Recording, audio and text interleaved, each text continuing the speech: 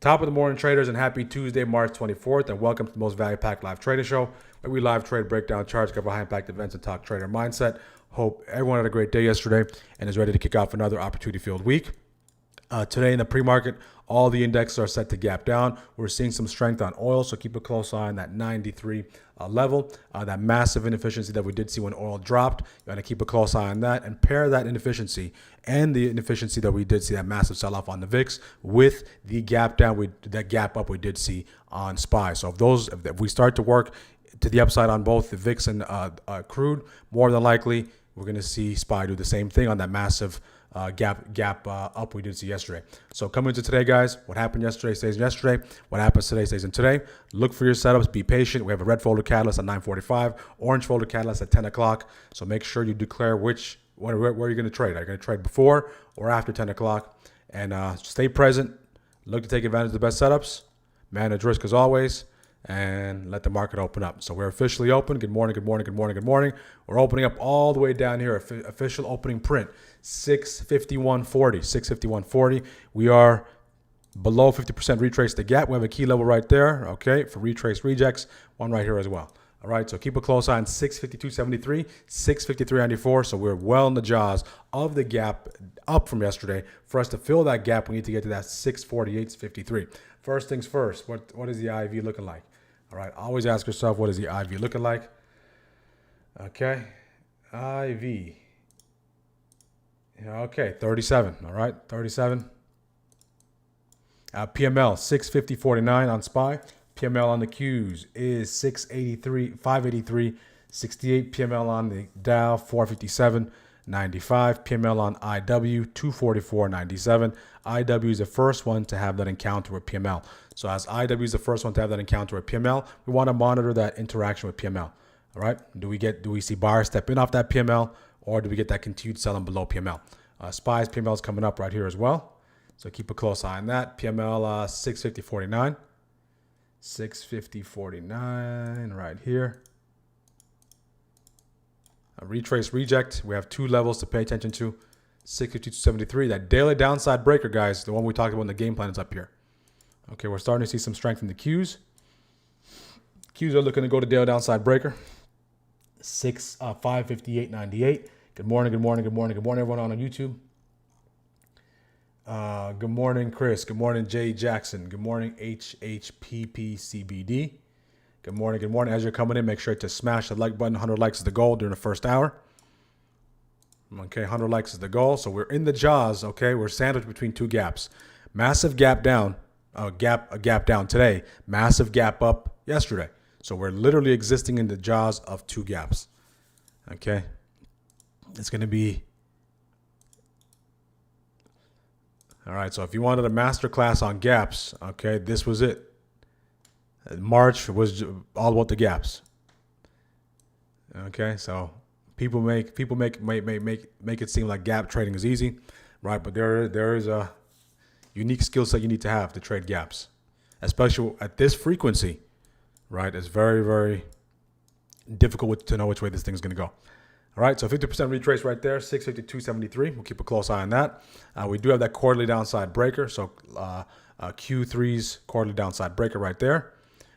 I want to see this interaction on the Qs as well. I want to monitor that interaction with that daily downside breaker. Look at IW. IW came into that pre-market low. The first one to come into pre-market low, sweeps it, starts to pump. Sweeps it, starts to pump.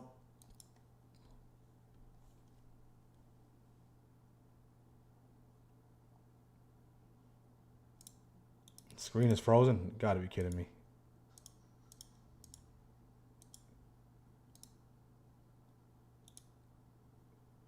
How about now, guys? Let me know.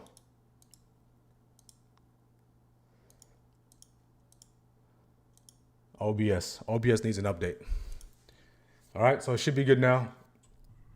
It should be good now. All right, so VIX is below that 27. Okay, VIX is below that 27. 5-minute orb, I mean 2 minutes if you're looking to trade the 5-minute orb. So during this first few minutes off the open, we're starting to see some buyers pick this thing back up. And we do have view up coming up across all the indexes. Okay, view up coming up. Daily downside breaker. So the Qs were the first ones to touch it. Initial rejection off of it. Now it looks like the IWM is the second one to get there as well. IW, that's a key zone. We have that 50% retrace in the weekly, as well as that daily downside breaker. SPY's daily downside breaker is right here. Okay, right at that 653.94.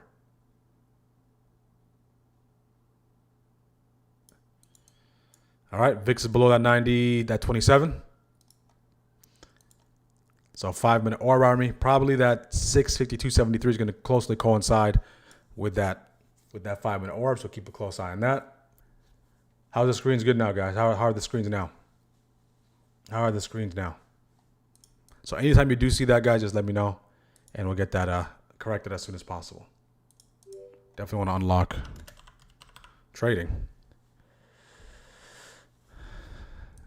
That 9:45 day will be market moving, 100%, guys. So again, if you're waiting for it after 9:45, right, just wait it out, right?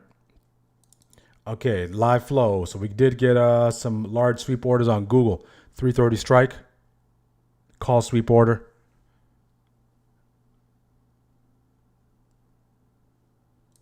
So what I did was I consolidated the flow channels, okay? So remember we had the alpha flow and the original flow, so just put everything into the live flow. So if you do use flow, we're going to get that automatically fed into our Discord. All right, so the Q's initial interaction with that daily downside breaker going south, okay? Look at that key level interaction. Okay, Q's come back, that's 585.98, reject off of it. So if you took the 5-minute orb in this case, all right, if you're just a break trader, Ripple, maybe you're on the verge of getting stopped out. Maybe you're just in drawdown. If you're waiting for the hold, nothing quite yet. Nothing yet. All right, this would be your range. Okay, we're starting to see VIX picking up some steam here. We are starting to see VIX picking up some steam.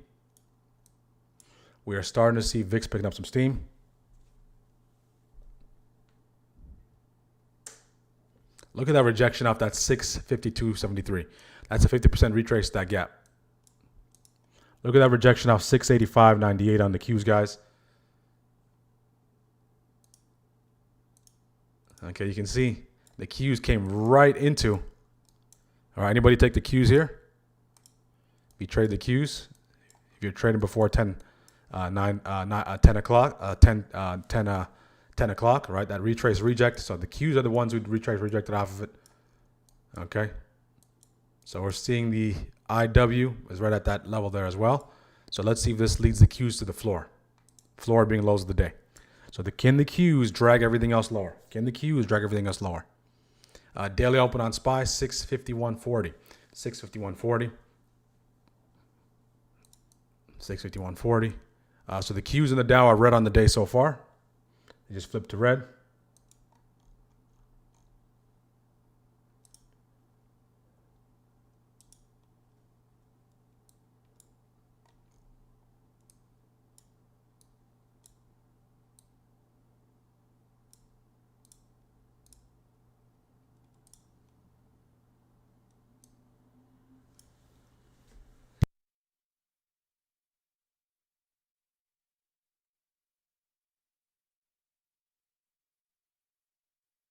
Excuse me, I had to sneeze. The pollen is here. The pollen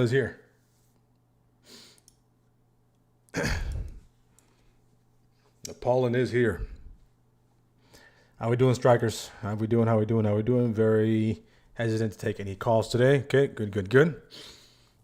Computer crashes before opening gap update. Might be time for new computer.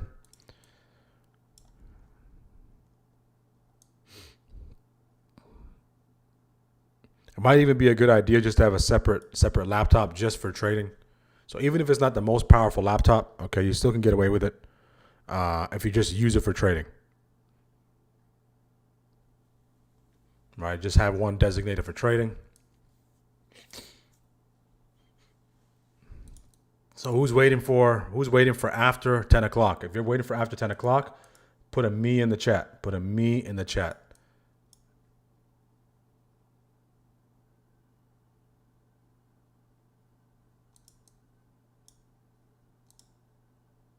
Okay, we got trade wins.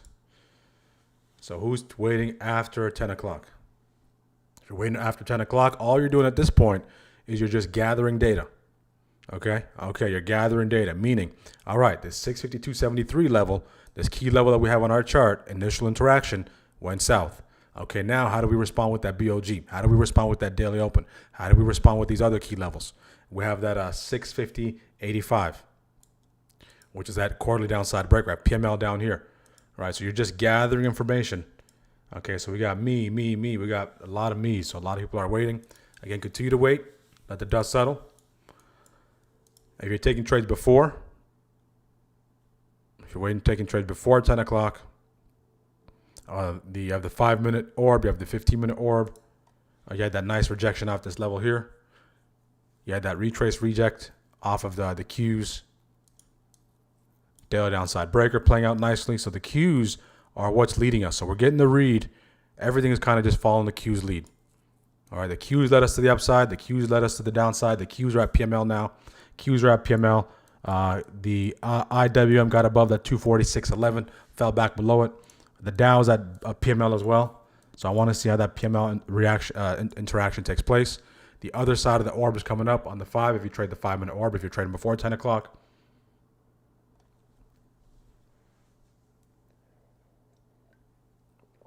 ATR 112, so ATR above $1 every 5 minutes, and IV above 30 is the regular environment. All right, that's normalcy. That's normalcy in March.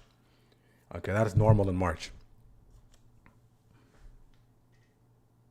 That is normal in March. We're seeing the VIX starting to pick up some steam, back to the upside. Okay, starting to crawl back, trying to crawl back into that 28.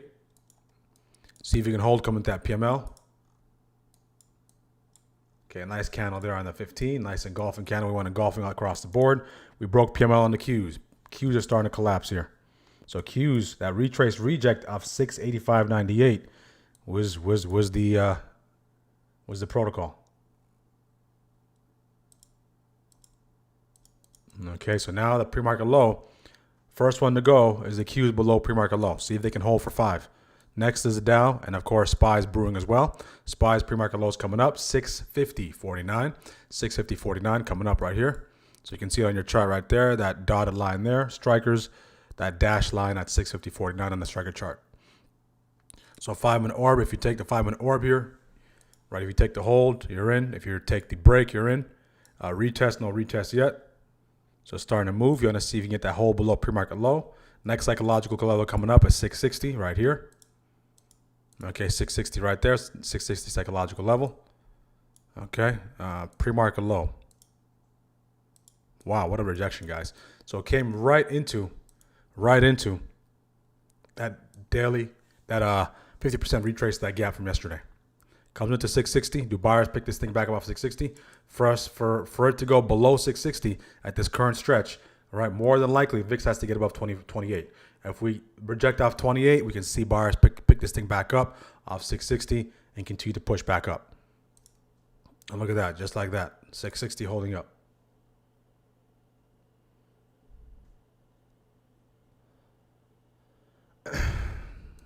Okay, 660.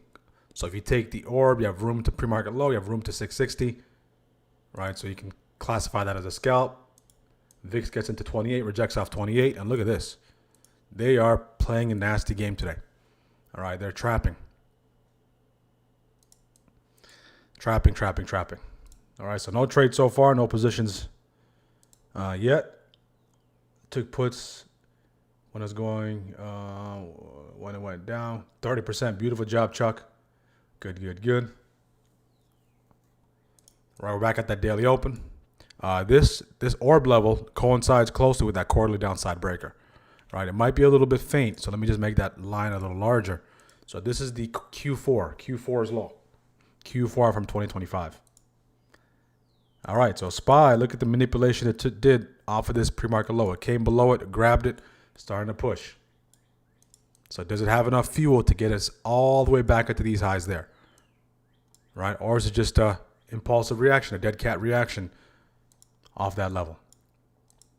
Nice little shake and bake. Shake out some shorts, and then dump it again.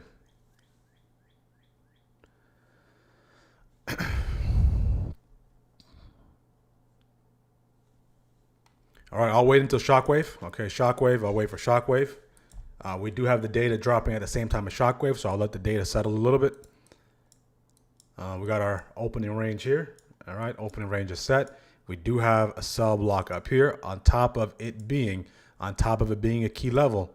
All right, we have a sell block up here.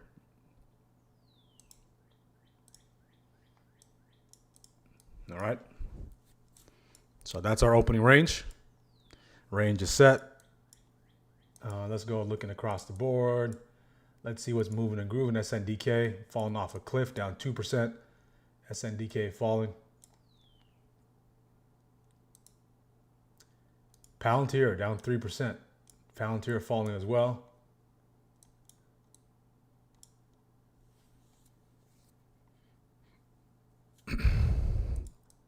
Quarterly downside breaker, retrace, reject. Okay, Shockwave hour. Palantir. I'm looking at Palantir below that 155.61. See if that can hold below that. Get a trigger. Okay, data should be coming in here. Data should be coming here. Okay, data should be coming in here. All right, so let the catalyst come in. Let me take a look at the numbers. We have flash manufacturing PMI. So numbers are in. Flash manufacturing PMI, previous reading 51.6, forecast 51.5. We came above forecast and previous reading at 52.4. Services PMI. That's previous reading 51.7, forecast 52. Actual reading came in below forecast, below previous reading at 51.1. All right.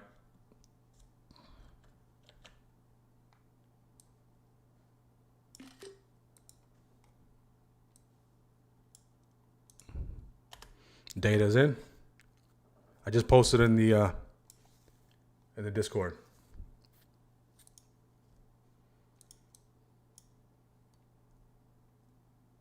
Exxon. If Exxon starts to run, Exxon above 164. Okay, I want to see a nice entry model in that area for that expansion. I'm looking at Exxon. I'm looking at the 166s.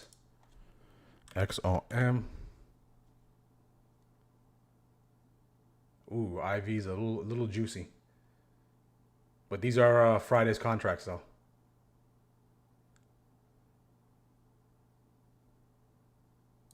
I'll go with the 170s, actually. 170s. Those would be some good lottos, a make or break type of situation. So I'll keep a close eye on Exxon. I'll throw my alert on Exxon. Okay, so we'll get alert on Exxon.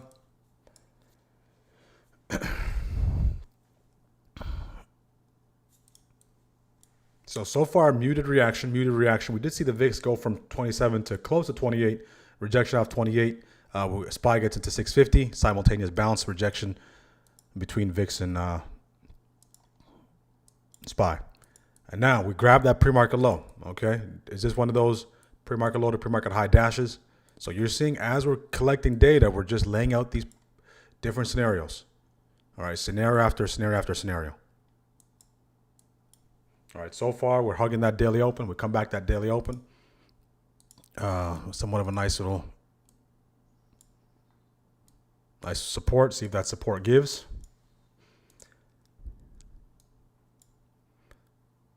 So the breakdown level is 649.50, 649.89, below 650. If I said 660, I'm going to say 650. All right, below 650.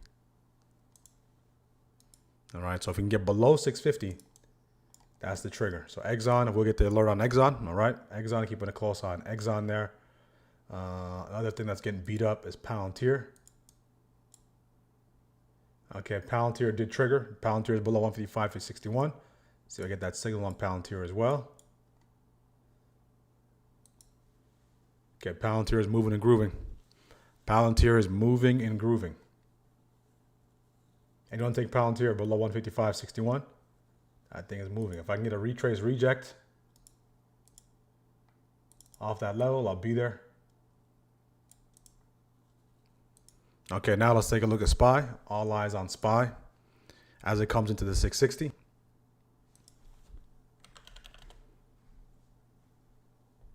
Qs as well. Keeping a close eye on the Qs. Keeping a close eye on the Qs. Got our alert set. IW is all the way down here. IW is all the way down here. The Dow all the way down here.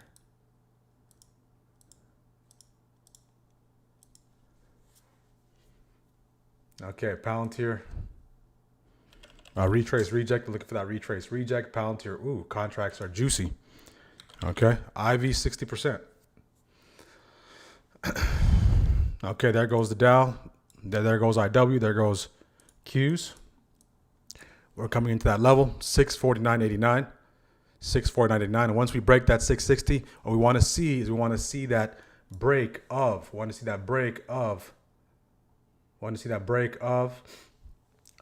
on the VIX.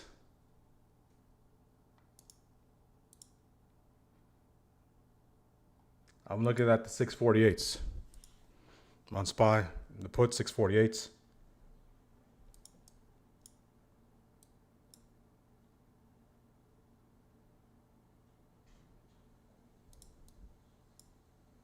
Palantir. See if Palantir can come back to 155.63. Starting to get that. I want to see that retrace reject. PLTR.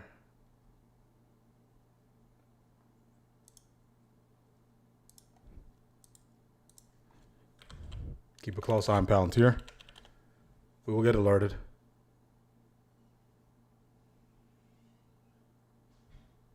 Okay. 648. Okay. Keeping a close eye. We need the VIX to break above. We need the VIX to break above that 28 and continue to accelerate. Last time we had a response off that 650. We want no buyers to be there, very minimal buyers to be there, or the buyers to get overwhelmed by that selling pressure. So synchronized selling needed here. Synchronized selling needed here. Okay, synchronized selling needed here. Palantir signal came in about 2 minutes ago.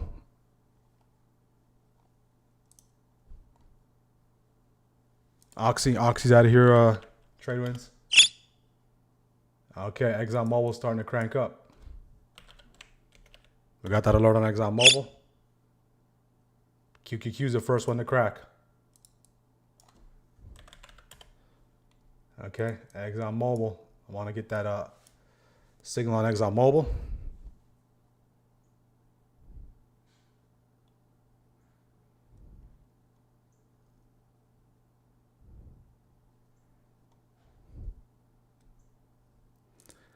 Okay, see if we can get any holds. Any holds. Need those holds. ExxonMobil starting to go.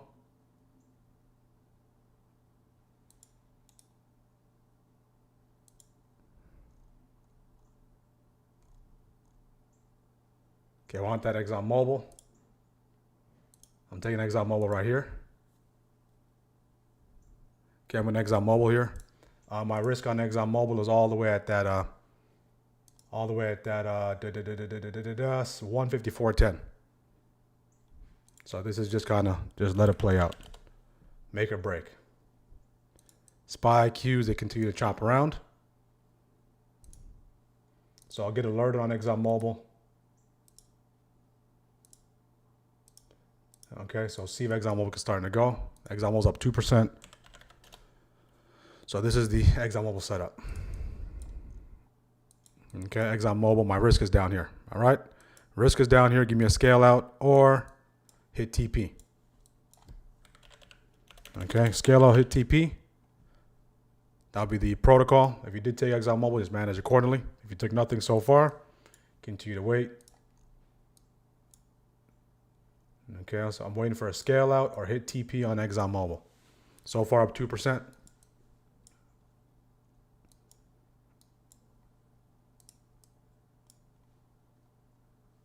So I'll just passively monitor ExxonMobil as we wait for SPY. Okay.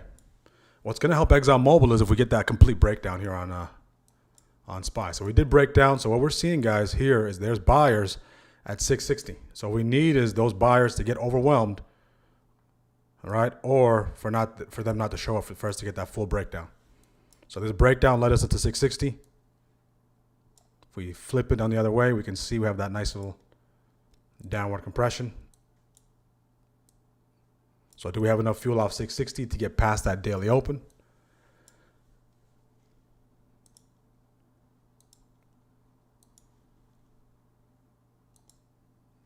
Okay, let's see what takes place here. ExxonMobil starting to slide, just watching that passively. My risk is all the way at 164.10, 164.10.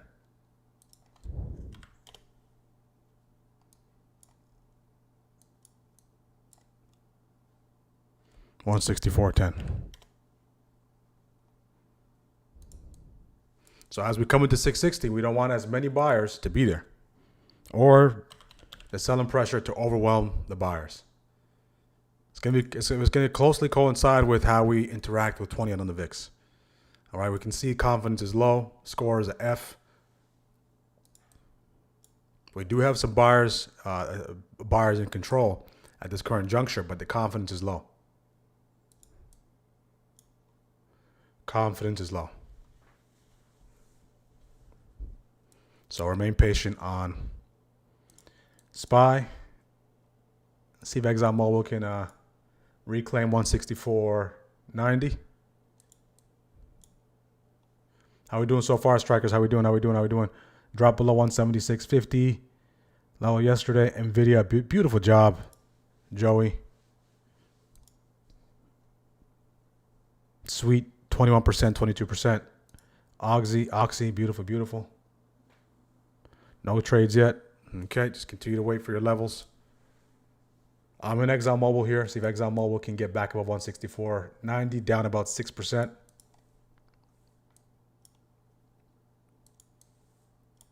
So all the indexes currently are red on the day so far. So if this is a dash from PML to PMH, okay, you're interested in that PML. The PML is right here. PML reclaim is right there. So more than likely what needs to happen for ExxonMobil, what would help the case, is if the index, if SPY starts to slide to the downside. Okay, in the meantime, either stop out, hit target, or scale out reminder. SPY is still trading below that daily open. So are the Qs, and so is the Dow, and so is IWM, so is everything else. Okay, starting to wake up here. See if you can hold above that daily open.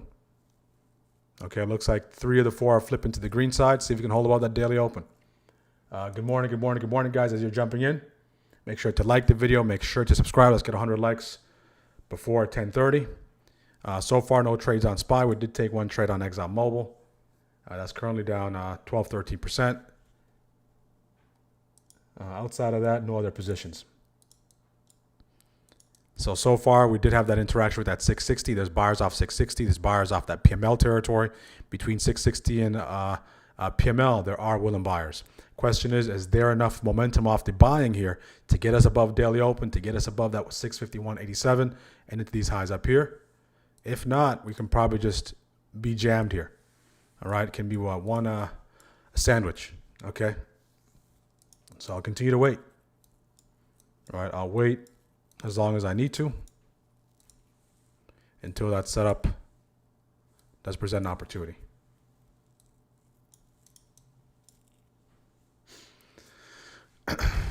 All right, so in the case here, guys, it's either VIX gets back near that 20, the 20, 2040s, 2030s, and then bounces back to 28. That would help. Okay, that's one scenario. And when we're coming into these lows, okay, those buyers are not going to be there. So this attempt, this break below 649.89 is an attempt at this gap fill. Which gap? The gap from yesterday. All right, so this is where we are. So we have that 50% retrace that gap. We have that daily open right here. Okay, so buyers stepping in here. We have some selling pressure up there, and we're kind of just midpoint is right there. We're below VWAP on all 4 indexes. It looks like the Dow is trying to reclaim VWAP. All 4 of them did get below PML at some point in time. They're trying to reclaim. Let's see if the Qs can reclaim as well. The Qs are trying to reclaim PML here. 583.68. 583.68.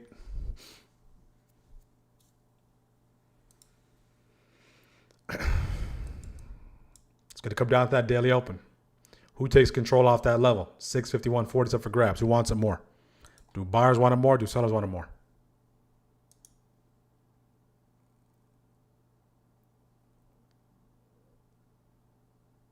Yeah, 650. Yeah, I said 660 earlier at 650.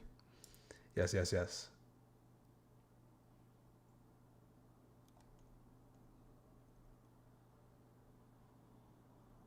Google Meets, yeah, Google Meets link is looking good. Google Meets link is working, so that should be fine. So these buyers off PML and 650, they're driving this thing higher.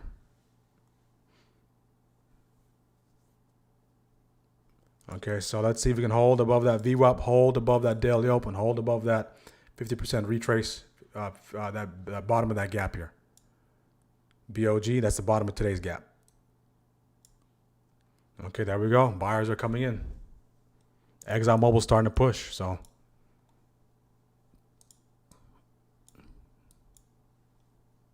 Looks like we're starting to rally across the board. Okay, ExxonMobil. We did see minus 13. Again, that's part of the defined risk. Stop loss on ExxonMobil is 164.10. That should be maybe between 20 to 30% possibly.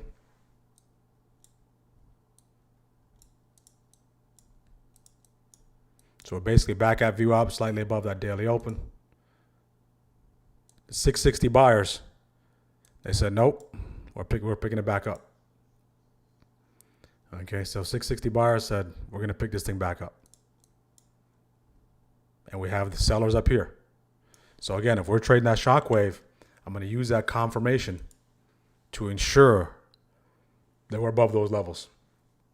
Okay, to ensure that we break those levels clearly. Okay, the Dow gave us a signal there. See if that signal can hold on the Dow. If we just kind of go to that 15-minute game plan chart. 15-minute game plan chart here. VIX falling off a cliff. Okay, so we swept that pre-market low. Remember, the most important levels was pre-market low and that daily downside breaker. Okay, so we swept pre-market low. We're starting to work our way to the upside. So do we have enough fuel to get all the way up there?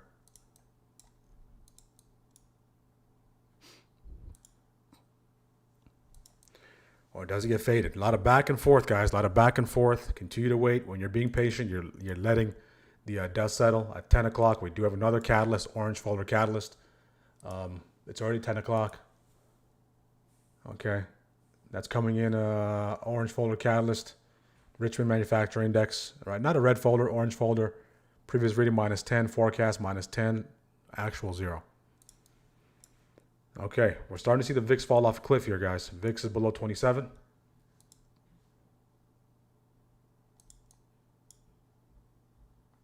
See if we can hold this zone between that daily open and that BOG.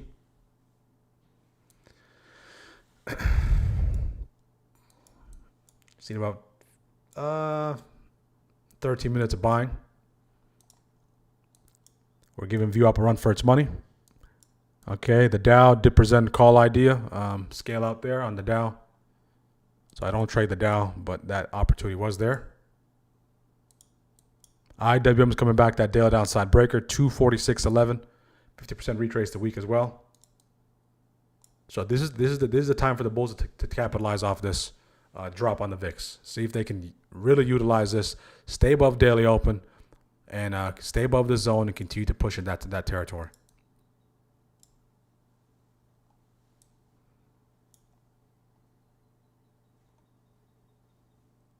Let's check back on ExxonMobil real quick. Okay, ExxonMobil. This was the idea. All right, sat through a little bit of drawdown here.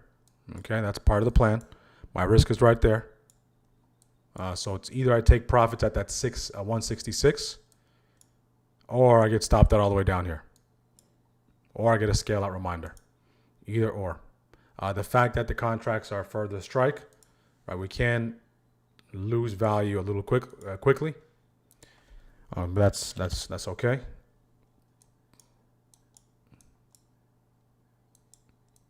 I need that to hit and stop me out or scale me out. RTP. Okay. So if you're in the calls, you want that daily open to hold, you want this key zone to hold. This basically scalps, right? A couple of scalps. VIX continues to go south. Make sure to like the video, guys, and make sure to like the video. We have 182 people joining us on live right now. Let us know where you're joining from. Let us know where you're joining from if you're a first-time viewer. Okay, we're starting to see that nice push. We're starting to see that nice push. So 15-minute stretch of buying. Primarily led by the Dow. The Dow is dragging us higher. We're above VWAP. We're coming into this sell block. So see if we can continue to push above this area. We're still within that opening range. We are still within that opening range. ExxonMobil. Yeah, if it can start to fuel up, that'd be great. ExxonMobil is like the only thing that's bullish. All right, the only thing that's bullish, clean on the chart. ExxonMobil. What do we got? We got large put sweep coming out. AAL. So AAL is American Airlines. We got a put golden sweep. AXTI. We got some large call sweeps at ServiceNow. Ticker symbol now for 417. Okay, so breakout watch. What do we have? NVIDIA. Okay, we got an idea here, guys. 67% confidence by AI. Do your due diligence. Don't take it for face value. Okay, keep a close eye on NVIDIA. 190 strike. 410 expiration. Okay, 67% confidence. The cool thing is you can take a look at it and actually, all right, here, this is the signal. AI is giving us a signal right here. All right, so do your due diligence on top of the signal. Don't take it at face value. Don't trust AI that much, okay? It's just to give you an alert. Alert, not to trade, but to alert you that, hey, there's a possible opportunity here, okay? So keep a close eye on that. We did get a nice breakdown on PAN-W. Okay, ExxonMobil's starting to wake up here. All right, so nice bounce off this key zone. All right, do we have enough fuel here? Let me pull up SPY. Okay, who triggered? You can scale out on ExxonMobil if you like, guys. Scale out on ExxonMobil. Up 10%. I'll still be in ExxonMobil. I had to get a scalar reminder. Okay, SPY broke, guys. SPY broke. There goes the Qs. There goes everything. ExxonMobil up 14. Okay, I'm going to take some off right there on ExxonMobil at 13. I'll wait for SPY. We'll babysit runners on ExxonMobil. I'll move my stop to an initial break level and wait for SPY to unfold. Beautiful. Who took ExxonMobil? Who took Exxon? I'm looking at the 655s on SPY. Well, I'm looking at the 655s on SPY. I want the VIX to continue to fall off a cliff. So I already took that first TP13 on Exxon. And I want price to stay above 164.89, that initial trigger level. I want that signal to last, and I want that risk reward box to be generated. So what it's doing now, what the indicator doing now is assessing these conditions to try to eliminate the potential traps. Anyone take Exxon? Let's go. Even this nice key zone bounce was nice. Okay. So first trade worked in our favor nicely. Okay. Okay, I'm going to take SPY right there. I'm taking SPY right there. I'm taking the 655s. My risk is going to be these lows here. I want the VIX to continue to go south. Let's see my NC, just regular risk. Preliminary risk, if that 652.82 can hold, that'd be great.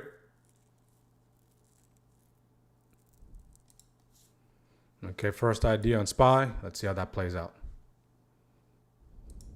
In the meantime, we need the VIX to continue to go south. We need the VIX to continue to go south. Let's see if we get that 5-minute close here on SPY. Let's see if we get that nice little break. We'd be good to go. All right, so again, my babysitting Exxon already scaled out there. Go, go, go. SPY, SPY, SPY. SPY's up 5. Do what you need to do. I want us to go candle over candle. There we go. SPY's up 11. I'm going to take a majority off right there at 11. Thank you very much. I got to take that double digits, guys. It's me, myself, and SPY. Okay. Me, myself, and SPY. I already scaled at 11. Up 14. If you took this, dollar signs in the chat. Exxon is starting to go as well. I want this to hold. My NC will be here. NC on SPY for runners will be here. Okay, this week, got to be very sharp. NC on SPY will be there. No close below there. If we get no close there, we'll let runners go. If we get a close below there, we'll scale out of runners.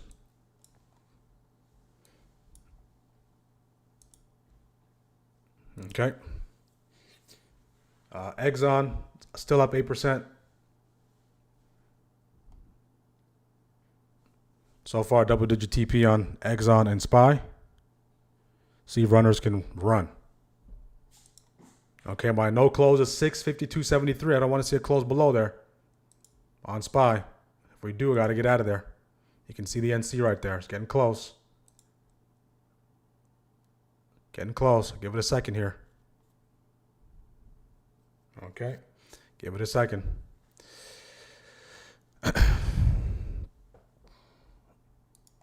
Exxon, I'm going to hold that thing to target. I'm going to hold those runners at the target on Exxon. Okay, I want this. I want buyers to protect this. If they really mean it, if this is really resistance and they really mean it, they got to protect this NC. If they don't protect this NC, we can start to fall back to downside. So let me my line in the sand on those runners. See if buyers can pick it back up.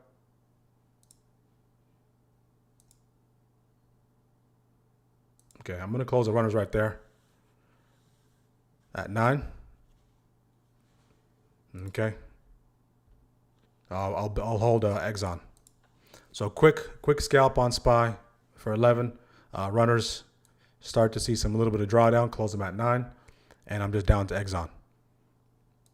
So if you're holding this, if this is your risk and you're just holding, seeing it through.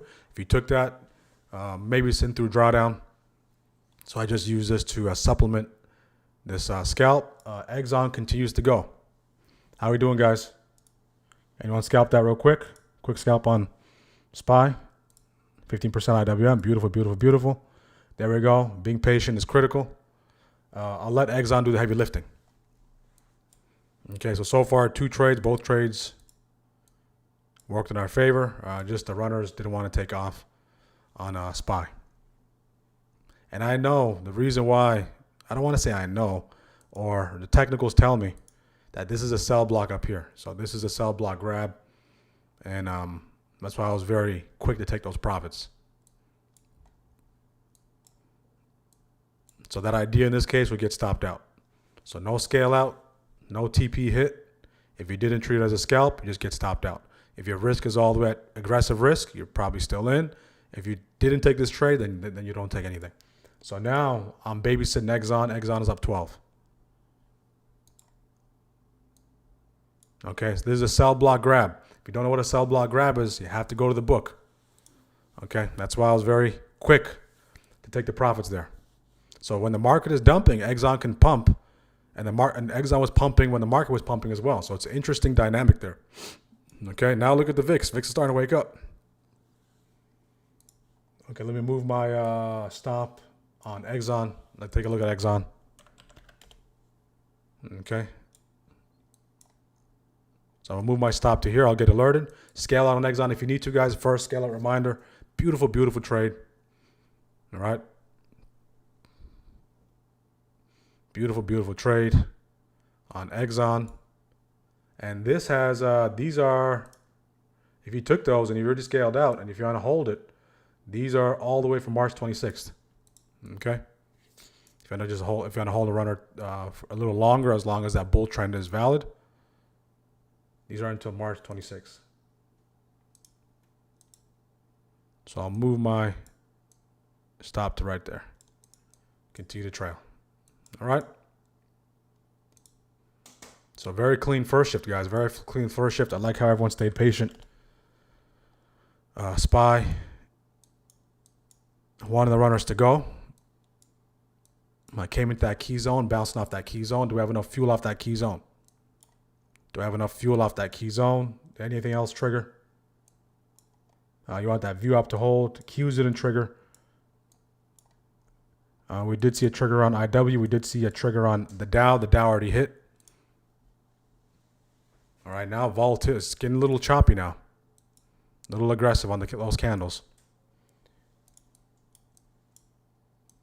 A little aggression behind those candles. How are we doing on YouTube, guys? How are we doing on YouTube so far? 2 trades, both worked in our favor. Runners, unfortunately, they couldn't run. But of course, SPY, that's our bread and butter for those scalps. Because look how quickly you can get double digits. Right? I've been sitting in this trade for a little bit of time, guys. On Exxon, it's up 15. I was in this trade for less than 2 minutes. All right, extracted 11. So that's why, to me, that's why I like the zeros. All right, that's why I like those zeros, because you can get the most done in a short amount of time. But of course, that comes with its downside as well. If that does not suit your personality, then you have to go a little further dated. Okay. First time watching from South Florida. Welcome, welcome, welcome, guys. If you're a first time viewer, let us know where you're joining from. Again, if you want to access the delay-free, ad-free stream, jump in our community. Awesome, awesome community. 40% SPY put. I took the puts right when you sold your runner. Beautiful, beautiful, beautiful. All right, we got all kinds of traders, guys. We got EMA traders, range traders, right? So there's not just everyone trades the same way and everyone goes the same way. All right, we're all traders, different styles, different calibers, all right? Coming together, exchanging information to enhance your existing style. Okay, to enhance your existing style.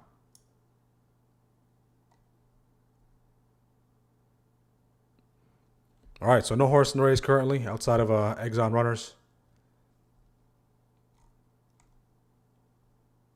Welcome, welcome, W4K. SPY 30% from Toronto. I used to live in Toronto.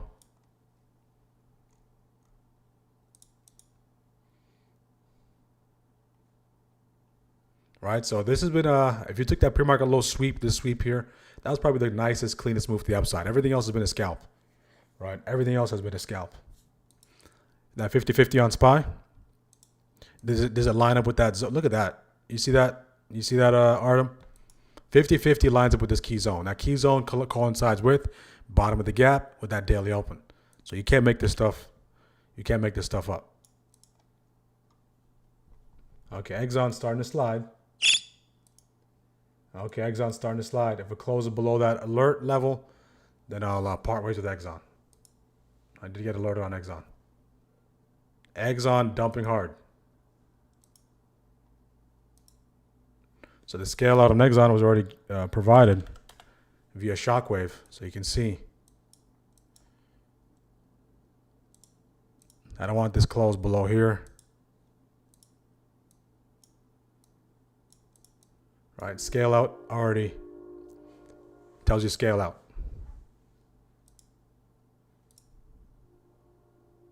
If we close below 165.16 on Exxon, I'll close out runners at break even if it can hold, because this is prior resistance breakout. It could be a retest bounce.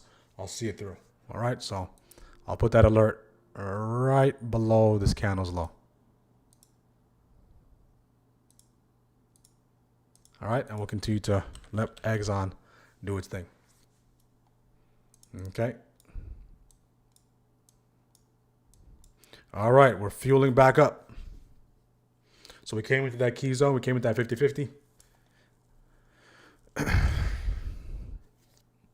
Does that hold? This NC is no longer applicable. What's really holding us back, guys? What's really holding us back is the Qs. The Qs need to get their act together. So Exxon, what a bounce on Exxon, right? So what a bounce on Exxon off that level. See if that can lead us into those highs of the day. All right, on Exxon. Highs of the day being 165.90. Head and shoulder, trade wins. Let's take a look at it. 20% on calls. Beautiful job, Ansi, off that key zone. Or from earlier. Beautiful, beautiful. To get 20% here, you have to have that clean entry right there. Possibly at that 165.87, maybe below it. That'll give you that 20%. Tremendous, tremendous job. Tremendous, tremendous job. Head and shoulder. This one right here. This one right here, trade wins. This tiny head and shoulder, left head, right, or you're talking about the possible left shoulder, head, and possibly a right shoulder later.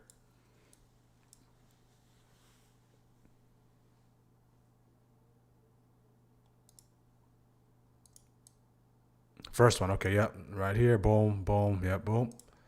So if those lows hold, if these highs hold, we don't get those next highs, and if we're contained within this area, that can possibly be the right shoulder.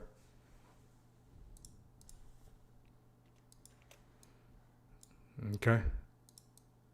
We are inside on that 5. Let's take a look at what our neighbors are doing. Okay, let's see if it fuels back up. Can the Qs get their act together? Okay, we're starting to see IW wake up. IWM starting to wake up. IWM is starting to wake up here.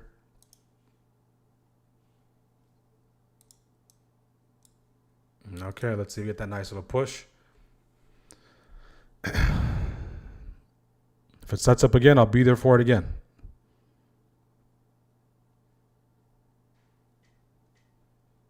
Okay. If we can get our trading done within that first hour, that would be beautiful.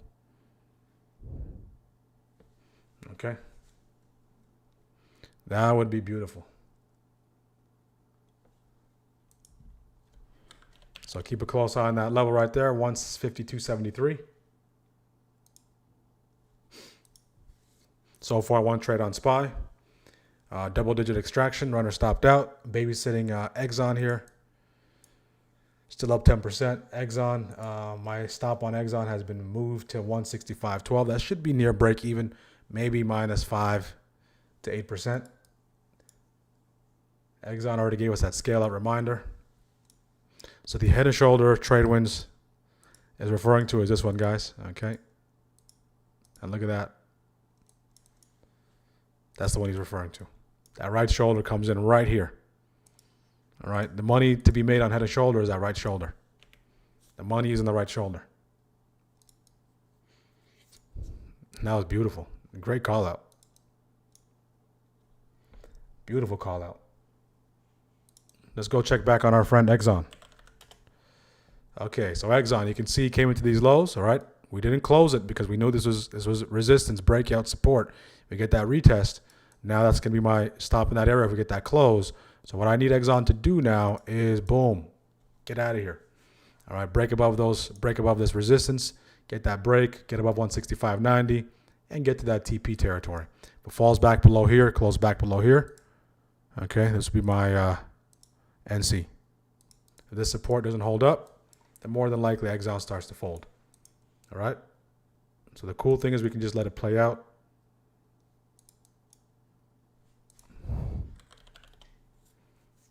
Okay? However long it takes.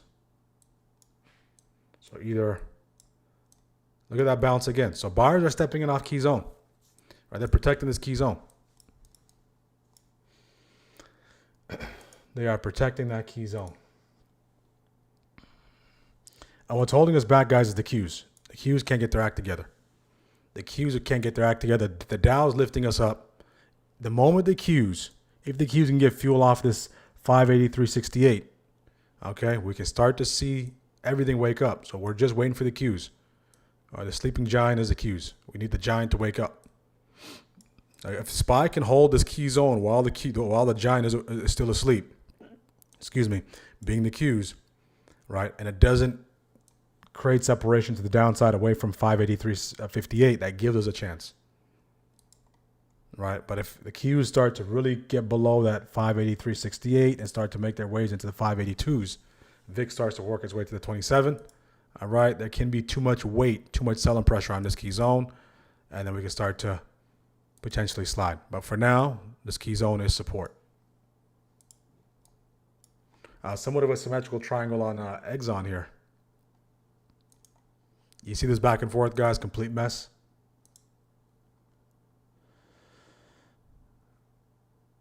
Uh, 680.85. Yep, on the Qs, I agree. 652.85 overnight, low rejection breakout.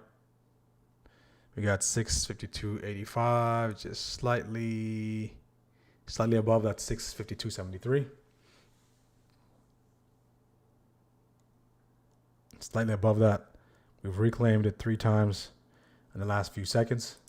Yeah, that's what I'm keeping a close eye on. The PML on the Qs, that's what's going to come down to. The PML on the Qs, that's what it comes down to. Okay? That's what it comes down to, PML on the Qs. All right, the bulls are trying. They're trying to buy this thing back up off that key zone. But they need just some additional support. Right? They need some backup. Backup is the Qs. The Qs need to wake up. If we start to get above 27 on the VIX, okay, that can really start to put some pressure on this key zone. And we might see the other side of it if the Qs fully break down. We're also at VWAP as well. So 50-50, VWAP, key zone, lots of things in this area. Lots of different things in that area. Somewhat of a symmetrical triangle. All right, we're 4 minutes away from the conclusion of first shift. Good morning, good morning, good morning, good morning, guys. First time from Indiana. Welcome, welcome, welcome. Need to understand absolutely, guys. ExxonMobil RSI is high. ExxonMobil is coming down. SPY 652, 52, 53. Okay, 652, and that's 52.50. Yeah, so we already extracted profits on Exxon. We're just trying to see if the runners can do the heavy lifting. Average fill, 83 cents. Okay, so we're just kind of passively watching Exxon. Symmetrical triangle forming on Exxon. Look at all these wicks. Okay, Qs. Okay, let's see if we can get above that 583.68 and hold above it. Okay, we can see lots of wicks, lots of buyers. Okay, if you're not aware of all these key zones and all those things that are taking place internally, you just see that buyers are stepping off that VWAP. Right, you can see all those buyers, all those wicks. Every time we dip into that area, they step up. So let us know in the chat, do we break out or break down? For us to break out, not Exxon. Qs reclaims 583.68, and of course we start to break down the VIX. Okay, keeping a close eye, 654s on SPY. Keeping a close eye. Okay, look at that. That key zone bounce. Let's see if that can stay on the chart there.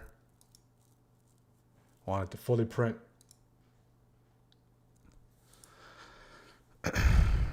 All right, triggers again. If you take the Ripple, if you're Ripple Army,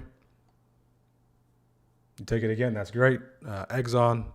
We got a proxy. Exxon. We're holding Exxon still. That's up 13. See if Exxon can start to move here into the highs of the day. Anyone take this bounce here? I think this is the best position to be in. This bounce. If you take the bounce into the break, you're laughing to the bank. You're breaking the bank, laughing to the bank. You can see the Qs, how the Qs reclaim that level. So the sleeping giant is officially woken up. Okay, now for the sleeping giant to wake up and get active, it needs to get above VWAP.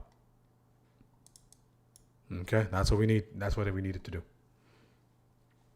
How are we doing, strikers? How are we doing? How are we doing? How are we doing?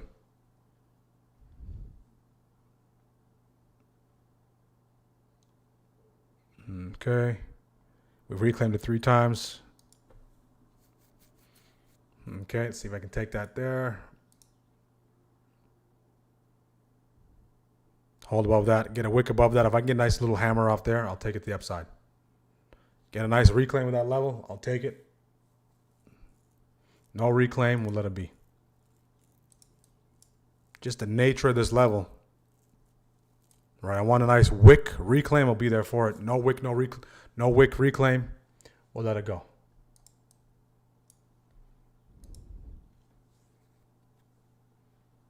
So as far as SPY is concerned. Okay, at least get back above 652.73. Oh, look at the Qs, guys. The Qs just completely faded. They woke up, all right, stretched, yawned, and rolled back over and fell asleep. Went back to sleep. All right. See if they can hold 583.68. That's what's going to come down to. If we get that reclaim, I'll be there for it on SPY.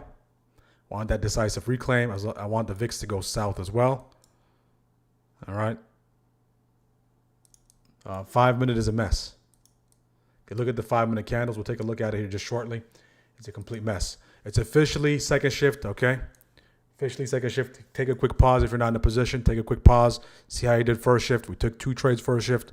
Both worked in our favor. Still holding on to runners on Exxon. So again, a great way to kick off the day. Up until this point, guys, let us know how you did so far. If you're green, stay clean. You guys know the protocol. If you're green, stay clean. If you're looking to take more trades, just identify what areas you want to get involved before you start pulling the trigger. All right, it's a great time to make that quick assessment, make that quick note in your journal. Okay, so let us know how you did. On YouTube as well, feel free.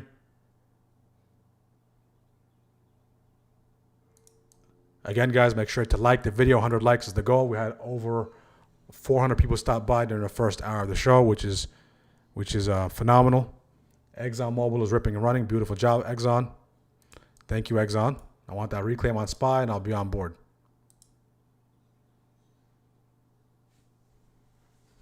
Okay. Let's just check back on our friend Exxon, all right? Our good friend Exxon. So if you're still in this, if you took it there, you didn't get stopped out, right? Didn't get stopped out. I want that reclaim right here. If we just have that chart awareness, we just need that. We need the Qs to hold 583.68. That's all we're asking for. And if we get a 5 minute close on this candle, the 5 minute candle is still early, that would be great because there's a lot of wicks in that territory. Reclaim what? 653.04. Let's check back on Exxon here. Keep a close eye on that level on SPY, guys. Look at Exxon. Boom, boom, boom. Phenomenal. So again, now guess what? I want this to be treated as support. Treat this as support. Okay? That means no close below that. That'll be my trailing stop. In pursuit of those highs. Feel free to TP anytime. Okay? You don't have to wait for me to say TP. Okay? Use your trader discernment. Okay? Trader awareness. Best practice. All right. Phenomenal job by Exxon. There goes Exxon. Okay, SPY. How we doing, SPY? I'll take SPY right there. Thank you very much, SPY. I'm in the calls. There we go, SPY. Okay, SPY. Let's go. Okay, SPY is up 8%. First shift highs, we have to be aware of that. SPY's up 9. I'm looking to TP at double digits to scale out of double digits. So I think that continue push. Exxon is up 27%. I have to be aware, okay? I can't get too call happy. I have to be aware that first shift high is right there. Now what's my stop in this case? Close back below 652.73. See if that continue push on SPY. We did see 7-8. One more push, one more push, one more push.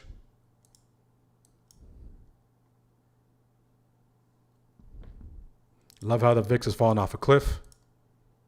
That 5 minute candle. If that 5 minute candle can close above that level, guys, we should be good to go. But just be mindful, to the left of us, we do have a sell block. Okay, that 5-minute candle holds above 653.04. We should be good to go. Okay, need that hold above that level. We need the Qs to stay above 583.58. We need the VIX to continue to go south. We did see upwards of 8. Just need that push into those highs.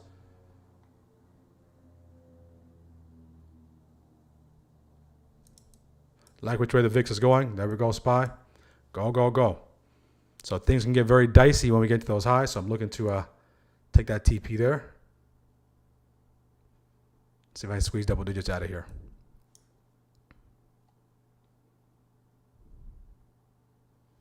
Okay, I want that close above that 5-minute candle here. 5-minute candle above that level, 653.04. Candle over candle here. That'll be great. If you need to TP where you need to, guys. Okay. I'm going to sound like a broken record, I know.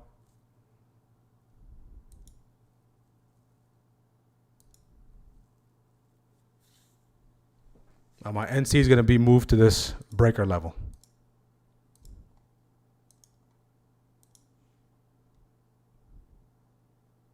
Okay, up 7, 8, 9.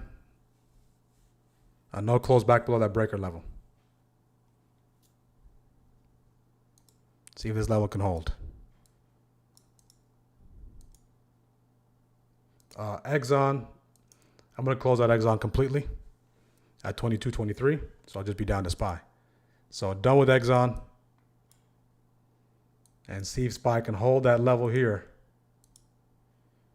Okay, we did see 789.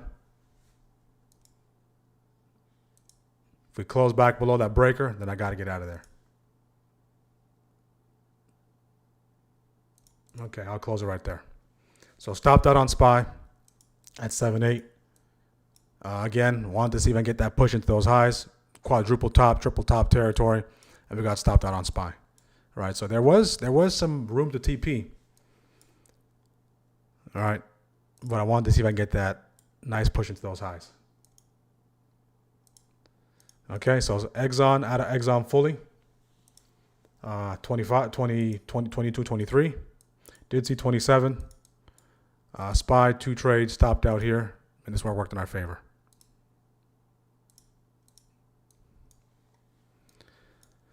Okay, so again, things can get very tough here because we're near those highs. If we look to the left, I have a sell block there.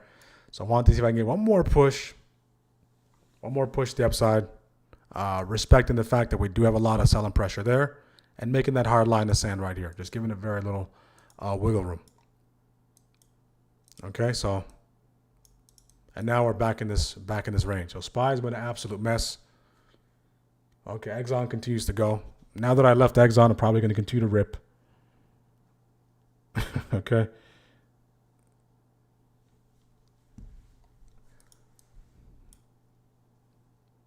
SPY, if you're in SPY and you're using this risk-reward framework, okay, this is your risk. I was just using this to scalp. That triggered a scalp. QQQ VR projections are nice for scalps. Yeah, the Qs are what's holding us back. You see Qs back below 683.58. VIX starting to wake back up.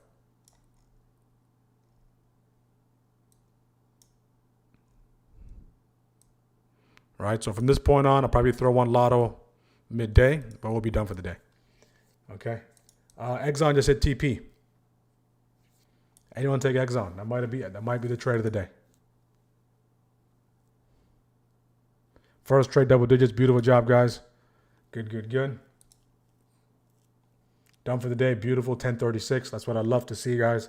That's what I love to see. The job is to give you all the tools and resources to be done within that first hour, second hour max, and go about your day. All right. All the heavy lifting is done in pre-market prep.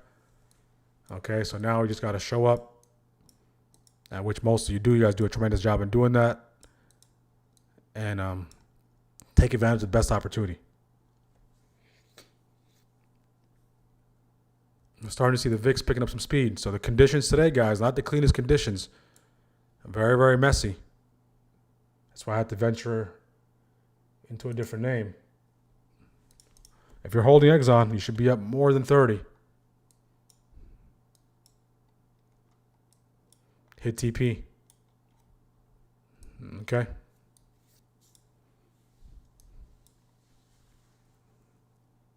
So the big moves, Shockwave 15 will allow you to be in the big moves. You're not going to miss the big moves with Shockwave. So that TP has been hit. Maybe I just got tired of holding it. So who's done for the day? Who's done for the day? Who's done for the day, guys?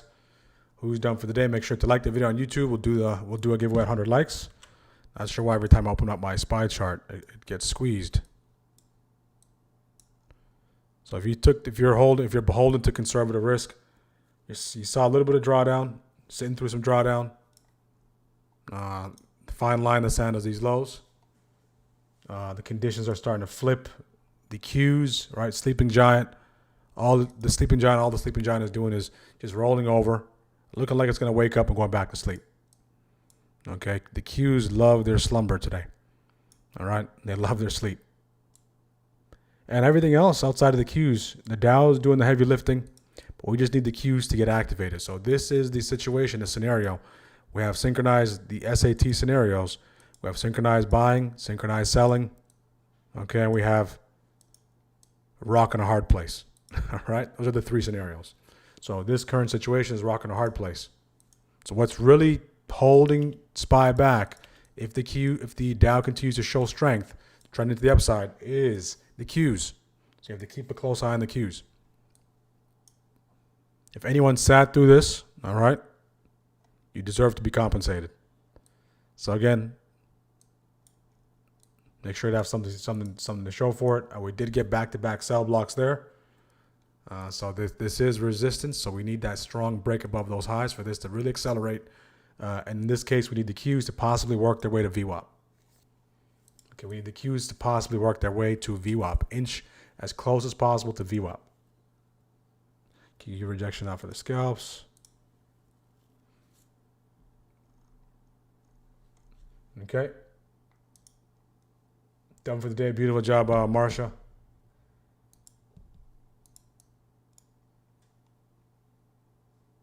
Look at Exxon. So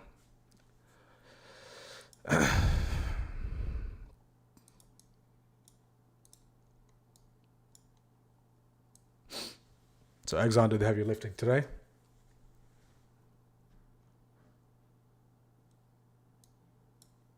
So we'll do some lotto at some point in time in the afternoon, but the regular trades will be done. All right, so trying to keep it as clean as possible. Trying to keep it as clean as possible this week. All right, that's the primary thing I wanted to adjust from last week. Clean up my entries. Stick to higher quality. Wait as much as possible. All right, just trying to keep everything as. Again, you can't control if you win or lose. Right, that's outside of our control, but you can control where you decide to allocate your risk and how you decide to allocate your risk. That's our control. That's what I'm looking to control. All right. So if you missed yesterday's episode, make sure to go back and check that out. Okay. The AI idea has not seen any max profit yet. Look at that. Strikers, if you're in that, you deserve to get compensated. Right? You deserve to be compensated there. The Qs are starting to wake up. Okay, if the Qs can get above VWAP, just be mindful that's first shift. Okay, first shift highs. Qs get above VWAP, VIX goes south. This thing has room to 653.94. And Exxon just tanked. Look at that, guys. That was a great. This is why it's so important. All right. I mean, I closed it here for 22.23. But if it hits TP, you disregard the TP. You have to have your NC. Okay? If not, everything gets wiped out. All this work, okay, from this time, from 10 o'clock to 10:41, gets wiped out in 2 minutes.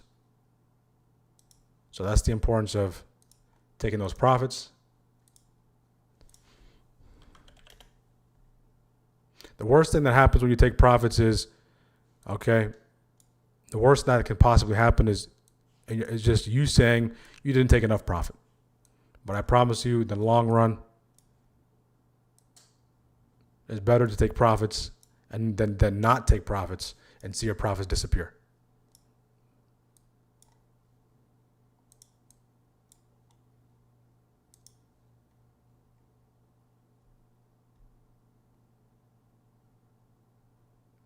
ExxonMobil temporary RSI. I don't use RSI. So RSI, I don't really use RSI.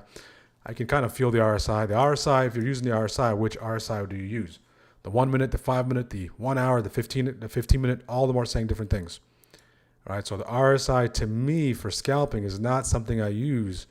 The divergence, depending on, you can kind of sense the divergence over time, depending on how quickly we get back at those highs, right? Because think of it like this. The way you can sense divergence, okay, is this. RSI, all the indicators, okay, are lagging. Okay, so say if RSI is making a low, then it's starting to make a nice little push back above oversold, right? If SPY makes a low and does this, before the RSI can factor that in, that would be divergence. That's simply what divergence is. Okay.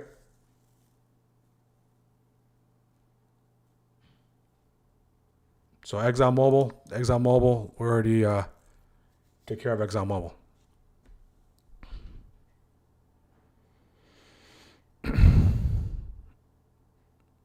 And look at that, guys. First shift high grab. Okay, that's what.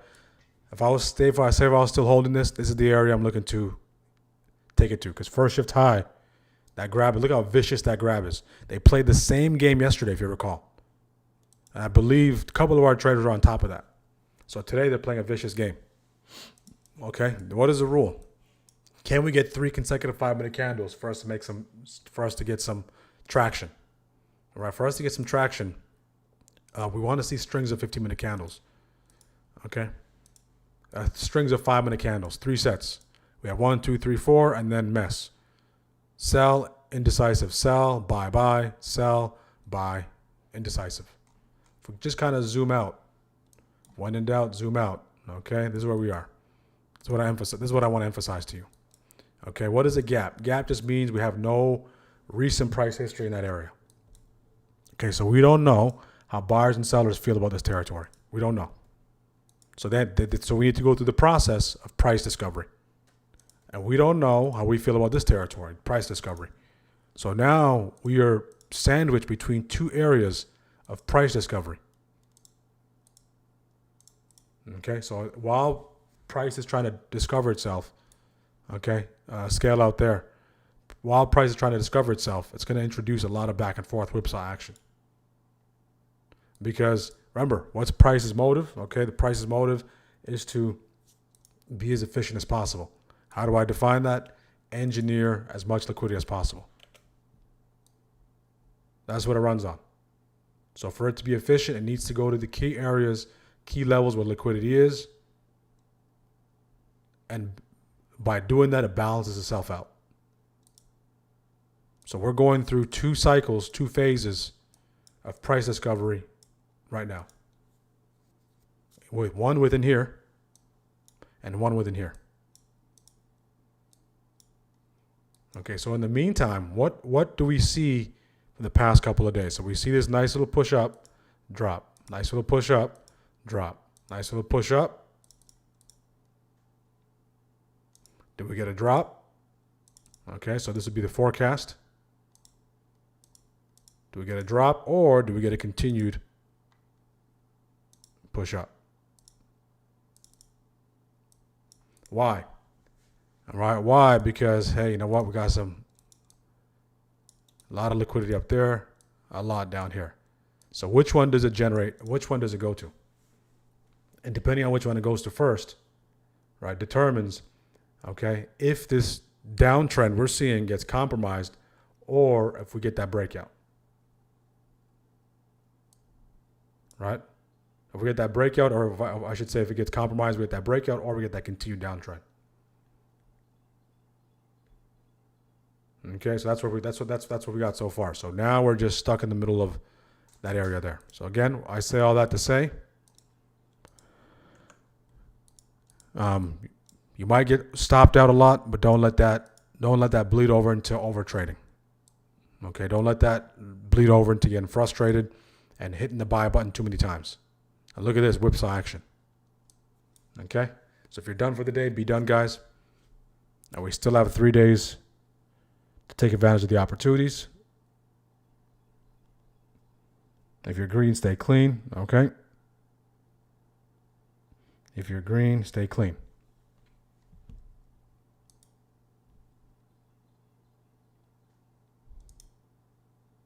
Profit is profit. Beautiful job. IWM. Let's take a look at IW. What's coming down to is the Qs. The Qs just can't. They just keep rolling over. IW filled that gap. IW. So IWM did provide that signal there. Get stopped out. Signal here. Scale out. But it's not clean. Look at the back and forth. So it might be in your best interest. Probably go further dated. Probably wait for the most important areas of support and resistance. And now if we go back to our game plan chart, we can't stray too far away from our game plan chart. So game plan, if you recall, was a couple of scenarios. Was we come and grab this area. Okay, we come and grab that pre-market low. We drive into what? We grab this. We drive into that daily downside breaker. When we drive into that daily downside breaker, there could be that opportunity to the downside. But for you to take advantage of that setup, how long did you have to wait? You had to wait this entire time. So over an hour. There you go, guys. So you can see everyone gets a turn, right? Everybody gets a turn. So the people waiting for that daily downside breaker, okay? Me, I'm taking things. If there's no setups for me to take from here all the way to this time, then I'll take this one. But there were some other things to take in the meantime. All right, but you can see it comes with that daily downside breaker, gets smacked right off it, and that's a nice rejection. What are the Qs doing? The Qs initially did that first, right? And they just can't seem to get their act together. So now the Qs, all right, that bottom on the Qs is starting to look weak. Look at the Dow. The Dow pumped all the way to the daily downside breaker, came into 50 MA, starting to slide. Okay, so the game plan stream is the most important part of our program. Bitcoin fell below 70K. But this, again, for that gap fill to take place, more than likely what needs to happen, team, strikers, right? More than likely crude needs to hold this area or start to get above that 93.02 and start to make some strides. Speaking of crude, it took a nice little slide there. Okay, look at that. Did you guys see that? Look at this. Like that. Look at this. Right, just these impulsive candles. Wow, vicious, vicious. Look at that.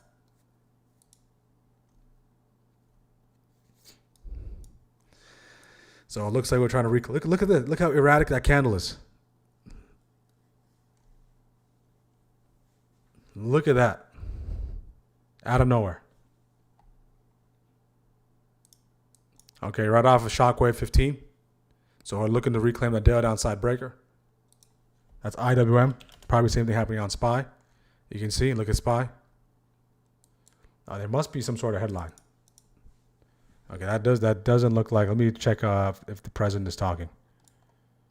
Okay, let's take a look at some of the latest headlines. Jump to present. French financial prosecutor, Iran Revolutionary Guard Navy are forced to confirm the ship turned back because they did not have a permit. Okay, This is price discovery, team, so be very careful. This is price discovery. Be very, very careful. These are some massive, massive candles. 140. Beautiful. I love to see that. Look at that, guys. One of our team members caught that.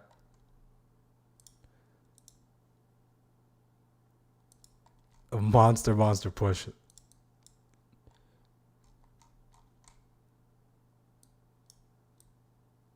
%146.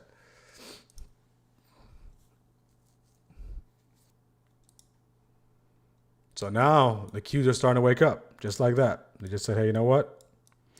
We held that. Let me see if there's breaking news. Do we have any news? Anyone have news on their end? Let me go check.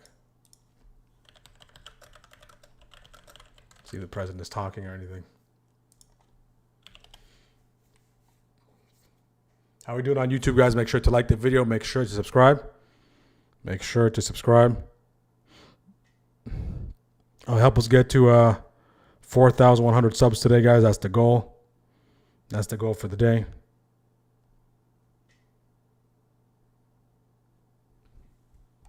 We'll do the giveaway at 100 likes.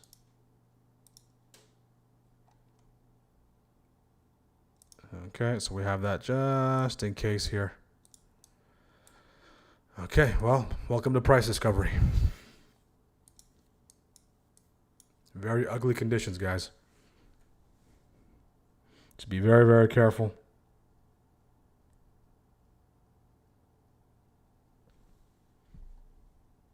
Checking on the chat on YouTube. Books cross. Wow.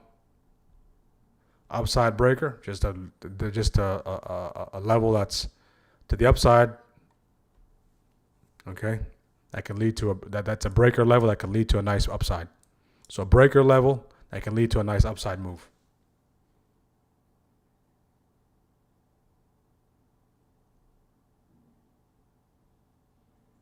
$17.41%. Good. Let's get the likes up, guys. Do me a favor. Take a moment. Make sure you hit the thumbs up on the video.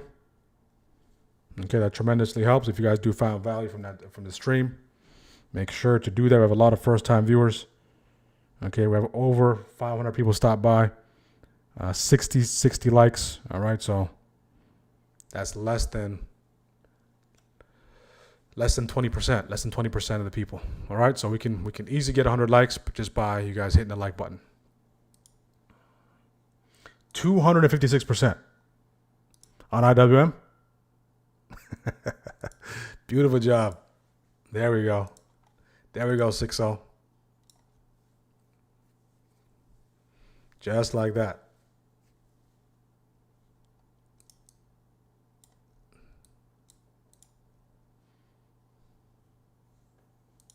POC bounce.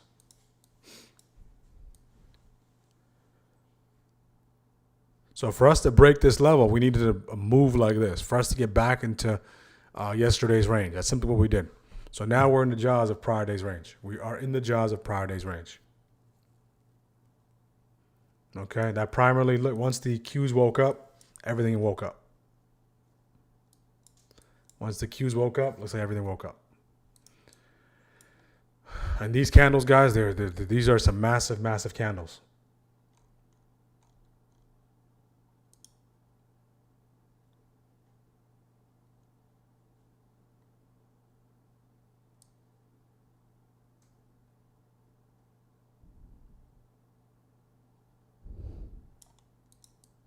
So now we're within prior day's range.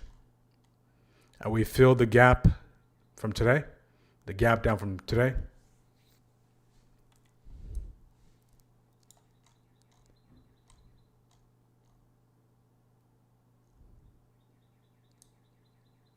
Okay, now we're getting back into yesterday's range, getting back above yesterday's TOG.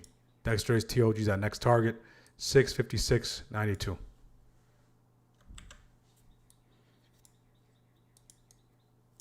QQQ finally gave a signal. Okay, again, the sleeping giant. It came down to the sleeping giant. See if QQQ can go. This was QQQs were asleep. All right. They hit the snooze button a couple of times. Now the Qs, if the Qs can hold VWAP, that'd be great. Qs are going back to test that 585. I'm not sure why that keeps happening. All right, very, very messy, guys. Very, very messy. Very, very dangerous. There's an element of luck that almost has to work in your favor on top of probability when the candles are moving like this.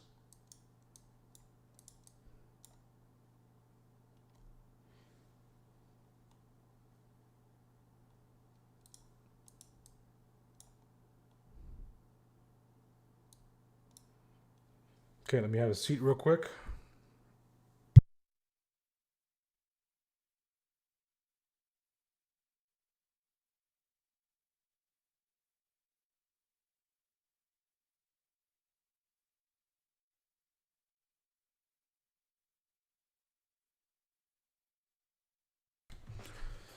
Okay, look at that. Okay.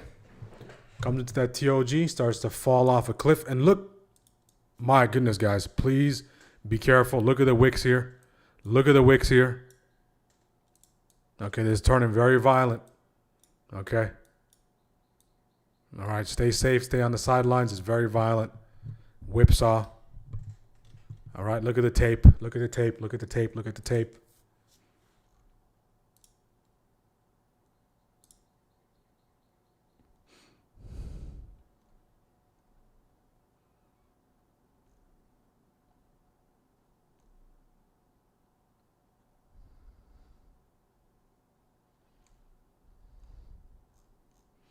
Did you see how we dipped into here? And dipped into key zone. Look at the 15-second chart real quick. Okay. Look at this. We dipped into key zone. Let's go to 10-second real quick. We dipped into key zone. And boom.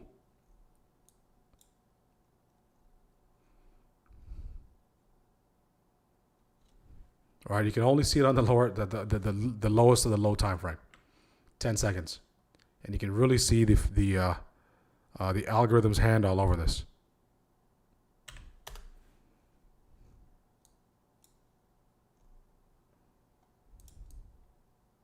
So I needed to grab all these lows here, right? There was for it to rebalance. There was a lot of liquidity there. Just dips into it, boom, goes.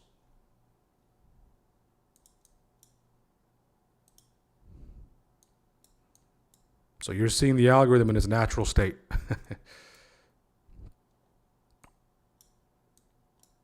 So this didn't take place on small caps. This took place on SPY and the Qs. So on the 5-minute, what this translates to, guys, is basically filling all these shorts and then squeezing. Here, all those shorts, and then boom. Right, almost like a pivot machine gun to the downside, and then drags it all the way up. Okay, vicious, vicious, vicious.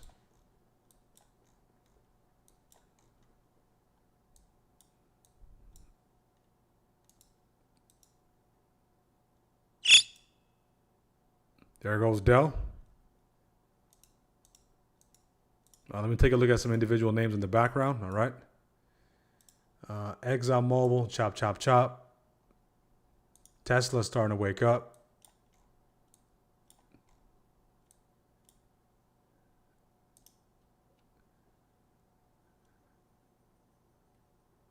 Walmart said good night.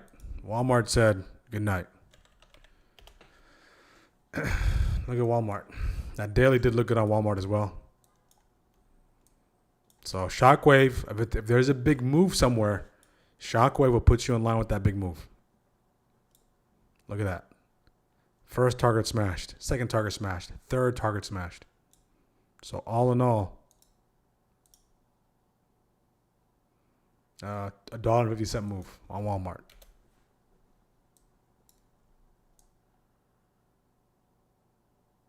Okay, that signal came in at 9:51.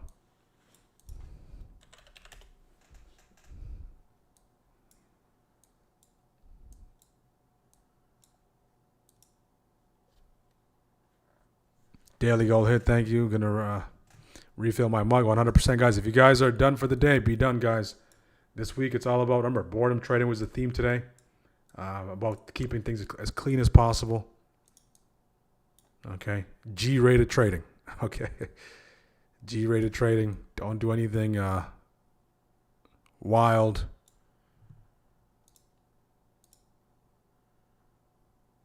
I'm sticking with no trades today, 100%. Lucky to be on the right side, but it's dangerous waters, 100%. Yeah, there's an element of luck that's required. All right, so on top of the probabilities, there's an element of luck that's required as well. Because sometimes you can try to go long here and you hit buy for the calls, and then this candle comes in. And really and truly, it's really hard to get filled on this candle here. More than likely, if you're going to get filled, okay, your order is going to slide all the way And you're going to get filled here. When you get filled, it goes the opposite way. All right.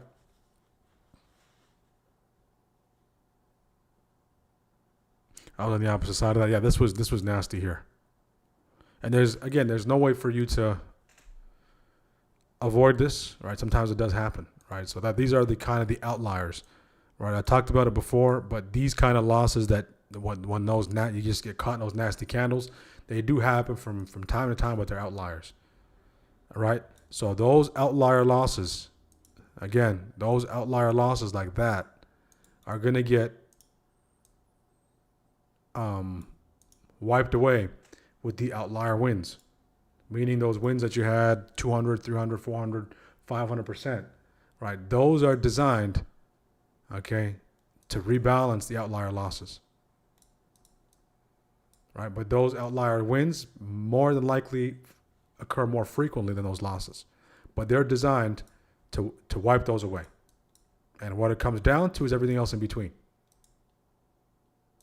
The regular trades, all right? So these cancel out. Outlier losses, outliers wins cancel out. Best case scenario, the frequency of the outlier wins, okay, is higher than the frequency of the outlier losses. Therefore, it should be net positive. But as long as it cancels out, it should be good. If it's slightly net negative, that's fine as well.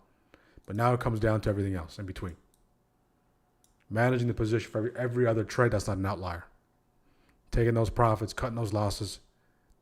That's where the meat and potatoes are. Right? Because you don't want the majority of your trading to do the wrong things here and depend on these outlier wins.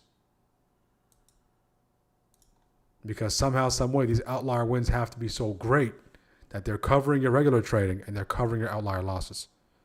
So the simplest formula, okay, just a standard trades you see day to day. Okay, do your best to manage those as much as you can. And that will get you, worst case scenario, to break even or green.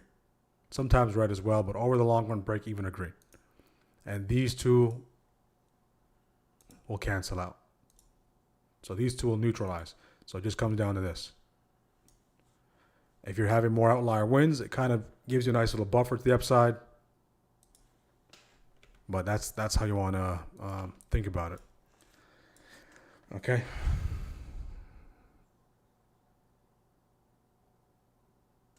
Yeah, it's very hard to manage risk in this. You're absolutely right. Right, it's almost risk management. It's very hard because you can be right, but one of these wicks come into play, you get stopped out. So thankfully, we did most of our work in first shift. Second shift has been a mess. So what we do know is there's a lot of buying interest at this key zone. All right, so if we do come back to key zone, there's signs of bullish candles in that area that can present an opportunity. Okay. We do have somewhat of a downward compression here. How we doing on YouTube, guys? Yeah, that is a crazy tail. That tail, guys, that tail, for context, it's $2.60. So this tail, if we just take this tail, okay, this tail is equivalent, okay, is equivalent to basically the opening range. 260 was that tail. The opening range, okay, was basically 310. Okay, so 50 cents away from being the same size as the opening range. Okay, which was in 1 minute. All right, to be exact, it was in 10 seconds. 20 seconds, I should say. 20 seconds to form this tail, same size as the opening range.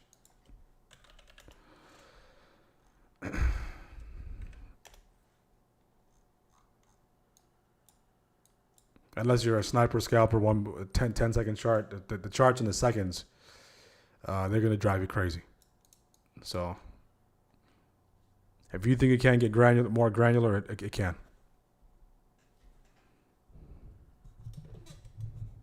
Again, guys, make sure to like the video. Let's get the likes up. Make sure to subscribe. Let's try to hit 4,100 subs on our goal to 5K subs.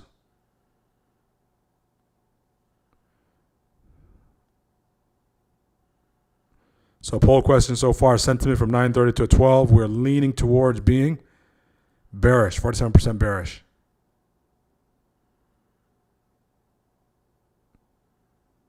Done for the day. Beautiful job, Inner Joy Vibes. Good, good, good.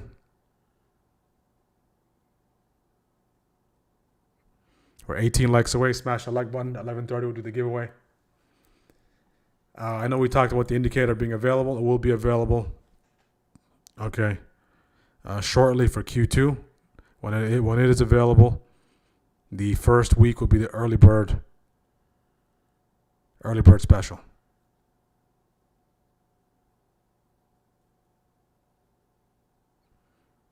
All right. Yeah, guys, just it's very, very ugly here, guys. So just be careful. Whatever your results you got up until this point is probably as good as it gets.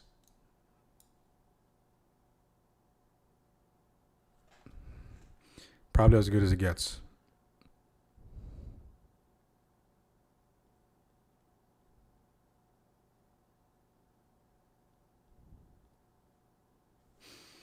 How we doing on Google Meets, guys? Google Meets, liquidity sweep, 100% down for the day.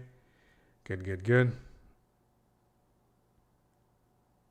Ping pong table on the chart, 100%. 100%. So I took 3 trades over my 3 trade max. None of the trades were FOMO. Got out of random trades. End of the day green. Have my eval. I'm calling a beautiful job. Beautiful job. I love that 3 trade rule, guys. Put a cap on the amount of trades you take. That'll tremendously help. If you limit yourself, okay, you actually give yourself more options or better options.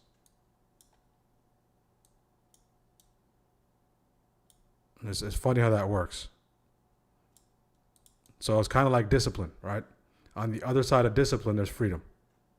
So it's almost the backwards thinking. So why would restriction and being stringent,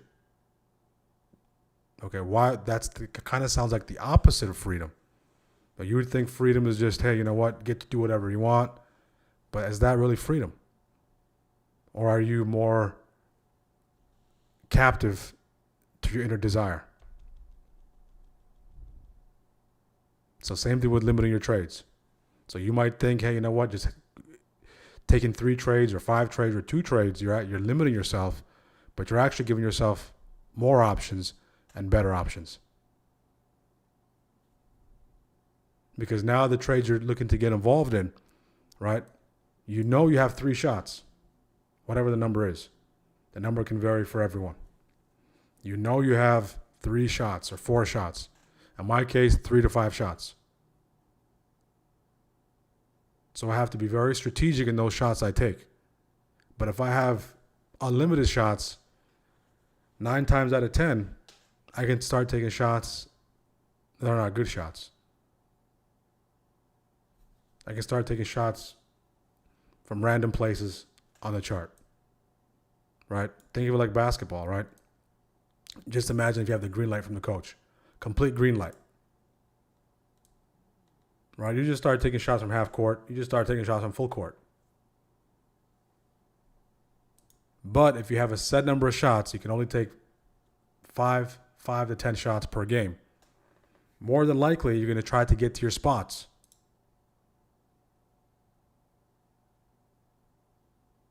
You want to take the shots you take all the time. You want to take your shots you took in practice. You want to take the shots you've been shooting your whole career. You're not going to take these random shots.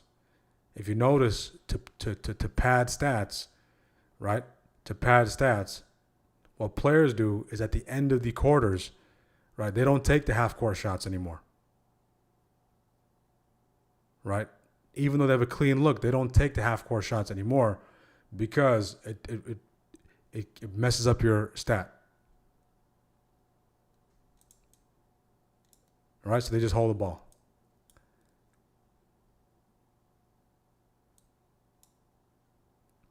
Same thing. Same thing, same thing, same thing.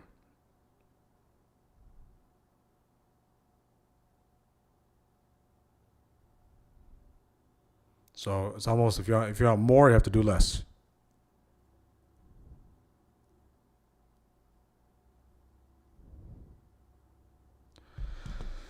Less trades, higher quality trades.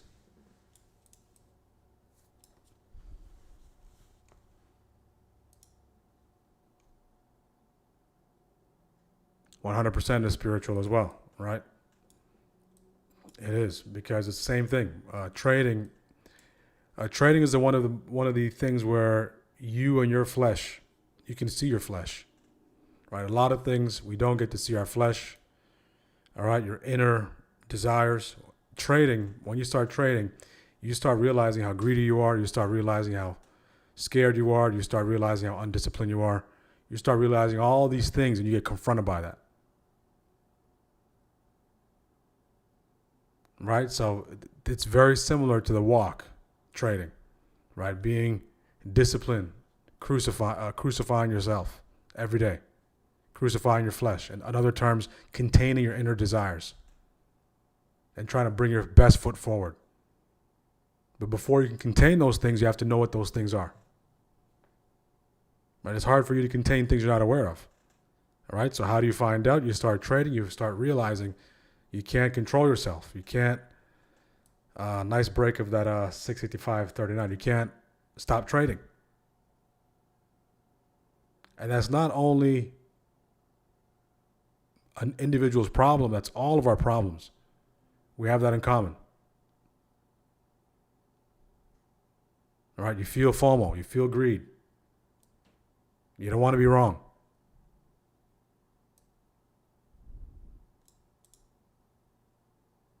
So it's very similar to the everyday walk.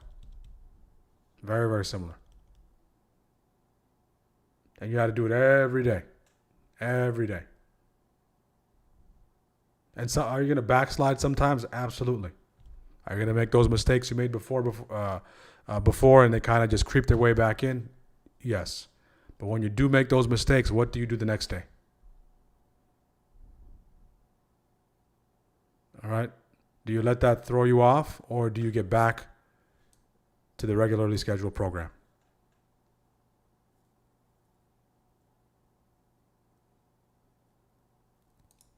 All right, so nice little rounded bottom. See if that takes us into that second target. Next level above us, we have that TOG. We have TOGs and BOGs all over the place. This is coming from Monday. So Monday's TOG. We filled today's gap. Okay, that's that TOG right here. We're at the high, near the highs of the day.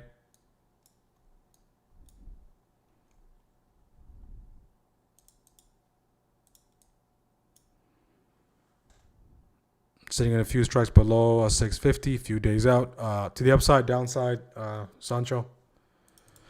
Let's get an update on the flow, see if there's some flow coming in. Google, large sweep order. So we're seeing a lot of activity on Google. Did have an inside day on Google. Speaking of Google, let's take a look at Google here. That was one of the AI ideas as well. What a mess. Okay. Granted, this is the intraday time frame, but Google played out to the downside nicely.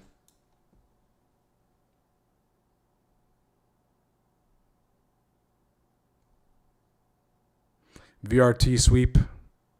This for 327 end of the week. SOXL.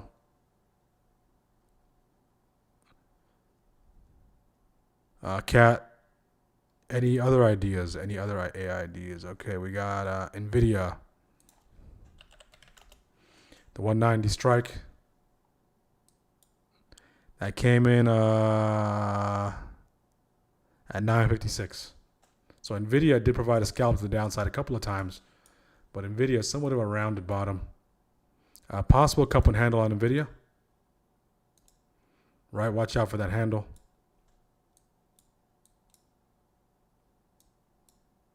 Okay, somewhat of a rounded bottom on NVIDIA. Keep a close eye on that handle. Apple. AAPL. There we go, Apple. Okay, Apple, again, comes in. Shockwave. Take the calls at this right here, 10:05. Okay. Scale out. You can scale out. If you continue to hold, hits target. Okay, TP1 hit. How long does that take? It takes how long before it gets stopped out? It took basically about an hour and 4 minutes. So scale out and then hold runners until you get stopped out, depending where your stop is, and then hits TP. So, but granted, as it hits TP, it takes some time to. It takes some premium off that off those contracts.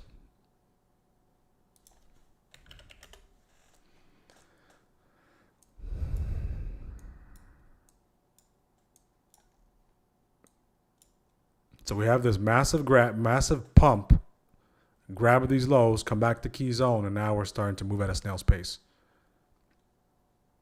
So don't be deceived. These candles are still massive. In relation to this candle, they look tiny, but these candles themselves are still massive. ATR is above 140s at 143. VIX is going south. VIX sliced right through 26. If VIX gets back above that 26, it starts to show some strength. We can start to fade here. If VIX slices and dices through 26, then SPY can start to approach that 656.19, and then eventually 656.92.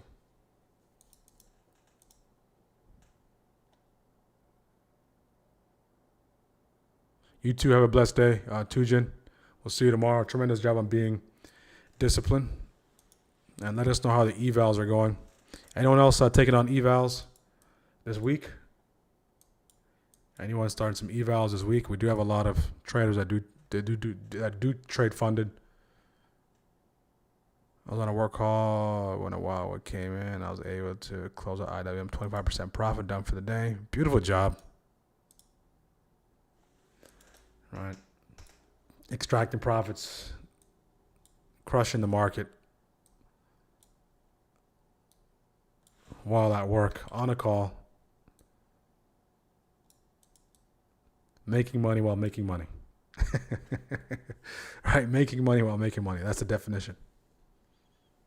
So if you're at work and you're trading and you're green today, so you made money while you're making money.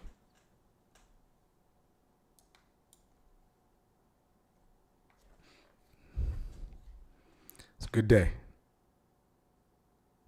Good.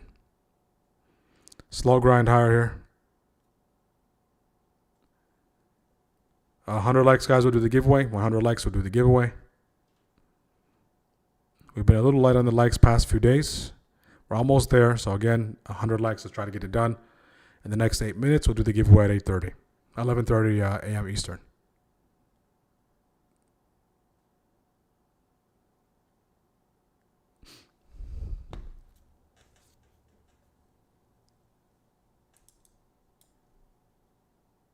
I want to tell the client, hold on for a minute.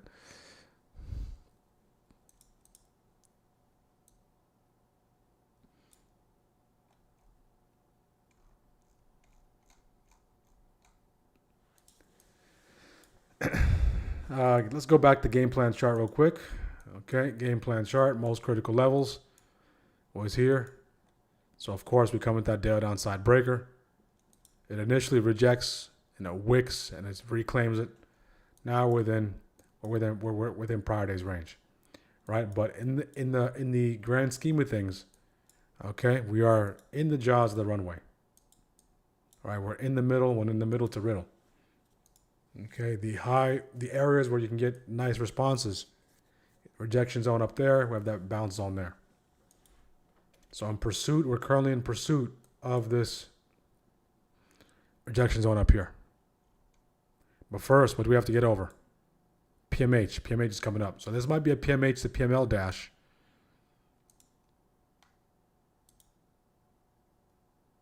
Okay, PMH is somewhere there.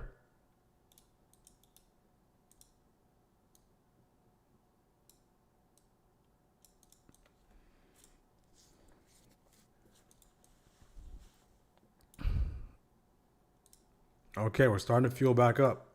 15. Starting to push. It looks like it wants to get the PMH. Pre-market high.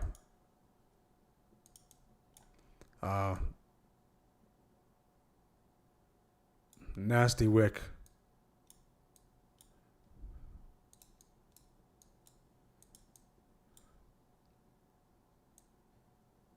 So we're getting to TOG, top of yesterday's gap.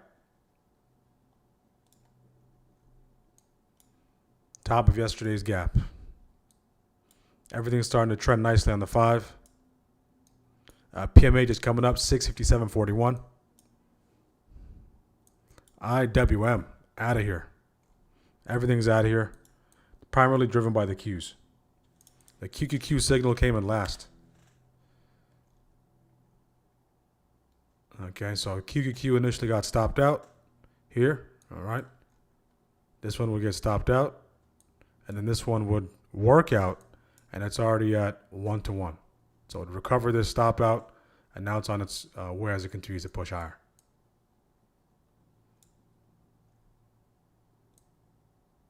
So let's see if the Qs go to target. First target. This rally has been primarily driven by the Qs. So the market was just on standby, waiting for the Qs to wake up. So the Qs hit the snooze button a couple of times. Right. Looked like they were going to wake up a couple of times, rolled back over, and FI decided to wake up, and that's what it took. See if the Qs head towards that target. 588.40. 588.40. This is great. How do I get started learning options?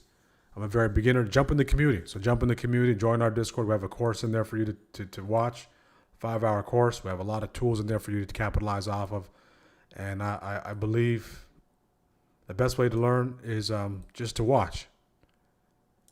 We do have the self-paced material. You get to be amongst other traders as well. Need to know risk, stock very scenario. These for oil prices are high, glossy.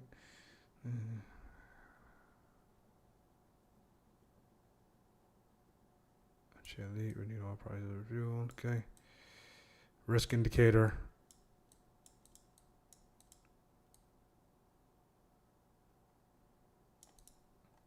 Did you build this, Richie? Did you build this? That's pretty cool.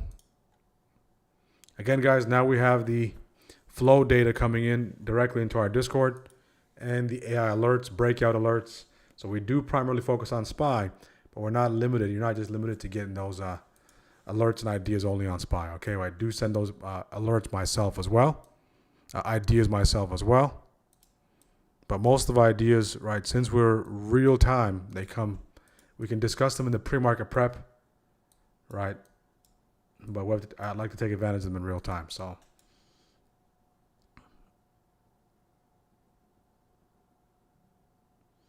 right. So again, the link is above if you want to join the community. If you want to join the Discord, SPY Strikers. Okay, use the code 20%.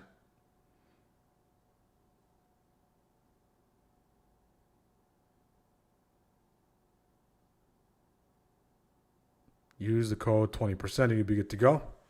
And price increase is coming next month. All right, so it's coming next month. Any breaking news?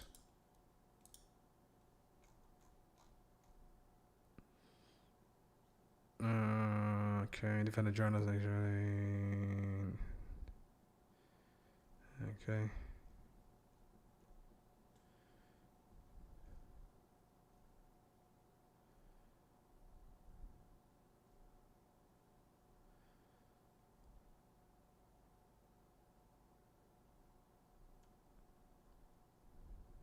Okay. We're probably diverging here. If someone has their RSI up, let me know if we're diverging. Put yes or no if we're diverging.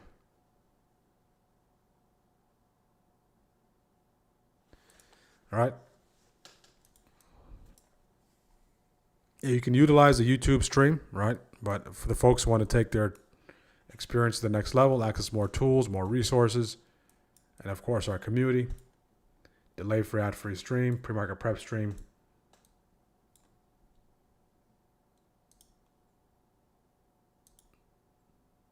Then the link is there.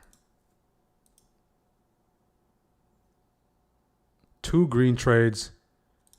Beautiful job. Great job on not getting frustrated with the computer constantly resetting. That's something that can easily frustrate a trader. Right, I believe it was last year. Yeah, last year, but I don't know what month it was. There's a time when my entire system shut down. Right, so we're doing the stream. Entire system shuts down. We lose connection to the stream. We lose connection to Google Meets. We get back up. We spin it back up. Right, and I have to do my best to contain the frustration. Now, because you feel like you have to play catch up. And I believe that day we're able to take advantage of a couple of good trades as well. So again, it's all about what do you do when things are not going in your favor. That's really what it comes down to. What do you do when frustration is mounting?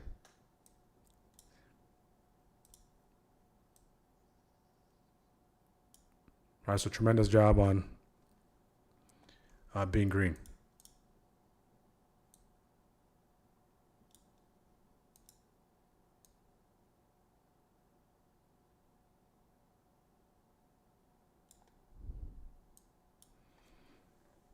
Okay, now we're just hanging out between that daily downside breaker, bottom half of yesterday's range. We continue to climb. All the EMAs are headed north. Let's start to put the EMAs on the chart here. So you can do that automatically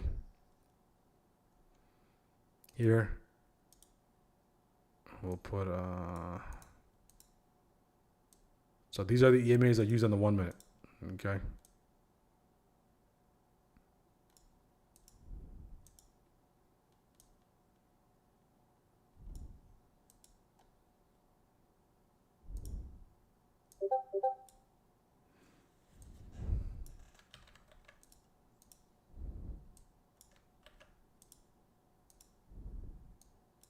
I believe that happened a couple of times when the system shut down.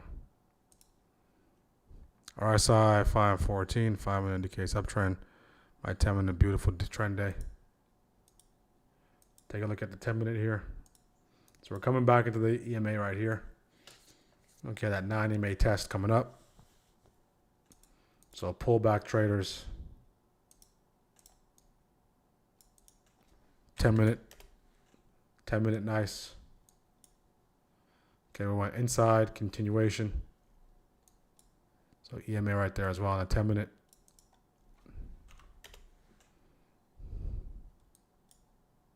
So this general area, some sort of bullish combinations.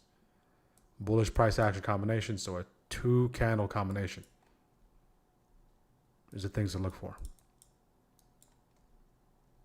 Okay. So in that case, that's if you're bullish. If you're bearish, all right, if you're bearish and you're looking to position yourself, okay, you want to see the opposite. If you're bullish, you want to see a 2 candlestick combination in this area. On the 5, if you're bearish, you want to see the opposite. You don't want to see bullish combination candlesticks. You want to see continued selling pressure here. If you're looking to position yourself, if you're already in position, you're possibly targeting this area and then looking to exit the closer we get that territory, because we can't get that bounce and letting things run if it continues to sell off. All right, just depends on depending on where you are. So this is going to the people who are looking to get involved. So if this coincides with your one of your bullish setups, pull back the EMAs. Okay, you're gonna look for those combinations here. If you're bearish, you don't want to see those combinations there. You're gonna see a continued sell through, potential retrace reject, and a push back the downside. What does that translate to for us? On the 1, that translates to, let's just take this and copy it. All right, that translates to this. So more than likely, you need to break back below yesterday's downside breaker.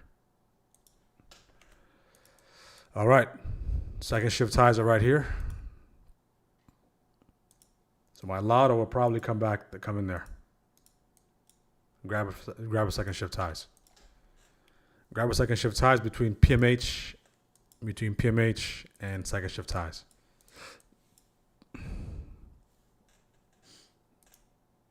DM. Okay, let me check the DM real quick.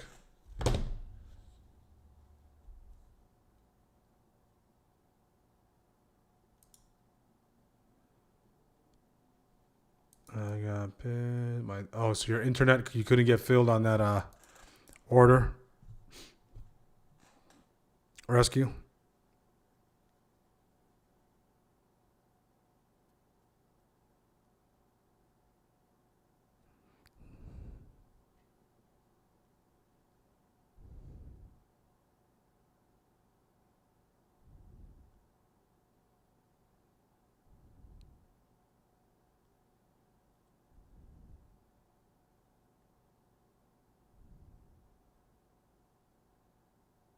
Okay, got you. Thank you for sharing, Richie.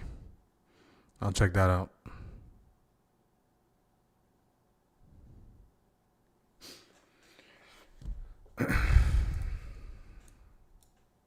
So if you're just joining us, we did take 3 trades today. Big winner today was Exxon. We scalped this for 11. Tried to squeeze double digits out of this, pushed the upside.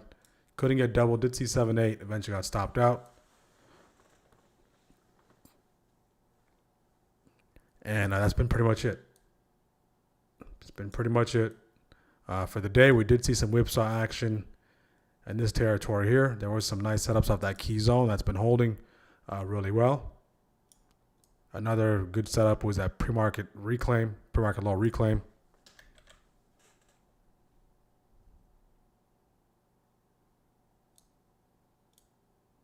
Yeah, with the wireless, the hotspot might not. Are you trading mobile? I think some of these phone providers, they provide a device you can get that gives you, or even look into Starlink. So if you guys are trading on the road, right, it might be good to get Starlink.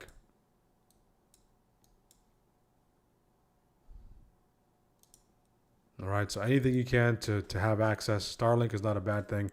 I'm even considering getting Starlink as well. Why not? Especially for mobile trading. Right, especially if you're traveling, instead of connecting to all these random Wi-Fis, right, and these different hotels and different Airbnbs, right, Starlink would be the best way to go.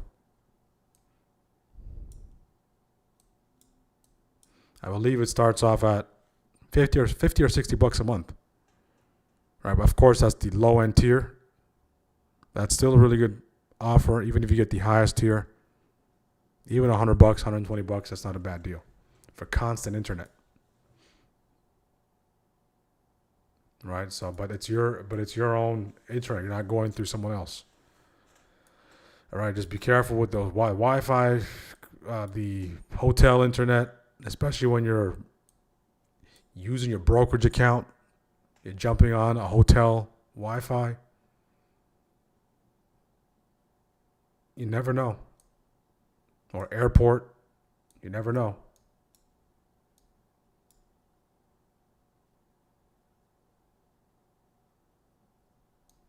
What I usually do is after my first TP, I just decide to use some form of a trailing stop. That has to do with a technical level on the chart. So I just put that NC in there based on a level of, and if we get that close below that level, then that would be my form of a trailing stop.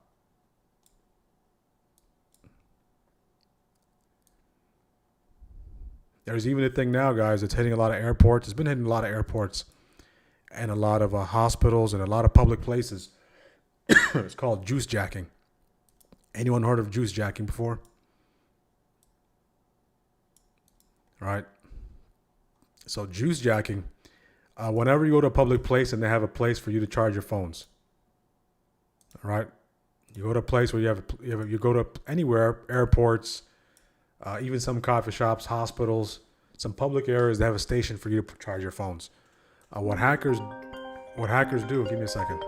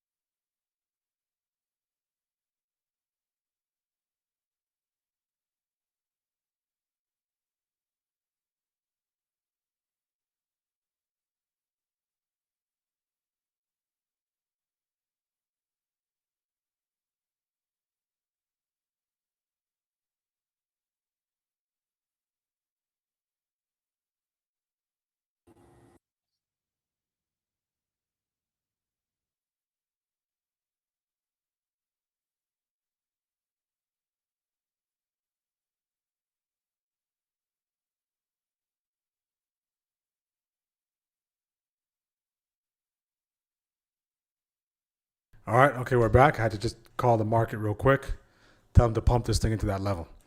All right, so I was saying juice jacking.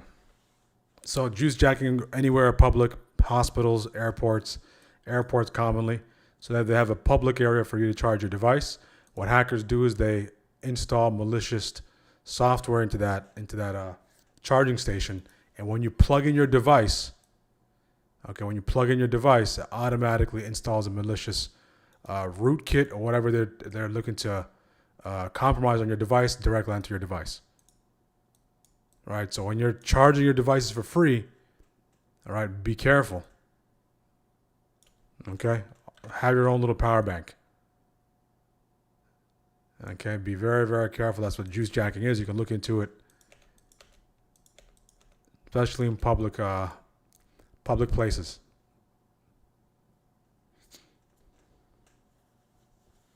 Own battery pack. Yep. Those small, especially for your device, if you have your brokerage account on it, if you're trading, avoid. More than likely, nothing can happen, but you don't want to have that take place. You got to protect yourself from worst case scenario. Avoid all that public Wi-Fi, public this, public that for your trading. So if it means getting a nice backup power pack for your tablet, your device, if it means getting Starlink if you travel a lot, right? Paying $150, $200 a month to ensure you have your own connection is almost like an insurance policy. Because if you do fall victim to one of these hacks, it's very easy to recover your account. Very easy. It's not very easy to recover your account.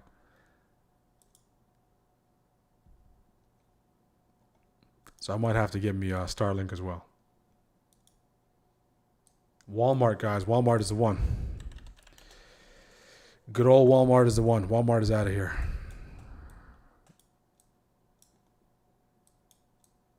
So what I'm looking to do is I'm looking to add another channel into the Discord. Our usual names, our starters or our terrific 12. Whenever they break certain levels, it automatically sends the signal directly to our Discord. So I'm working on getting that done.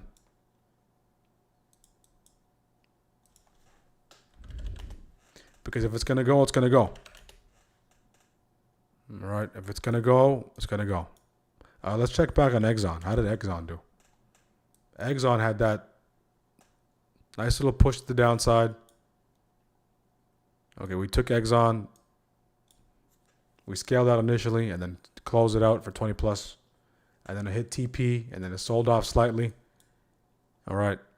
If you have your trailing stop, maybe you got stopped out. If you have a wider trailing stop, you're still in. If your stop is all the way back at the breaker, right, you're really enjoying this ride to the upside. So we're seeing lead the ways. Exxon is leading the way. Walmart's leading the way. Surprisingly, Apple is starting to make some strides to the upside. Okay, Apple.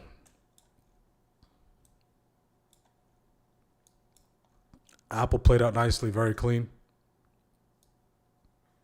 What else? Palantir continues to fall off a cliff.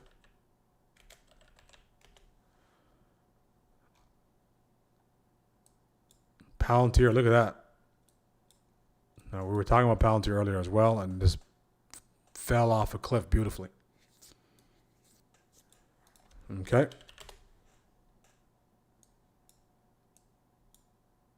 So far, we're bullish on the hourly, bullish on this current 15, inside on the 5. Nice little bounce off of what, guys? The EMA. Okay, of course, the EMA is constantly moving. Comes into the EMA, and he gets that bounce.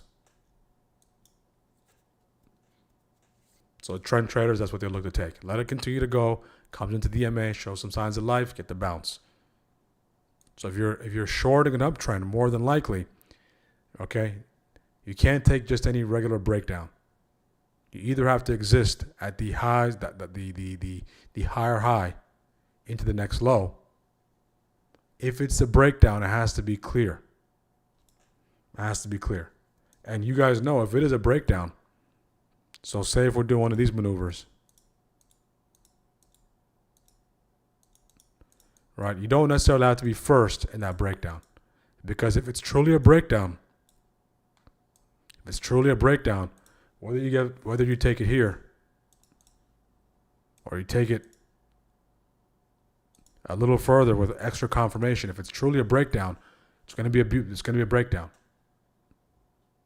Right? So you can try to, you don't want to do too much front running in the beginning.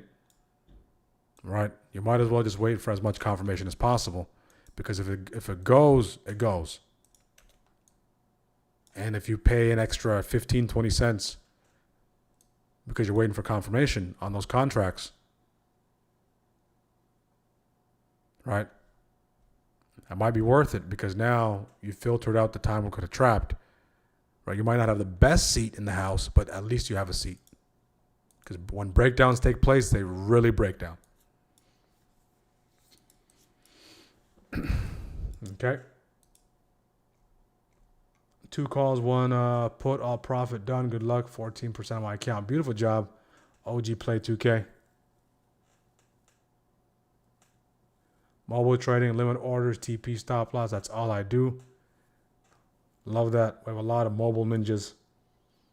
Right? Just having the ability to trade on your phone is just the really, really good skill.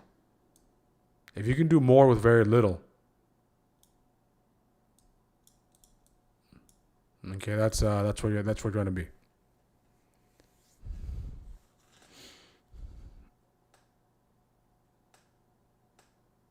Two for two, price action is slow, so done. Beautiful job, ERA. Smaller trades today, sitting in some puts for a few days out. Kind of bleed right now. I'm still on the 15-minute chart, and this is starting to stall. Okay, nice extraction, close to $700. Beautiful job, Sancho. Yeah, that 15 minutes still looks healthy, but it just kind of slowing down a little bit. All right, 15-minute. Okay, that's what you want to see on that 15. If it can start to break those highs, we know it came back into the 5, tested some of those EMAs. So last little push into what? Into PMH. And then when it gets into PMH, it's decision time, right? Do we have more room to continue to push above it for that retest, or do we start to fall back into this range? So at this particular break, it's either you're in and you're riding this. If you're looking to get in the 5-minute pullback into EMAs plus key levels, and the next big move will be tied to what takes place at PMH. So we're almost there at that PMH there. Almost there. Okay.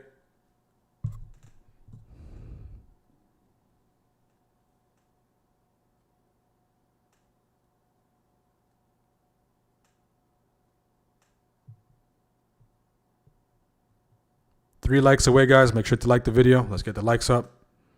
100 likes is the goal. We'll do the giveaway.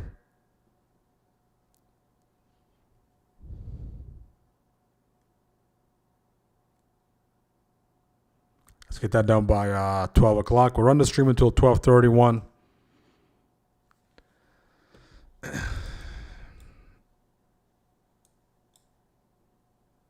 So I want to see how we interact with this area here. I will be interested in taking a potential higher high for a second shift grab back to downside.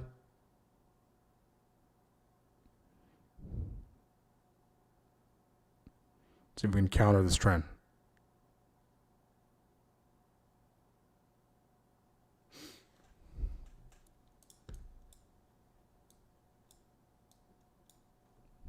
See what kind of candlesticks we get on the 15. The 5-minute, 15 continuation, 5-minute, still pushing. The hourly, we're about to go engulfing on the 4-hour. 4-hour breaker is PMH. 4-hour breaker is PMH. And we have until 12 o'clock. So put in the chat, can this 4-hour candle before 12 o'clock take out that PMH? Yes or no? Can this 4-hour candle before 12 o'clock in the next 9 minutes and some change take out this PMH. If it can, this 4-hour candle will go engulfing. If it can, this 4-hour candle will go engulfing.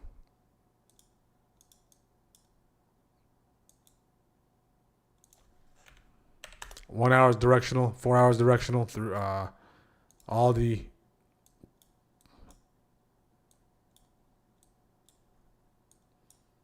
intraday higher time frames are directional. So we got one no in the chat.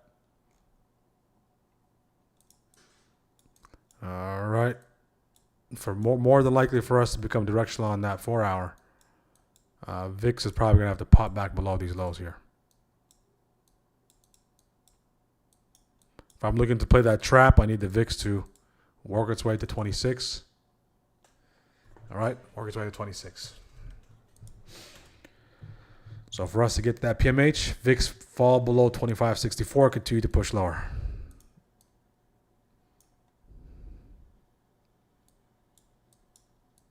$15-minute nice little flag break on the 15. We continue to climb.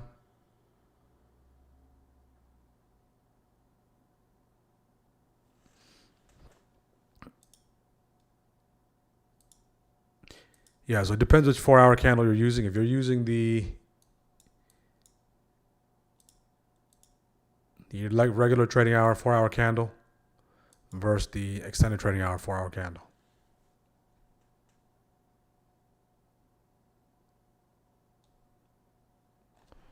You can see that 4-hour comes in at 12 o'clock. The extended trading hour 4-hour candle comes in at 12 o'clock, and the regular, so the one that doesn't include pre-market and post-market, comes in at 1:30.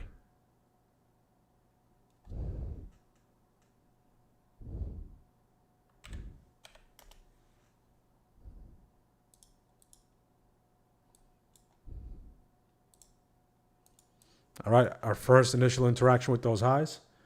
First shift high, second shift highs. Let's see how that goes. 5 minutes still bullish, 15 minutes still bullish. So take a look at our neighbors. Okay, SPY, QQQ still bullish on the 5. Waves are waving nicely on the 5. PMH is coming up at 657.41. So after that, after this madness here, this stretch, starting to clean up a little bit here.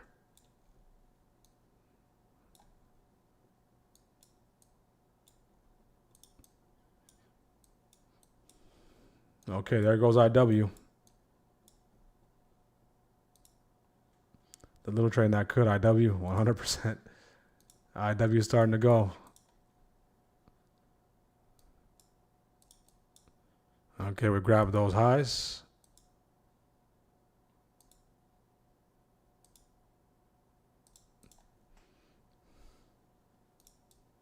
See what kind of candle we get.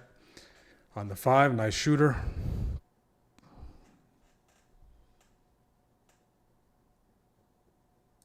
Look at that grab. Look at that grab. So that grab is more than scalpable.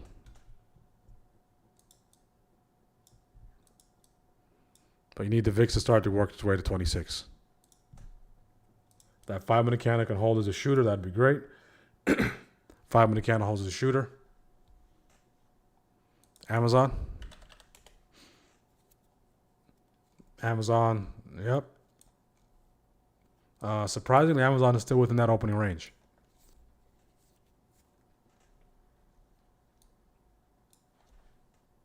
Amazon is still within that opening range.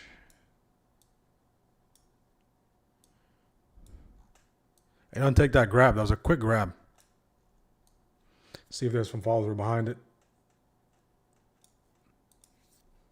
That 5-minute can turn into a shooter. If we can get shooters across the board on all 4, that'd be great. On the 5, we are starting to see the Dow sell off the most aggressively on this 5-minute stretch. Look at that, guys.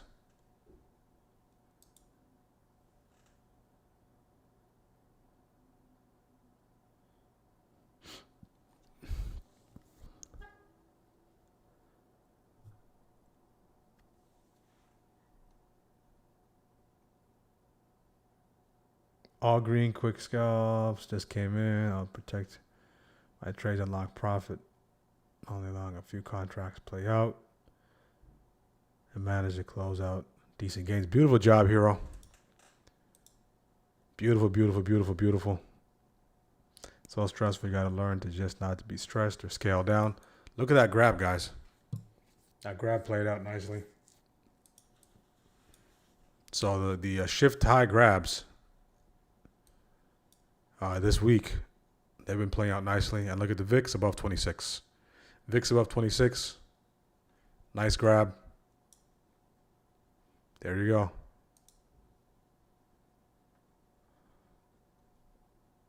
Who else is done, guys? Who else is done? We'll do the end of stream poll here.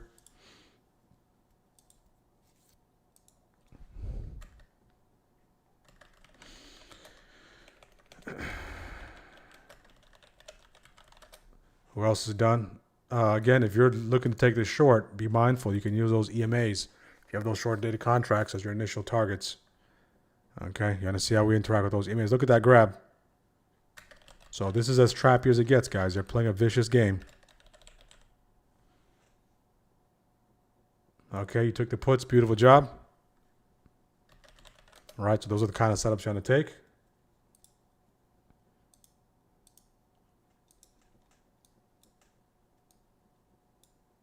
All right, has to do with the VIX at 26. Has to do with the VIX at 26. Anyone else? So we peak above first shift highs.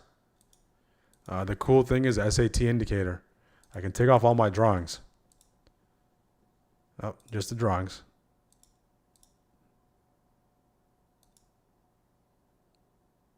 Okay, it's going to show me the cycle lines, right? First shift highs, we take out first shift highs, we push back lower. Second shift highs. Same thing kind of took place here, right? We took out first shift highs, we pushed lower.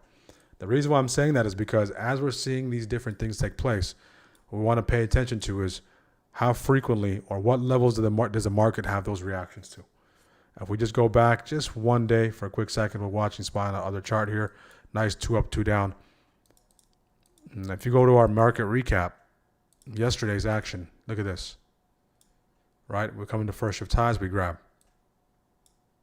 So it's almost like to have the best position in the shorts. All right? The best position in the shorts to really catch those big moves.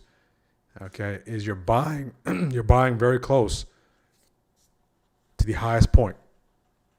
All right? So the theme during the Stocks After Dark prep this week was, right, that was the theme. Is if you're going to try to catch those big moves, okay, you have to fade all the buys, not just in a random place. But those shift-to-shift handovers is a great place to pay attention to that. So now we're coming in to test those EMAs. It's a great area to lock in those profits. Okay, of course, that next level we have is down here, that daily downside breaker. Right at that 653.94. We're about $1.25 away.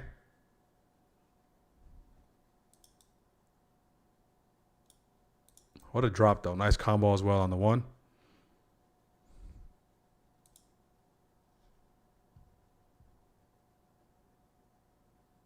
Absolutely. You too, Hussein. Stay blessed. Beautiful job. 3 trades, 1 red, 2 green. Beautiful, beautiful, beautiful. A lot of you are keeping it very, very simple this week. A tremendous job. That just goes, that's a testament to your just adjustments over the weekend, and making those small adjustments over and over and over again will tremendously help. So beautiful, beautiful, beautiful. Anyone else done? If you're done, guys, answer the poll question. So this action here, what they threw at us, this was designed to literally liquidate you. So if you're able to navigate, stay patient, not take those trades out of boredom, really pick your spots effectively. Right, even if you're red today and you just get stopped out, outside of getting caught up here, this is an outlier situation. all right, you still do tremendous. And that's what's going to require. It's going to require for us to be very, very sharp as we get close to the close of this month.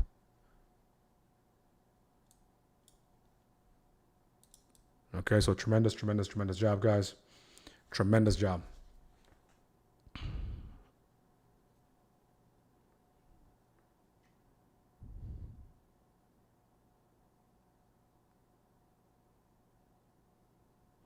Okay, let's even get to 4,100 subs. 4,100 subs. We're almost there. We're about 20 subs away. Still less than 60% of the people who tune in are subscribed to the channel. So make sure you're subscribed. Make sure you hit the like button. Make sure to share if you're enjoying this content.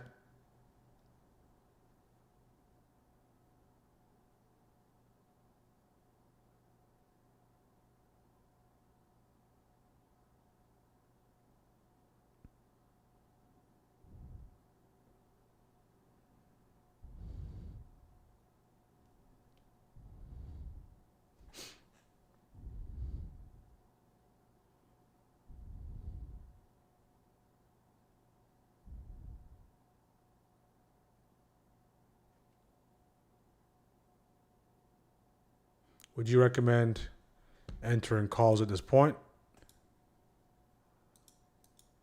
So I can't recommend what to do, but I can suggest what I would do.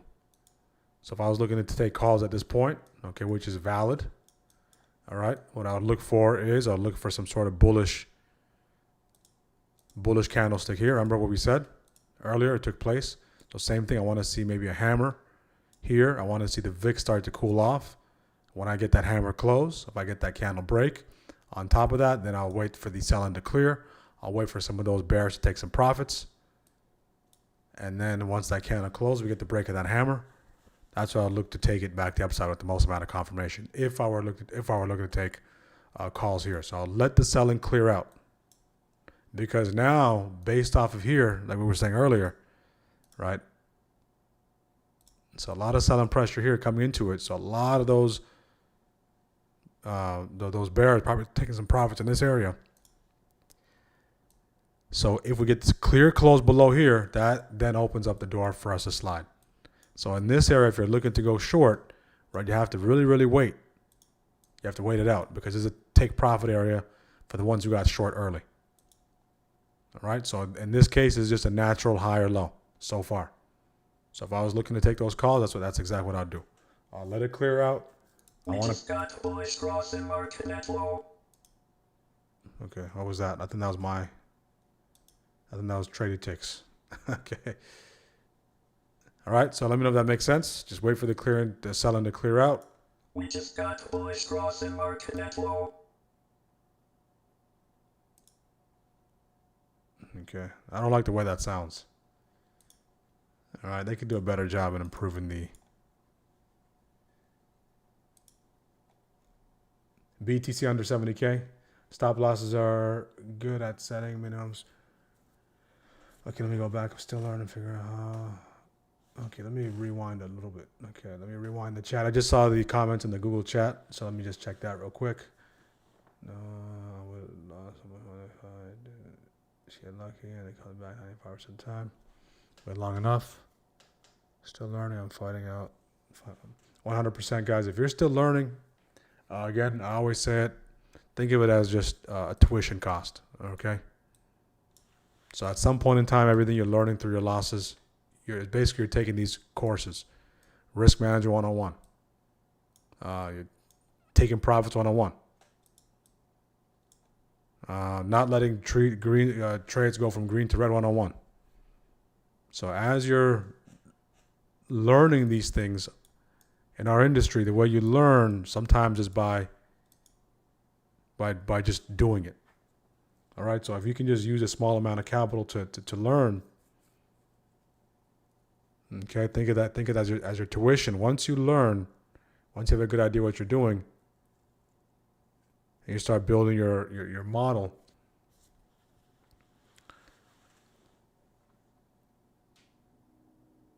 you'll be on your way.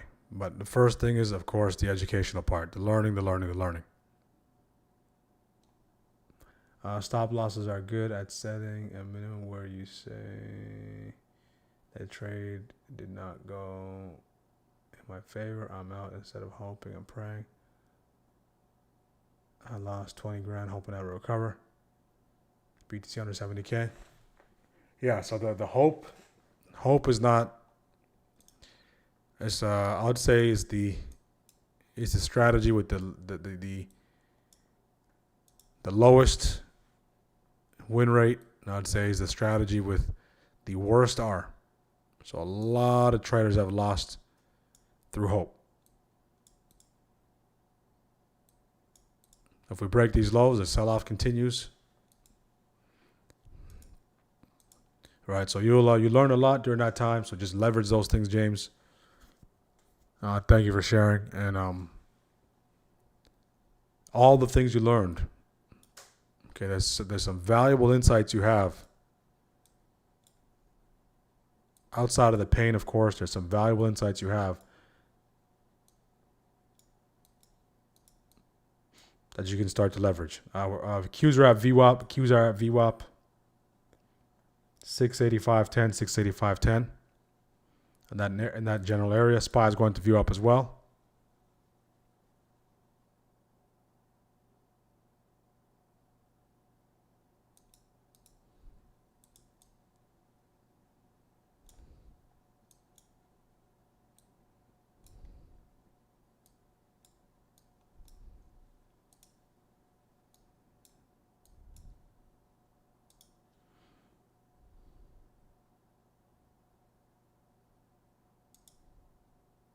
Okay, nice push to the downside. Didn't take that right. I didn't take that low. So be on the lookout for hammers on the 5. Hammer time. If you don't need the 5, for my advanced traders who don't need the 5, some of the advanced technicians, okay, they can use the 1 to get into the 5. That's 655 psychological level, or whole number. Here we need that reclaim, or 65 psychological level. Need that reclaim here.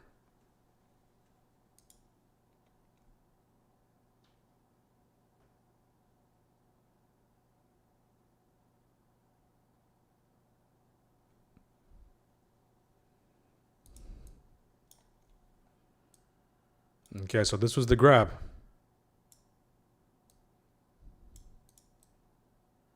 So at this point, it just depends on if you're holding your trade or not, holding your runners or however you're managing. It just depends on where your entry is.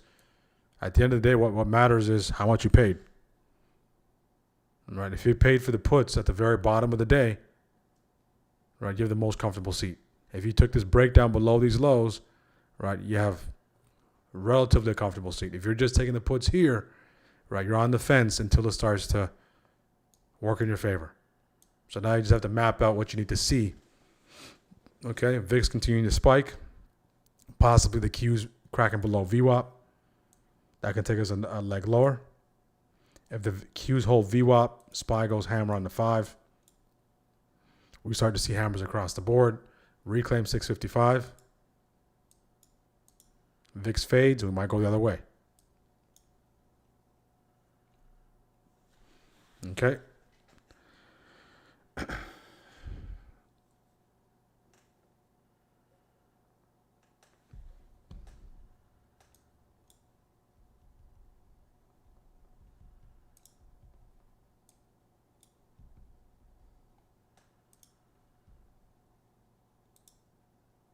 Who's done for the day on YouTube? Who's done for the day on YouTube?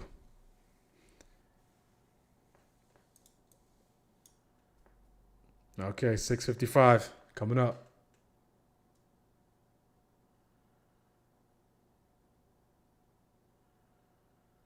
Can we hold 655? That reclaim, that hammer's shaping up on the 5. Q's bounce off VWAP.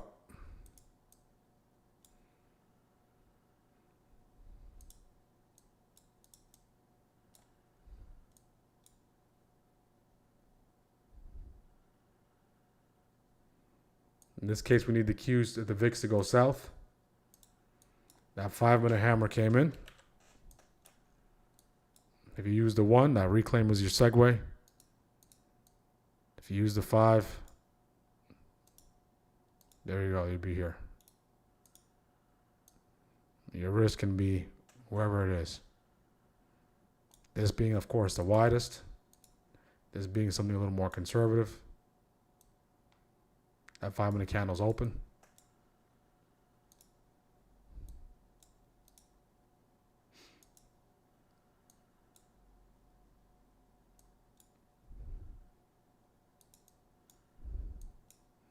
So pivotal point here. Do we go north or do we go south?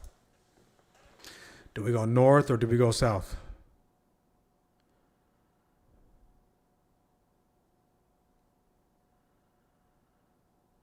Beautiful job, Brad. 46%. Nice push into VWAP. Star Wars theme.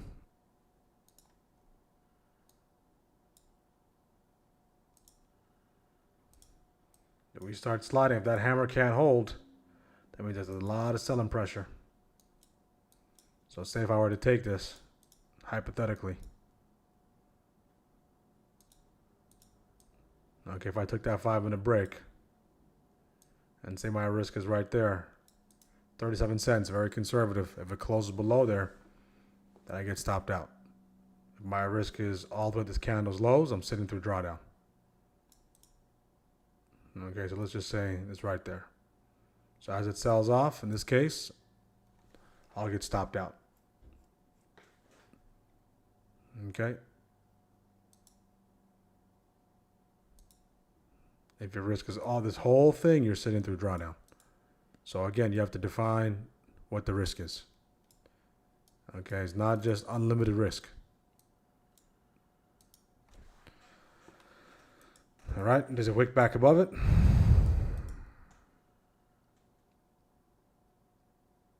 Look at that, guys.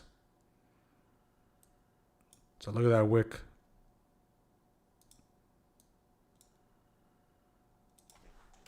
That was a wick on the 1 as well. Look at that on the 1.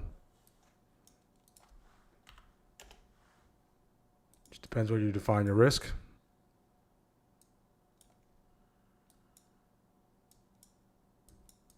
So is this enough? Is this wick enough to get us back above 655, to get us back above those levels and continue to push? So the way you manage this risk, okay, there's 2 ways, meaning some people wait for the break. Okay, that's their way to get out. Some people wait for the close. Okay, close below that level. Both of them have pros and cons. What is the con of waiting for the break?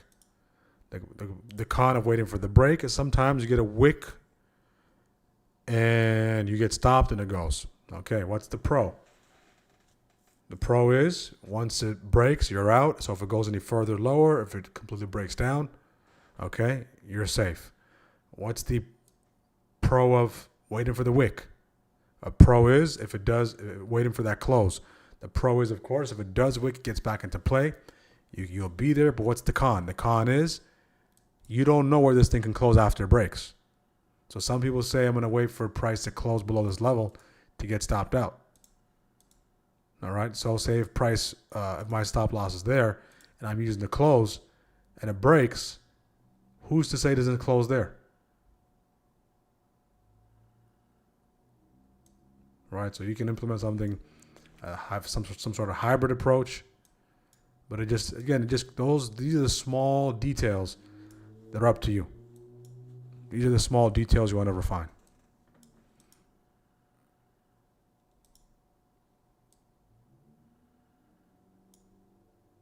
And those small details make a big difference. Somewhat of an inverse head and shoulder on the 1, left head right. Left head right.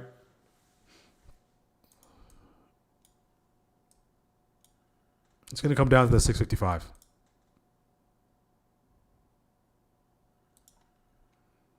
Okay. If we can get a break above these highs, it's going to continue to push. Okay. So depending on how you manage, if you have that defined risk, depending on how you manage your risk, you could be in this, you could be out. If you're break below the level, you're out. If you're close below it, you're in. So there's a couple of different approaches there. But the idea itself is the idea. Okay, the idea is the idea. What kind of risk you allocate to it and how you define the risk is up to you. Okay.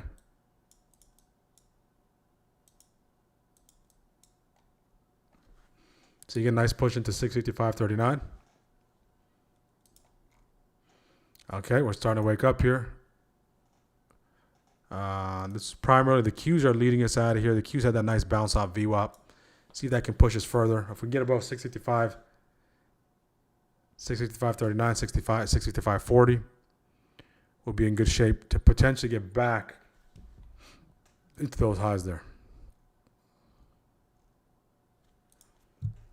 All right, you can see the 5 minute, right? A couple of hammers. The hammer here, the hammer there. Now it's starting to work its way to the upside. On the 1 minute, you can use the inverse head and shoulder. You can use a couple of different things. You can even use this hammer. Okay. It just depends on your technical ability. But I would say the 5 is the. There's no safest, but I would say the 5 is the best one. All right, so it kind of blocks out the noise a little bit, gives you a pretty decent entry. Sometimes when you use time frames that are too large, short dated contracts, you don't get the best entry. You can't gauge the size of that candle. And look at the 5 minute, guys. Nice push. So look, bears get fed.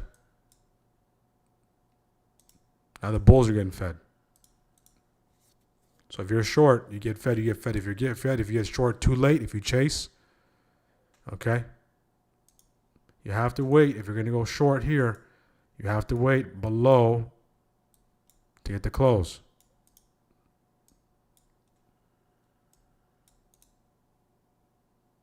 Because coming into it is support. UPO, support until proved otherwise. I'm going to take a quick break here, guys. I'm going to refill my coffee, charge my phone. If you took that trade off those EMAs along with the key level, dollar signs in the chat. just took off, doctor. VIX falling off. For this to make a nice push to those highs, we need VIX below 26. 26. Again, guys, make sure to like the video. I'll be right back. A couple of minutes. I'm going to refill the coffee and we'll continue. On the other side, if we do get 100 likes, we'll do the giveaway at 12:30. Okay, we'll be right back. In the meantime, let's take a listen to CNBC. At your bank. With private credit, you can gate them. And will this pass? Yes. With pain? Yes. Does it mean that there's potentially more downside? Possibly. These stocks have gone down a ton. Between 30 and 50%, depending on the company. Are they selling at 10 times earnings, 9 times earnings, adjusted for some of the shortfalls here? So do I think there's sells now? Probably not. There's two issues. Could it get worse? Sure. Everybody, well, not everybody, but a lot of people believe that it can get worse. Is it systemic? Most people who are opining on that, who are either very close to those situations or just commentators, say not really. I mean, Gunlock doesn't think it's systemic. Alan Schwartz went on to say that he doesn't think it's going to be systemic, but you're getting asked about it a lot, I bet. Right? Absolutely. I would say it's probably, 1A, 1B with the conflict in the Middle East right now.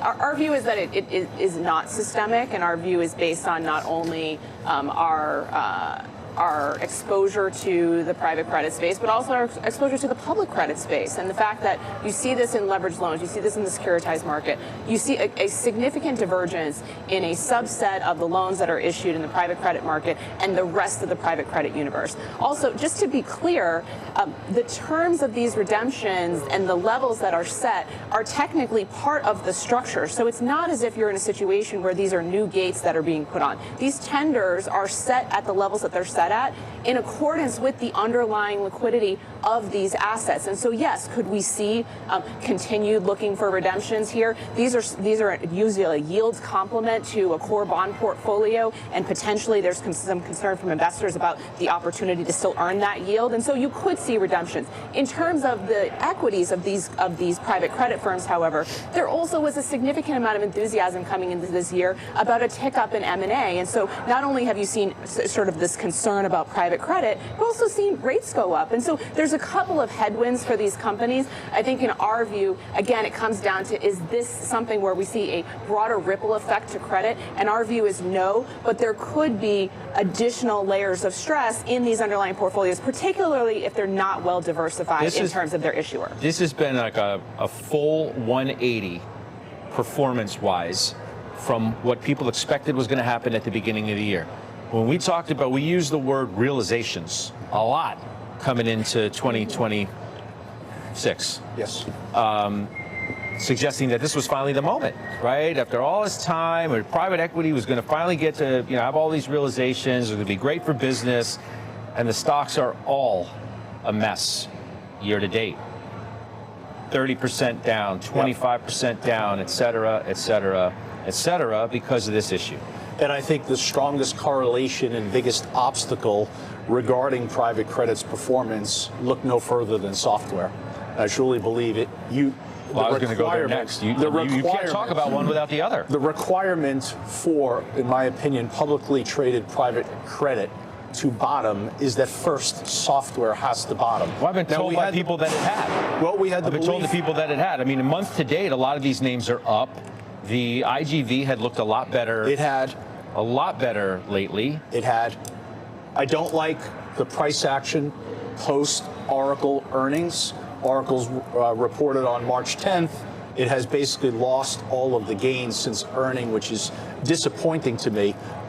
We own Oracle. I think if software is going to rally, Oracle, Microsoft, there's certainly Palantir, they're going to lead the way. But it would be incredibly helpful if software would find a final bottom for private credit to rally. Well, you went back to the beginning of the show, and you're talking about how important earnings are. The earnings for Oracle were great. Now, I think it answers the question whether or not it is systemic or not. And so we sold all of our Blackstone in February. We were late. We owned it for 5 or 6 years. But we don't want any public companies dealing with credit. On the software side, we're aligned. We think the ones that are going to win are Oracle, Microsoft, and Palantir. But in the meantime, there remains a tremendous amount of specter around Oracle. I go back to the March 8th report. The numbers were good. So we just have to get through this belief and prove that it's not systemic, and these stocks are going to rocket. Software's not getting a lot of help, by the way, by Microsoft. No. And I mean, that's like the elephant in the room.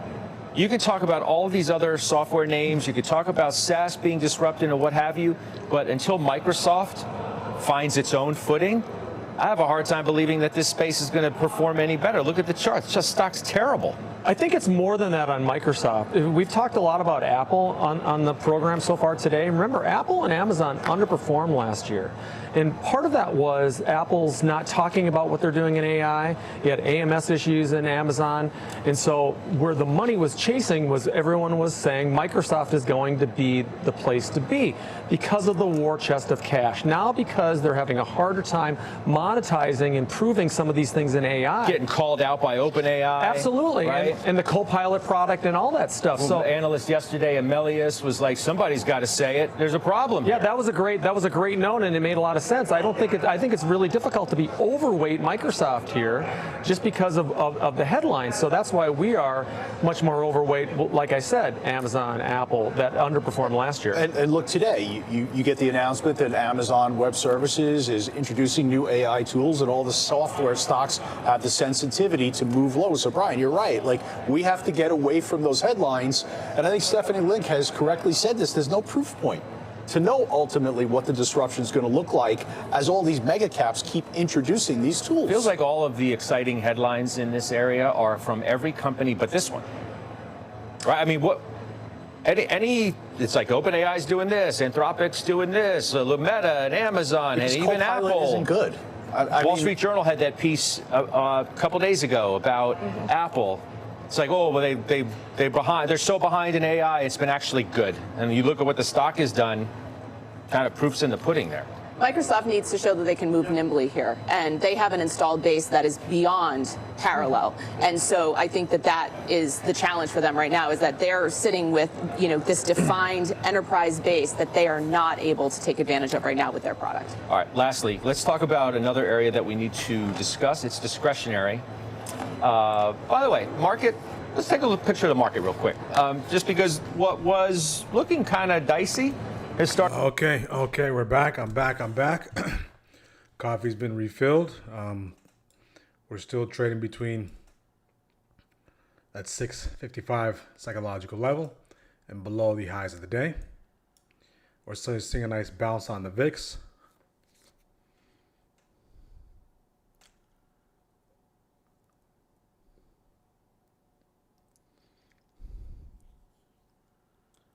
Taking it small after 2 weeks of deep red. First positive after 2 weeks. Beautiful, beautiful job.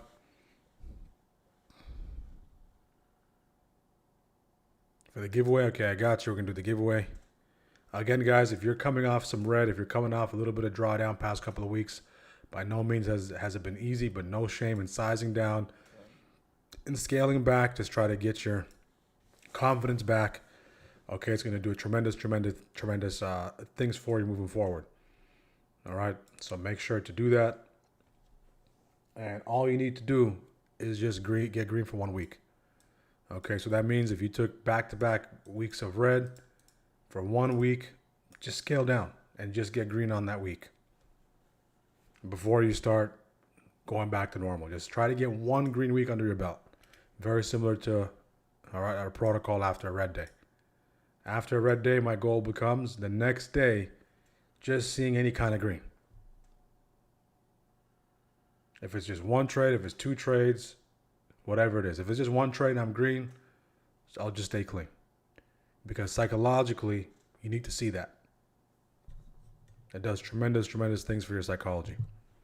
All right, so a beautiful job on limited to 2 trades and positive on the day. SPX indicator works for SPX as well. So it works for SPX as well. Look at this on SPX, guys. Volume imbalance. This is a tragedy right here. All right. If you're short here, there's no one getting filled here. That's a volume imbalance. Talk about slippage. You can't get out. You're trapped. Literally. All right, so SPX,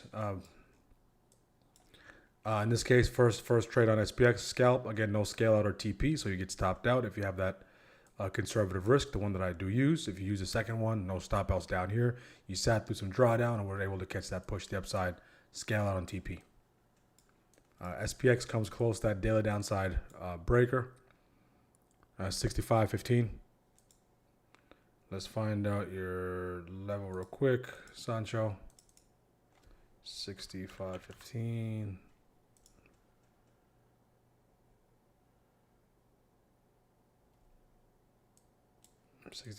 We got the puts all the way down here. Okay, 65.15 is here. If those hit, right all the way here, deep out the money. If these hit, okay, that's a $69 drop. You don't even need them to hit for them to really appreciate. You just need us to relatively go to the downside. SPX, another animal.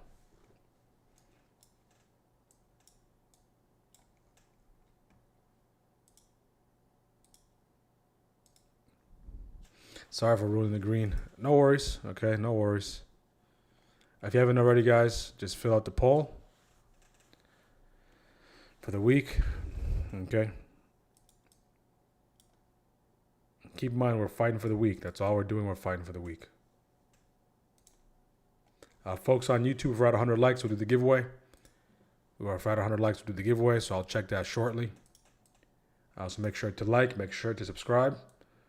And if you're interested in joining our community to unlock all the resources, click the link in the chat. Okay, the link in the chat leads you to it. Use the code 20%. Especially for the ones that have been watching for 3 to 5 episodes. Okay, there's a great time for you to take advantage of the offer and lock in.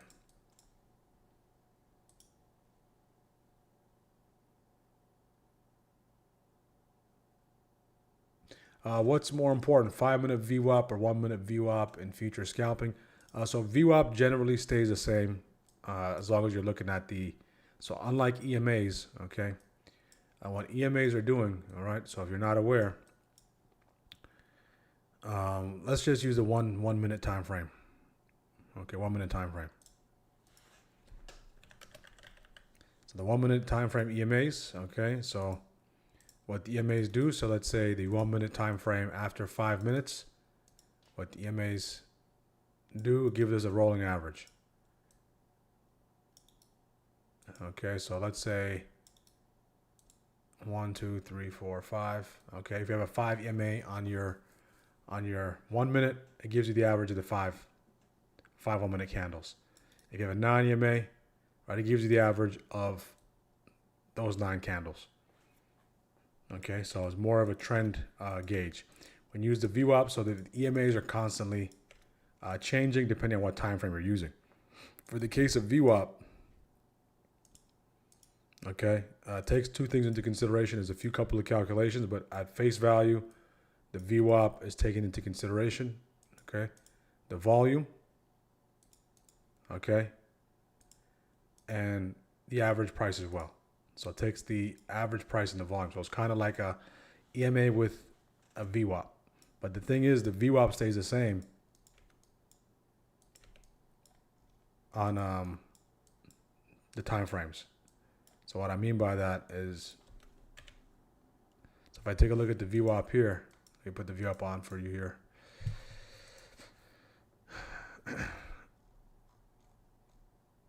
Where's my VWAP?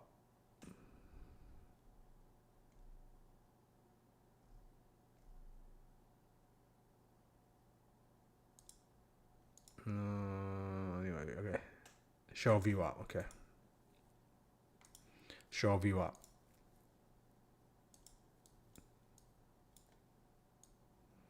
Okay, so the VWAP is right here on the 1 minute. On the 5 minute,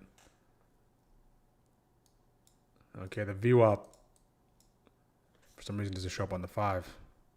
It's the same. Okay, there you go. Just took some time. So the VWAP is going to be the same on all the intraday time frames as long as you're using the same calculation.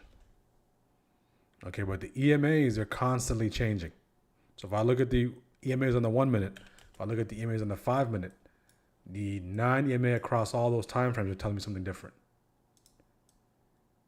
Okay, so institutions use VWAP just to gauge overall bias for that particular day. We're above VWAP, okay, we're generally bullish. Below VWAP, we're generally bearish. In relation to what? In relation to the volume weighted average price.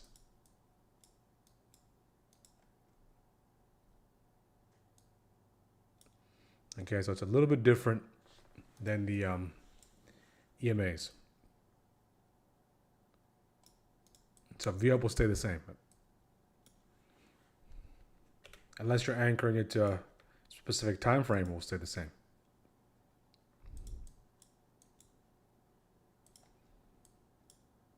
On the time frames, it will stay the same on each time frame.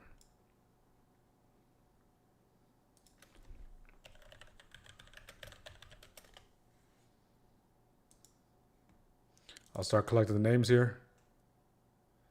We got Nanitha.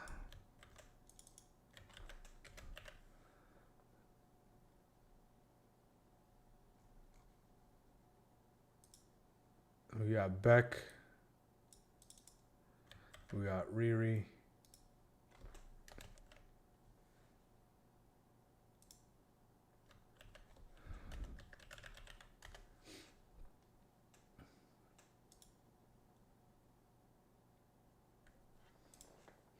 Is the president speaking today? Let's take a look. Yep, he will be.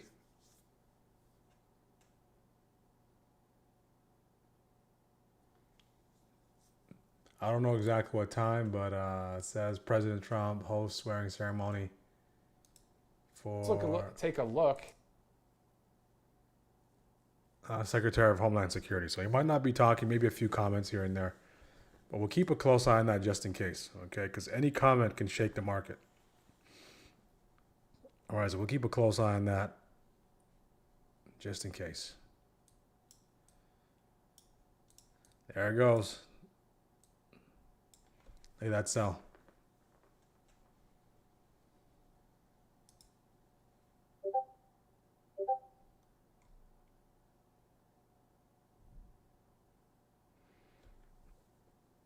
I just check on YouTube. To be honest, you can check the schedule. Usually I just have a YouTube opened up or someone brings it to my attention. Sometimes it's on the Forex, on the calendar, all right? Sometimes on the calendar, but it pops up on my YouTube feed.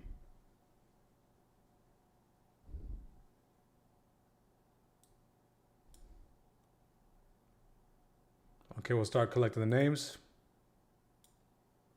But I'm pretty sure there's a schedule on the White House page. Okay, so some names. Stopped out, view out, 46% Qs. Okay, good. We'll start at Poppy.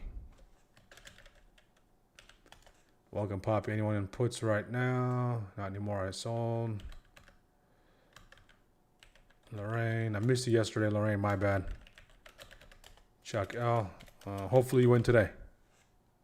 I'll root for you today. We got Brad. Thank you for supporting the channel, Brad. Mark. When we give you the names on YouTube, how are we going to DM you? I send you a link to DM me. You join the free tier Discord, you send me a DM. All right, so it's very, very simple. Monty, Azure, Mimi, got you. As you're putting your names in, make sure to like, guys. Okay, make sure to like the video. Likes are the currency. On YouTube, through you guys liking the video, we went from 10 people to 20 people to 30 people to 40 people to 50 people to 60 people, so on and so forth. Okay, so we are truly building a community, but by trying to provide as much value as possible. We do have these shift lows here. I want to see how I interact with that.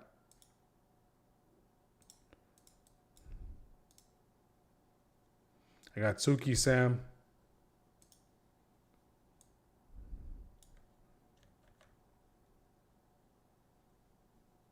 Got Nikhil, got you. Manipulate in my way, please. 100%. Can go either way.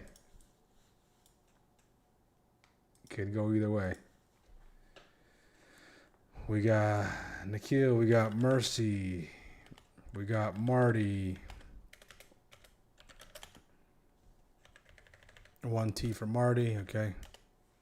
We'll give it until 12:45, guys. Does this thing want to go back and pay a visit to VWAP?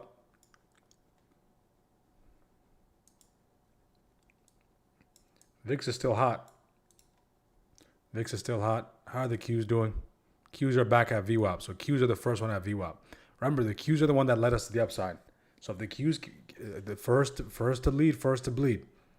All right, so the Qs are what helped us get out of that tight situation earlier when they rallied off their PML and got above VWAP. So if the Qs give up VWAP, more than likely, VIX still hot, VIX works its way to VWAP. SPY works its way to VWAP.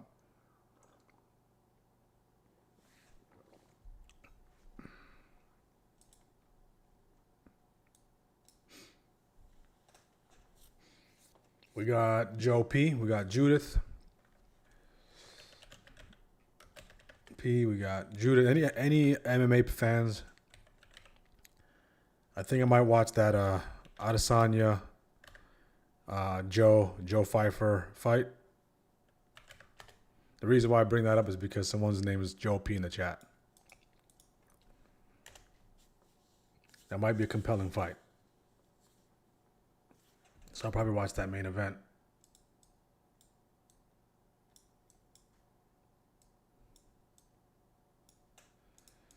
So do we get to VWAP or do we just grab these lows and continue to press higher? How are the Qs doing? Qs fell back below VWAP. Let's throw an alert on VWAP if it gets back above it. Okay, the Qs give up VWAP, so we'll at least be alerted if the Qs try to cross back above it.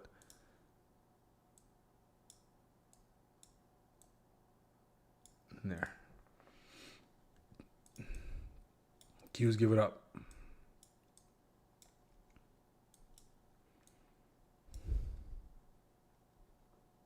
Looks like it was doing a fake out pop and go back down. Being a bear market. Yep.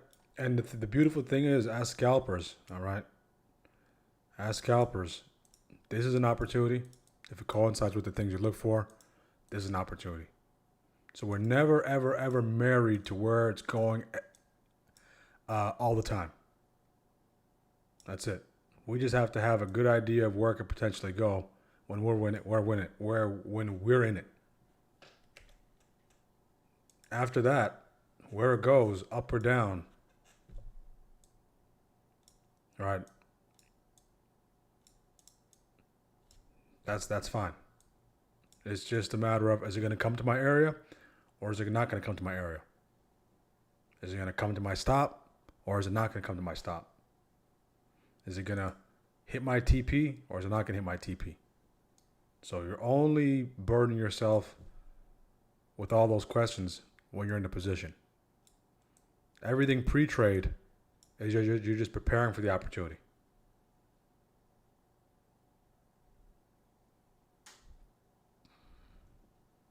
You're preparing for that opportunity.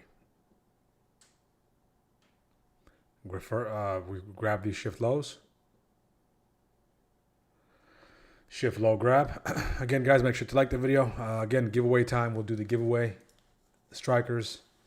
Got you. 107%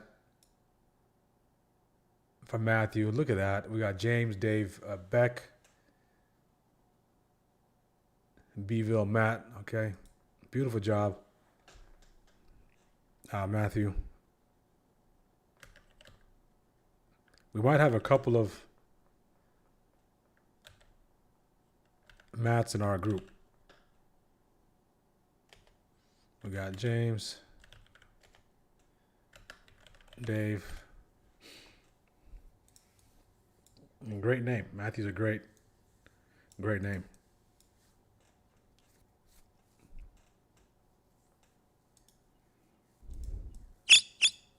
All right, Qs are starting to resurface. Qs are trying to reclaim that VWAP. So you can see these shift low, shift high grabs that present those scalps.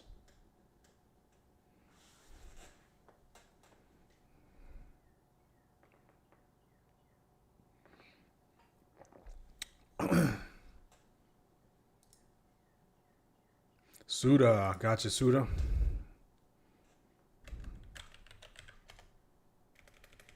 And the giveaway for the 1 year anniversary, guys, will be on Friday. 1 year anniversary giveaway will be Friday. I'll probably create some sort of form for you to put your names in. All right. Look at that grab, guys. These grabs. Today's a good day for lottos. Right. This grab here. So these are great lotto setups. These grabs. Shift low, shift high. Using the our framework. There are some great lotto grabs. Kelly, SPX.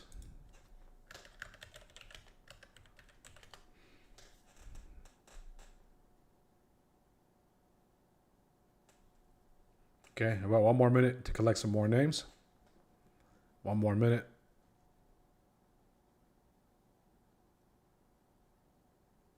Wow, congratulations, Structure. 26 years. Married, congratulations to you and your wife and your family. Quarter, you passed the quarter century mark. Phenomenal, phenomenal, phenomenal. Anyone have 26 years beat? Or anyone further than 26 years? So I'm actually going to the...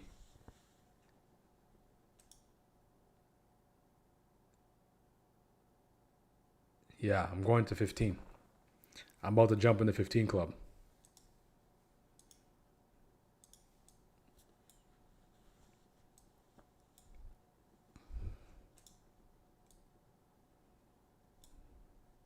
Yeah, 15. Time goes, guys. 28. Wow. Who's in the 20 plus clubs? 20 plus years of marriage. Not an easy thing to do.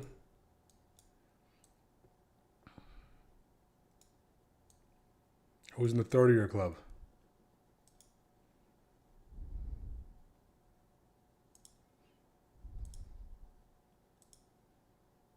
Got that nice little channel. Comes into that level. Qs.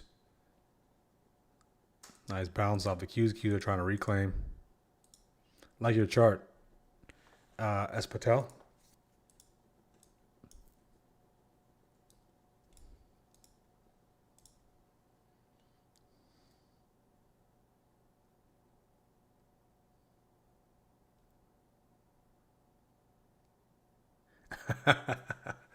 Never know, Brad. You might get lucky in the chat. That'd be a good combo, right?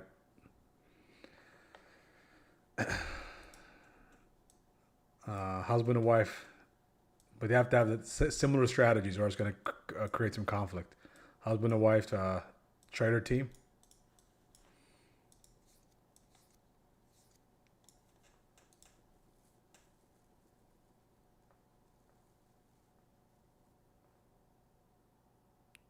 It doesn't matter. The difference between Google Meets and messaging me in Google Meets or in the Discord is just if you want to share it in a private community, you can use either YouTube, wherever you feel more comfortable. 51 years. Okay, I think that's it. I think that might be the highest we got. 51 years. Wow. So a lot of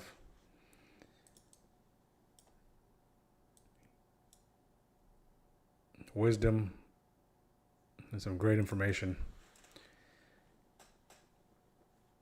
you have. Wow. So that's awesome on a day trade show. All right, we're going to do this giveaway. We'll do the giveaway at 1 o'clock. Okay, let's see if we can break out of here. Give you guys some time to jump in. I still haven't checked the likes. I'm assuming there are above 100 likes. If we're not there yet, help us get there. 650.80 is my site for the close. It's close on my 0 DTE, my 1 DTE puts. That'll put you below the VWAP, below daily open, and all the way, basically back at that quarterly list level down here, that quarterly downside breaker.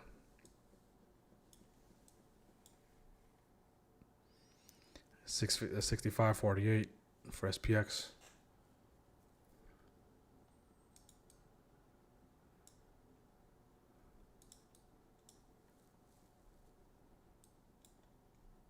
So we got these series of lower lows. We got a series of lower highs. Now we're on the verge of coming to test this VWAP. 655, we've been visiting that frequently. Got above it, got below it, got above it, got below it. See if we can get below it. SNDK is out of here. Let's take a look at SNDK. SNDK. SNDK. Ooh, a little messy here on SNDK. SNDK is still within opening range. Just a mess on SNDK. Symmetrical triangle type of formation here. Indecision. Indecisive it becomes until it decides. And you got KODK. Kodak. I'm surprised Kodak is still alive. What do they do now? Well, what do they sell? Okay, you can see whenever you see this kind of thing, guys, it means it's a low volume mover. So again, you don't want to see that if you're a scalper. This is no good, because these candles teleport. Okay, so more than likely it has atrocious spreads for day trading. Yeah, what does Kodak do now? We might have to take a look at Kodak's chart.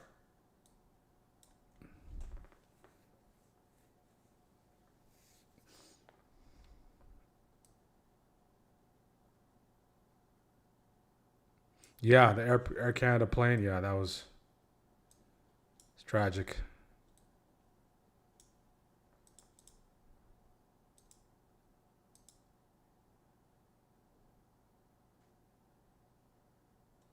Yeah, I saw that post as well.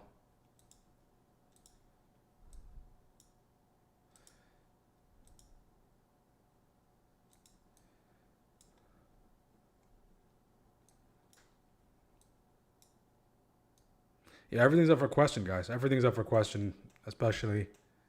I always lean towards conspiracy theories, even from a long time. But now a lot of these theories are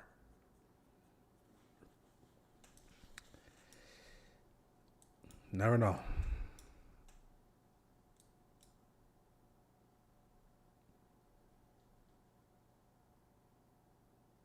Outside of my faith and my Lord and Savior, everything else up for question.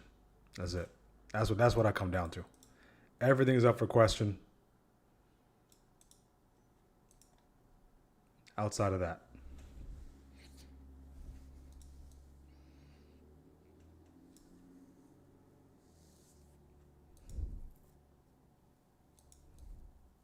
Everything. Everything requires 2 or 3 takes. It's like you look at it once, you look at it twice, you look at it from this side, this angle. All right, it kind of ruins things, but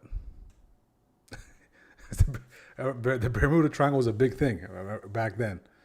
All right, I remember when the Bermuda Triangle was I don't know if it's a thing anymore. That's the classic one, the Bermuda Triangle.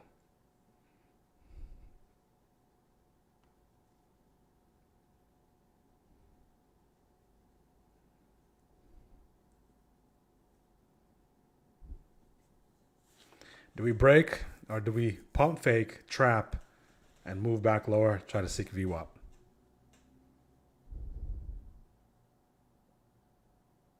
Commercial printing, film manufacturing. They also sell digital cameras for still photography. So they may be like on the specialty side, high-end side maybe.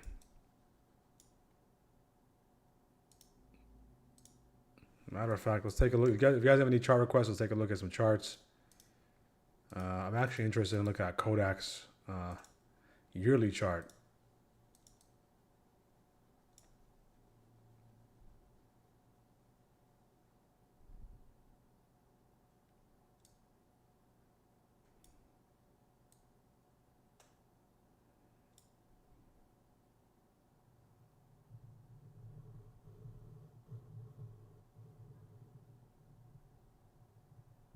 And I believe that might be the Air Canada Jazz. All right, if you recall, the Air Canada, they have a smaller fleet of planes that go from Toronto to here at least. All right, so that's like more of an express plane. So those planes are actually small. So some of them can get as small as 2 seats on the left side or right side and 1 seat on the right on the other side. So it's a 3-seater.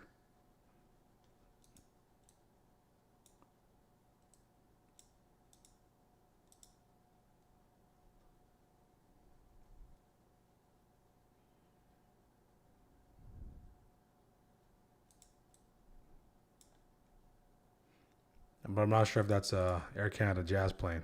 Yeah, it's the Express. They used to call it Air Canada Jazz.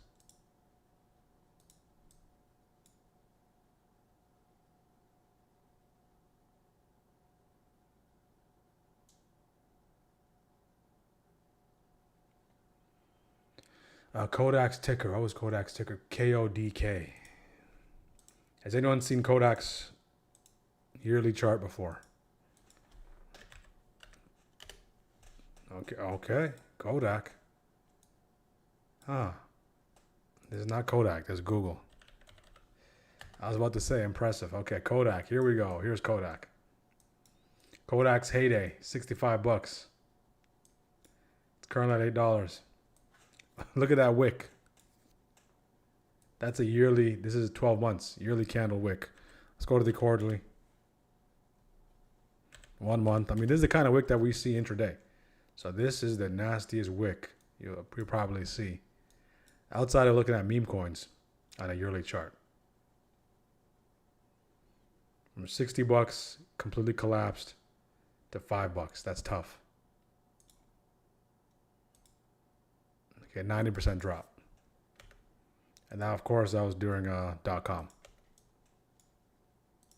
Okay, SPY starting to slide here. And those lower lows, okay, they do coincide with the VWAP. So we're trading in this channel. Okay, we got a high, we got a high, we got a high, we got a low, we got a low. So question becomes, is this going to be the home for that next lower low? Okay, that lower low leads to another high, and that high, of course, if it wants to respect the integrity of this channel, is a higher low. A lower high, I should say, lower high. Lower high. The Kodak, I wasn't around for Kodak. I wasn't trading then, but this must have been one. Let's see if we can see it on the weekly. This must have been one, and this all took place. This was probably the most volatile week in Kodak. Probably top 10 most volatile weeks in a name in the S&P. So this thing in 1 week, guys, went from being a pump to 60. It went from, wow. Okay. It went from, just generally, it went from this week on June 27th, 2000. It went from $2 to $57 in 1 week. And then from $60, it went to $60. And it was up basically 2,800% in 1 week. Okay, after that, the very next week, it went from those highs back to 47, back to $12. 78% drop, $47 drop. And then a few weeks later, it dropped some more, back to $5, and it was down 90%. Okay, since then, that might be bigger than the GME squeeze.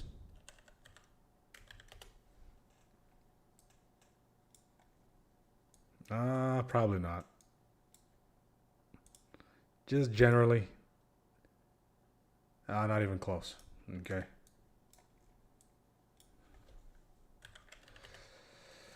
I think GME was a moment in time. GME was definitely a moment in time. 2 minutes for the giveaway. We'll do the giveaway here shortly. 1 o'clock. That's a huge move, guys. If we were trading back then, Kodak would somehow, some way end up on our radar.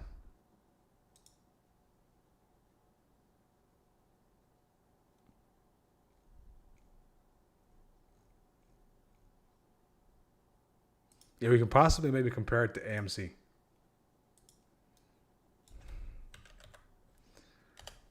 But the GME was a moment in time. AMC was also it was a monster move. No, AMC was equivalent to GME. That's a $3,000 push, 3,000% push, close to 3,000% push.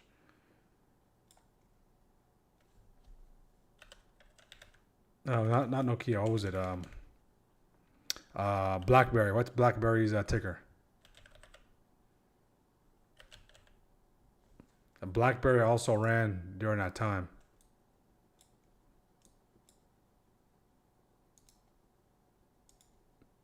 Okay, maybe similar to BlackBerry's run-up. This is BlackBerry during .com. No, this is BlackBerry during 08. Okay. Even BlackBerry's collapse. That's one to be studied as well. Apple just literally just stole BlackBerry's spot.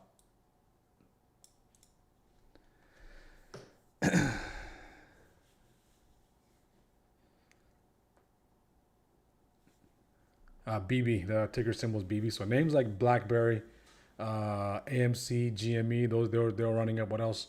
There's a couple of other names as well.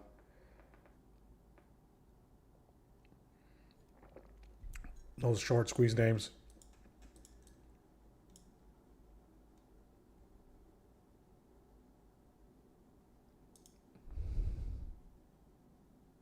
Yeah, Jimmy got the 420. That's astronomical. So an Asian expert, but yeah, structurally the nose doesn't have a ton of dense structure. The skeleton plus compared to 766Y, it's literally the difference between Honda Civic and a locomotive. Makes sense. Yeah, those planes are very, very small.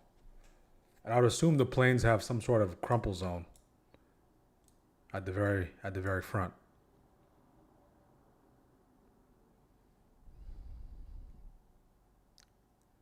Just like cars. But I mean, if going at that speed, it doesn't matter how much of a crumple zone you have.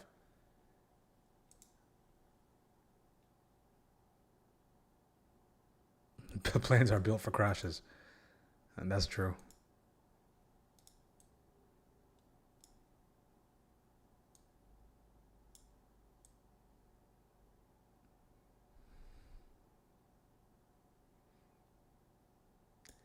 That's very true. Why would they build it for a crash? All right, get to your destination.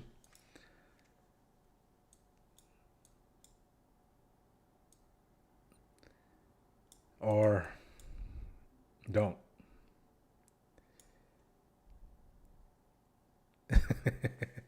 Yeah, it's tough. 656 again. Possibly we can get back to 656. Before we make a trip to 656, we probably need to come and test these lows, come into the support of this channel. There's a kind of path price has been taking the past hour and some change after grabbing these highs. So we might pay a visit to these lows. If these lows turn out to be that support, bounce off that VWAP, and then buyer step in. If we can get that break, then we might get that push into 656. So that would require us to break out of this channel. Okay, that would require for us to break out of this channel and push into somewhere in these highs here. That's the 656 neighborhood.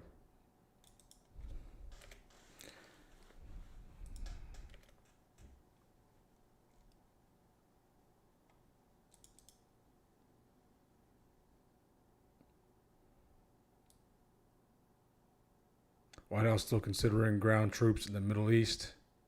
Reports. Let's take a listen here. Combat troops from the 82nd Airborne Division to the Middle East to augment the 31st Marine Expeditionary Unit, which is already on its way to the region. The Times reporting that combat forces would come from the 82nd Airborne's Immediate Response Force, which is designed to deploy very quickly around the world. Now, the White House not responding to a request for comment on that. Meanwhile, we see this Iranian official. He's taken to social media to mock what he sees as an effort to prop up the oil futures market. The Speaker of the Iranian Parliament this morning writing, "We are aware of what is happening in the paper oil market, including the firms hired to influence oil futures. We also see the broader jawboning campaign, but let's see if they can turn that into actual fuel at the pump or maybe even print gas molecules." Now, all of this, as multiple reports suggest, several countries are working now to mediate talks between the United States and Iran, although there's no evidence yet of breakthroughs or scheduled in-person meetings. So all of that in the air as we see the president come up at about 1:30 Eastern time here. He's going to do the swearing in for Mark Wayne Mullen, who's going to be the new head of DHS, but we'll also watch for comments on Iran, which, you know, the president likes to go off script. So we could get those coming up in about a half an hour. Absolutely. For now, Eamon, thanks very much, Eamon. All right, you heard it here first. Half an hour, about half an hour away from the swearing ceremony. Does that support hold? Does the view uphold? Let's see if it can hold. Let's take a look at the VIX. Let's take a look at our neighbors. What are our neighbors doing? The Qs fell back below VWAP, so we are seeing some aggressive selling on the 5 here across the board. Okay, that selling is starting to intensify. Do we give up that VWAP? So, okay, So we're giving up that VWAP. Look at that.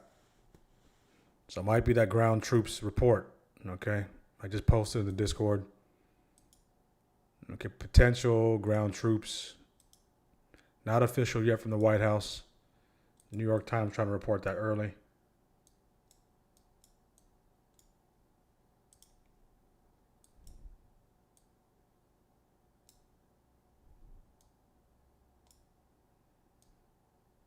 Okay, so we're below view up currently.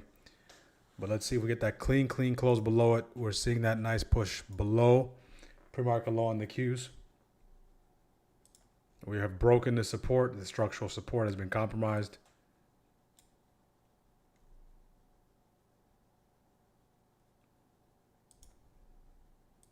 Unless we get some sort of wick on the 5 to reclaim it.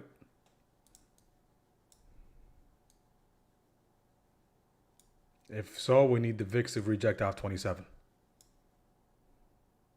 You know, jet fuel in some parts of the world is over $300 a barrel. So there's other parts of the world that are feeling it. In places like Europe, it's going to be within a... Yeah, guys, if the first world countries are starting to feel the impacts, just imagine what's going to happen to the third world countries or the second world countries. So those are the countries that feel the impact.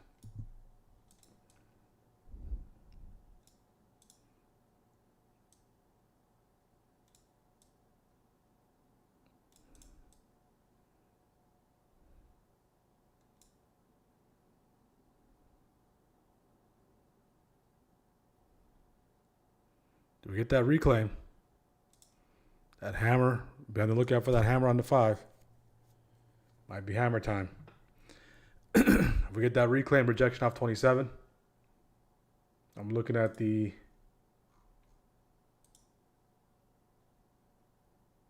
I look at the 656 lottos on SPY for that reclaim.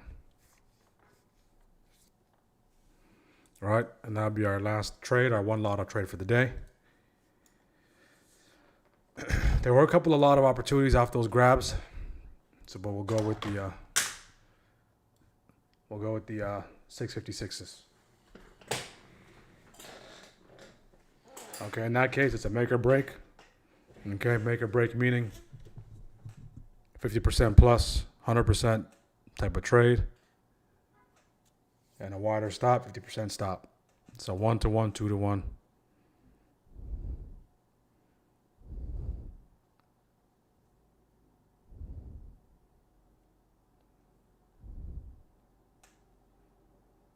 Need that reclaim. We need the VIX to cap off at that 27. So stop at that 27 and start going the other way.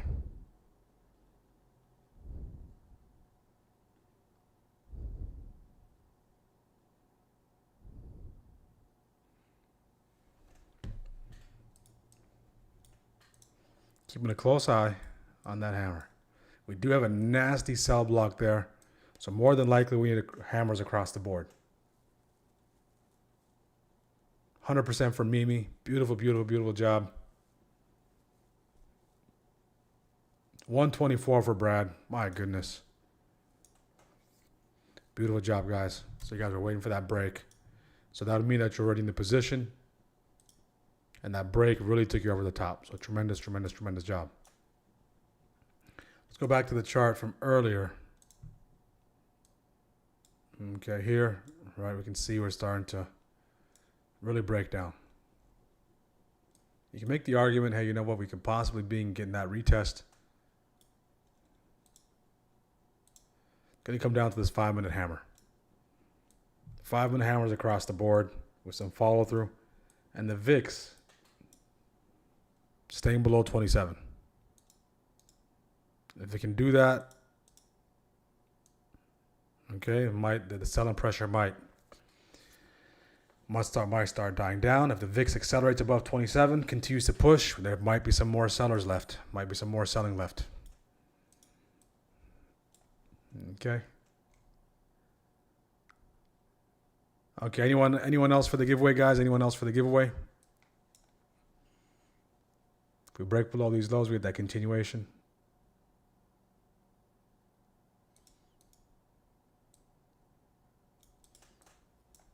On SPY, SPY continues to get sold. Nice little retrace reject off the VWAP. We're coming into that 50% retrace that gap. Okay, from when? From yesterday. So we did fill the gap from today. We filled the gap down from today. And now we're back in the jaws of the gap up from yesterday. 15 is showing some selling pressure. Hourly is showing some selling pressure. VIX is showing some strength. Well above 27 now. 5, we're starting to see some selling pressure there as well.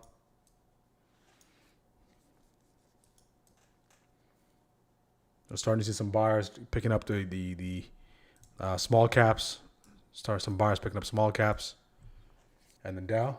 See if the Qs can get back above 583.68. Okay, if this 5-minute candle can go engulfing in the next 3 minutes and 30 seconds, that would require us, that would be very bullish, that would require us to get above VWAP. In that case, I will be interested. In the meantime, while I wait for that, what I want to see is the VIX get back below 27. So there is some level of interest in the buyers at this 652.73. Is it enough to get us above? Okay, so Q's reclaims 583.68. VIX get back below 27. SPY either hold as a hammer on the 5 or go engulfing back above 653.68. And we'll be good to go. Okay. Again, this is Lotto trade, this one. Okay. Waiting for the setup to take place. We will do the giveaway. I didn't do it yet. There can be a potential opportunity, so I'm trying to see if that comes to fruition. So this gives you a chance to put your names in. PHX 2150. PHX 2150. PHX 2150. RGC. RGC, got you. Okay, looks like the president is talking. What we can do is think, look, we have numerous leader groups. They've all been killed. Very dangerous position. Khomeini was killed. Khomeini's son is unavailable. Nobody knows what happened to him. Okay, that's previously aired. So not interested in that. What I'm interested is in live. Because the live comments the market hasn't priced in yet. Okay. Previously recorded. I mean, it's too late.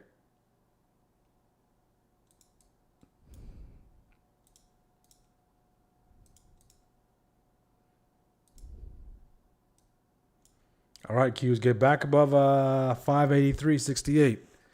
And VIX get back below 27.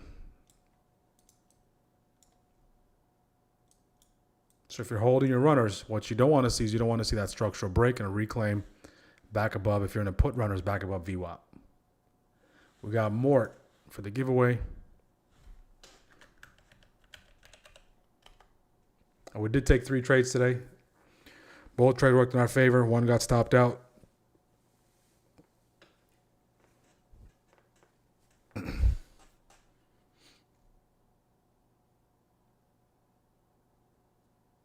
Go back and rewind if you want to watch the trades that we did take. All right, I think it is a good time to do the giveaway here. Let this 5-minute candle slow down. So you get that structural break.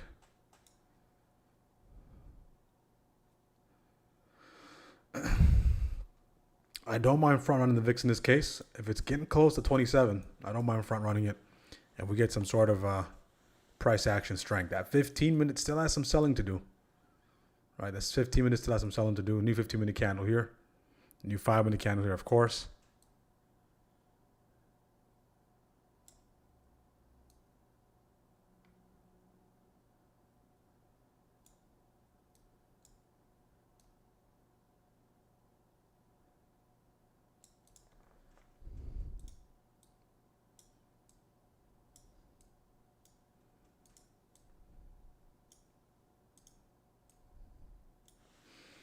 Okay, 15-minute candle. See if buyers can protect this. Get that structural break of that 1 minute downward compression. For us to take it over the top, of course, you need that VWAP reclaim. So coming into it, there can be some sellers who are looking for that VWAP retrace reject. All right, so if you're waiting for that extra layer of confirmation before going long, decisive VWAP reclaim.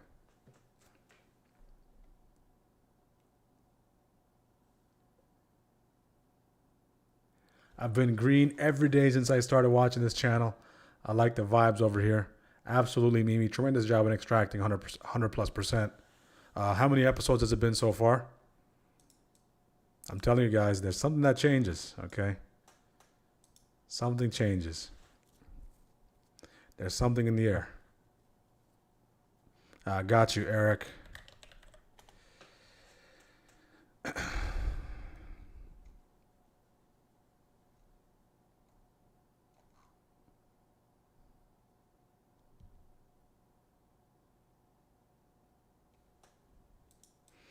Put might be a little too late for me to get those puts, the lotto puts up there. That was nice.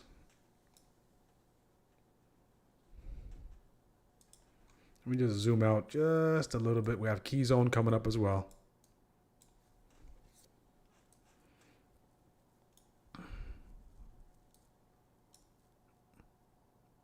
If you're looking for puts, rejection off that VWAP, peekaboo, very thin area. So on validation market would be the reclaim. Okay.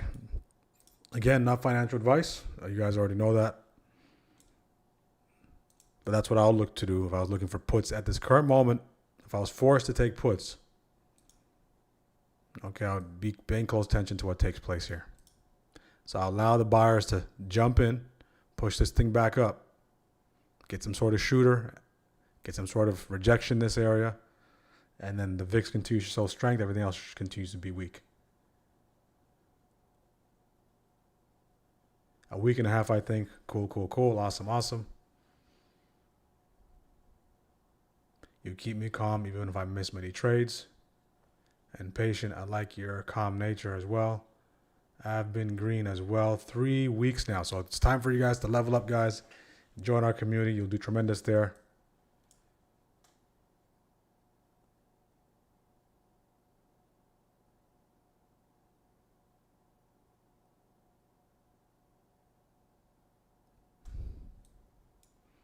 All right, you guys really enjoyed, especially the ones who've been watching 3 to 5 episodes. All right.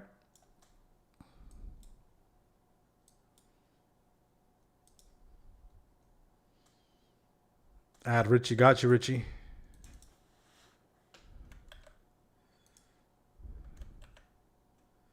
We have some elite traders, all different styles. We even have beginner traders. And the cool thing is our great traders, they're more than willing to help. They're more than willing to share. They're more than willing to post their charts, to express their ideas. So you learn a lot. And there's a lot of things that I do learn as well. So I learn just as much as anyone else.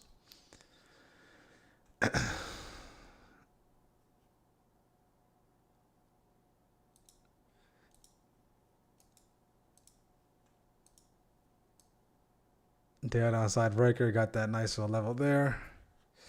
I'm waiting to see if we can get that pop. Just need the VIX to drop and the Qs to pop.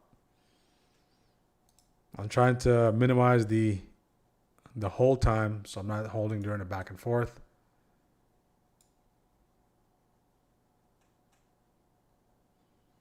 Tick SPY 647. Oil price is up. 10-year yield rising. Not a good lotto size. Okay, good. So it's basically lotto hour now, guys. Okay, all the heavy lifting has been done. We're waiting for the president. We're probably 30 minutes out. 30 minutes out. It's supposed to be a sign-in ceremony, but again, he can say anything. ARM unveils the first in-house AI CPU chip with Meta. as lead customer. Okay. Is that ARM? Okay, let's see. Okay, I like which way the VIX is going. Towards 27. Okay, that's good. Okay, SPY need that hold above that 653.23.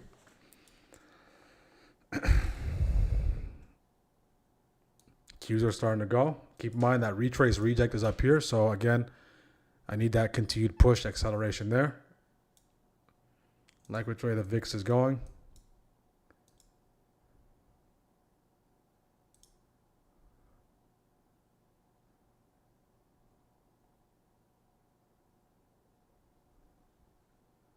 So we are holding. We're starting to create a base right here off this level. Okay, VIX is starting to go south. Take my lottos there. Okay. So I did get the entry all the way up there. So just make sure I get filled. My risk will be daily open. Okay, my risk will be daily open. At first, I want us to get into this VWAP. That's going to be our first obstacle, of course. We need to overcome this. So if we can overcome this, we'll be in good shape. So in this case,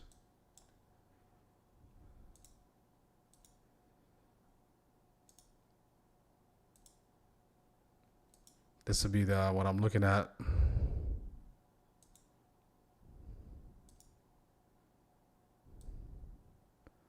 Daily open.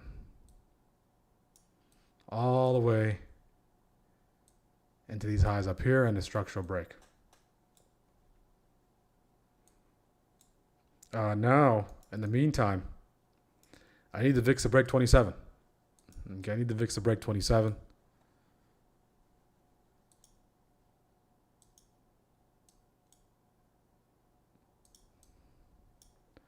If SPY can get back above 653.23, that'd be good.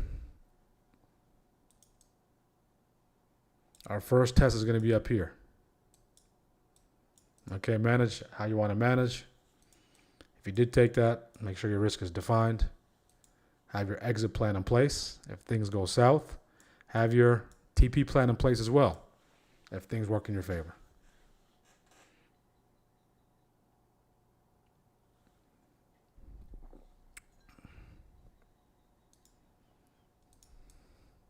So my entry is a little on the high end, but it's okay.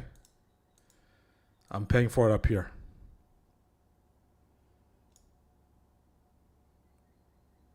Right now, I need Mr. VIX. Okay, I need the VIX to stay below 27. I don't want to see bounces off 27.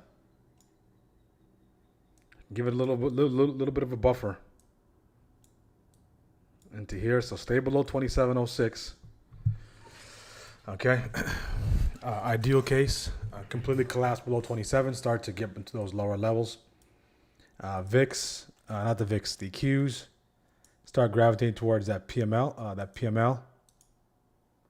When we do get into that PML, of course, we want that reclaim, but we have to respect it as resistance first. So again, coming into it, I want to see a reclaim.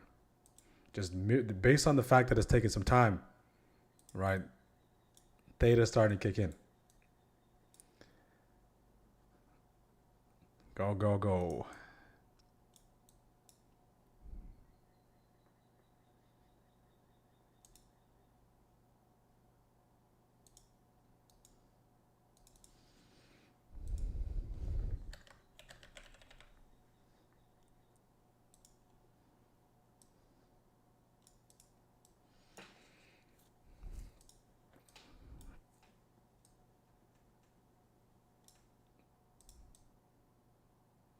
We are below VWAP, so at least make a gravitation towards VWAP.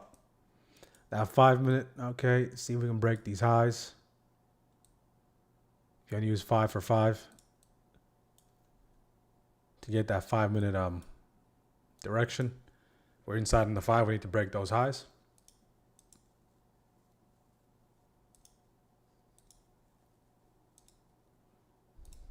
The Q's starting to slide. Q's starting to slide. Q's are inside as well. We're starting to see that the nice bounce off view up on IW. My room for margin of error on the VIX, stay below 2706. Okay, if we can get below 27, continue to push, that's going to be great. But if we start to make some strides above 2706, start to climb.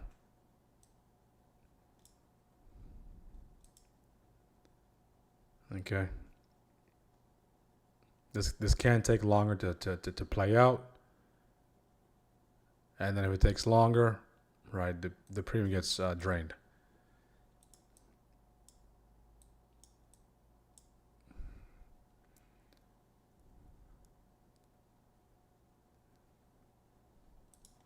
Okay, let's do the giveaway. In the meantime, while I babysit this position, let's do the giveaway. Any last entries, let me know.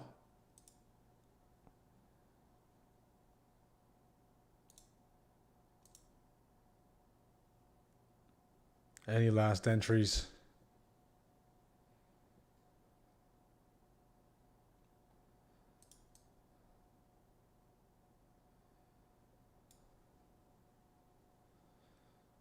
Going once. Going twice. Okay, let's spin the wheel.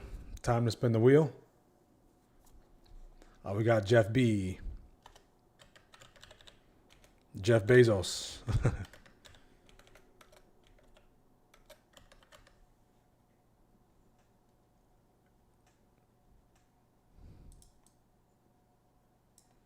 Let's wake up.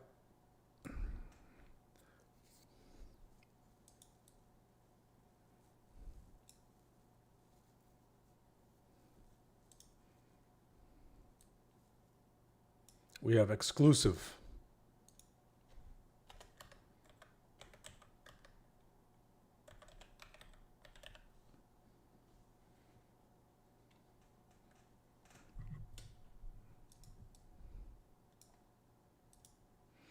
We are below some of those EMAs. All right, so let's see if we can get a nice push.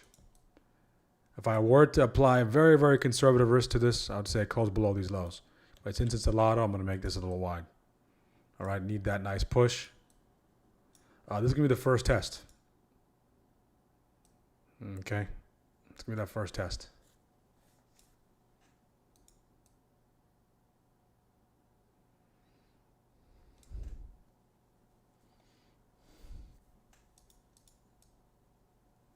Look at this. Okay, we're just happen to be there when it's just chopping back and forth. If that can turn into some sort of grab, I can still sit through that grab for a shift. These prior shift lows grab. But if I can get into that view up now, and see how that shakes out, that'd be great. Position, we did see minus 10, minus 12. It is break even here. Sitting around that area. Okay, VWAP test coming up. So VWAP test coming up. So now the Qs need to get into that PML and hold above PML. I don't want to see retrace rejects. Okay, so while we hold above PML, if we can hold above PML and on the Qs and the VIX stays below 27, that gives us a good chance to reclaim VWAP. If we get a VWAP retrace reject and this sends us lower, all right, and if this doesn't hold, right, it'll probably send us to that key zone. So that's what's going to come down to. So for this to really go, we need everything to line up from an environmental perspective. So VIX in our favor as we approach VWAP.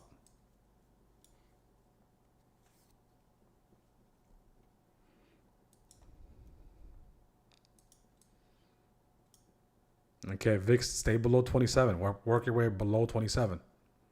Make some strides below it.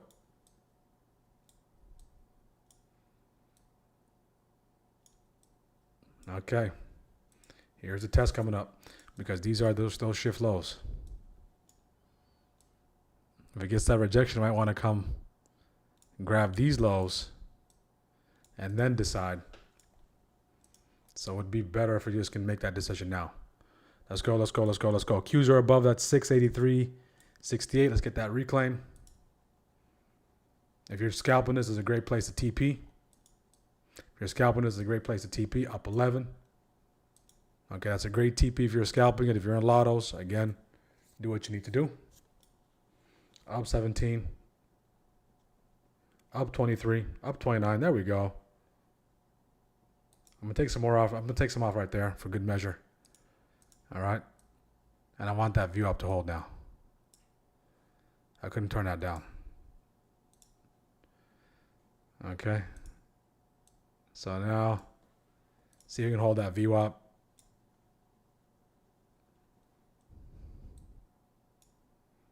I couldn't turn down that 29. Couldn't turn it down. So now I'll use this as my NC. So now, stay above 683.68 Qs. VIX, stay below 27. Continue to push lower. Okay.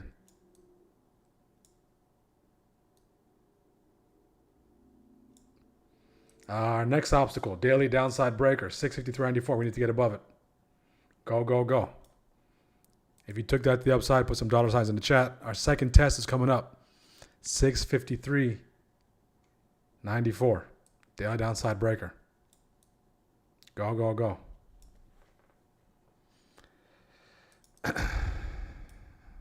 So that's another great area to target.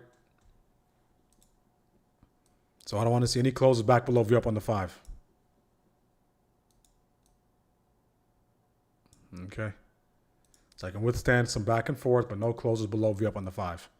And ideally, okay, Q stay above PML. And VIX, continue to do what you need to do. Continue to sell off. All those things remain true.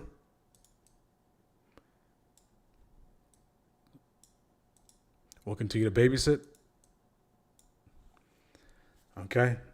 Already extracted at 29. That was too good to turn down.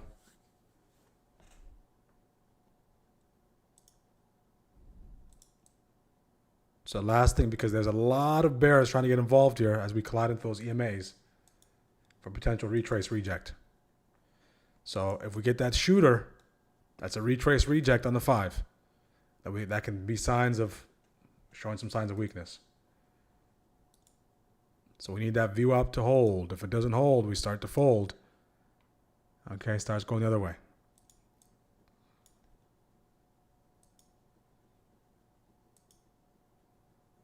View up hold on that 5. Have a minute left.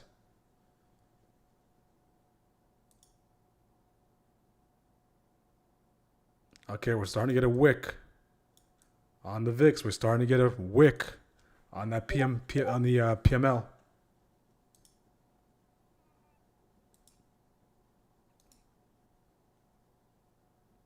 Okay, I'm about to close the runners here.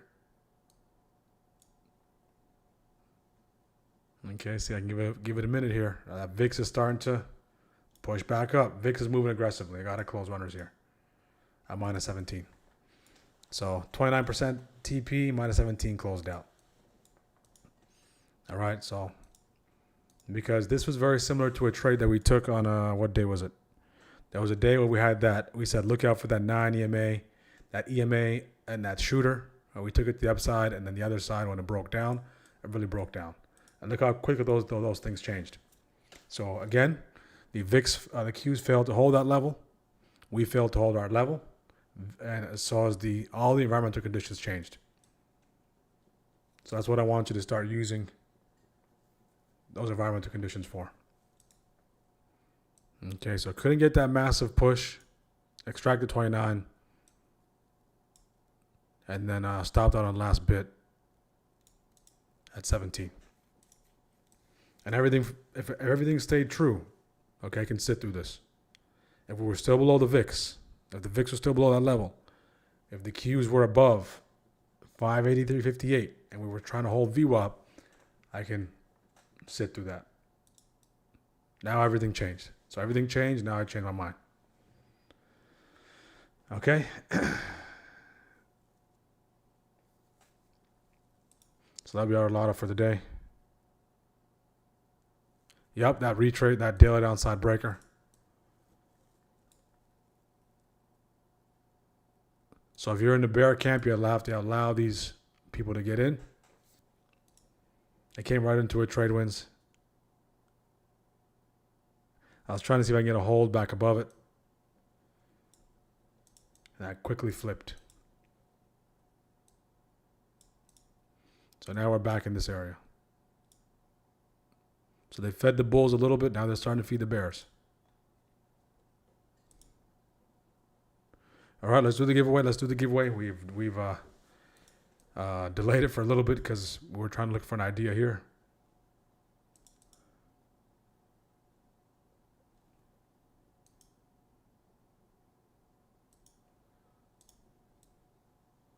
So for the bears, this is the level that needs to completely break down.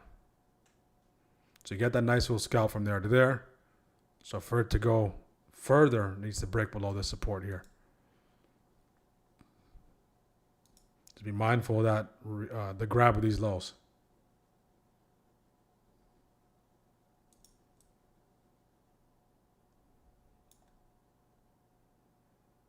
And every time it slows down, okay, it starts to eat premium. When price speeds up in your favor, it starts to look good. When price speeds up against you, you start to see that drawdown. When it kind of just stays where it is, you see the drawdown. So it's almost like there's multiple ways to lose and one way to win. If that makes sense. Multiple ways to lose and only one way to win.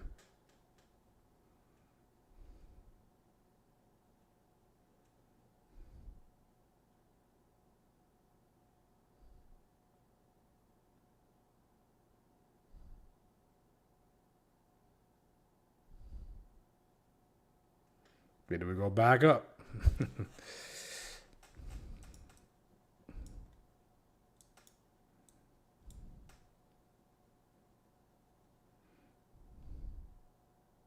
Okay, giveaway time. Let's do the giveaway. Let's do the giveaway here. All right, giveaway. Okay.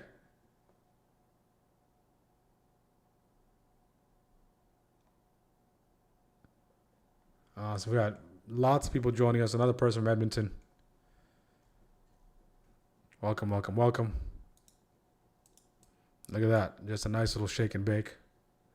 Right. Yeah, you can sit through this, but again, when it goes up, down, it really starts to eat that premium. Okay. Okay. Any other names? It's going to come down to that VWAP, guys. It's going to come down to holding above VWAP and the Qs reclaiming that 583.68. That's what it's going to come down to. You can see strikers, it came right to that daily downside breaker. In the jaws of the EMAs. So in this case, if you're looking to go short, you're waiting for it to come into that area. All right, let's spin the wheel. Let's see what the winner is today. Kevin, you.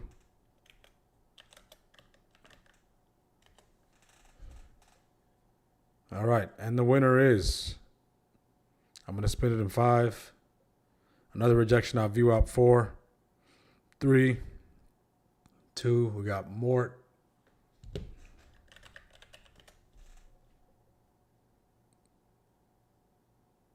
At 150 likes, we'll do 2 giveaways. We're at 133. Okay, we're going to spin it here. And our first winner of the day is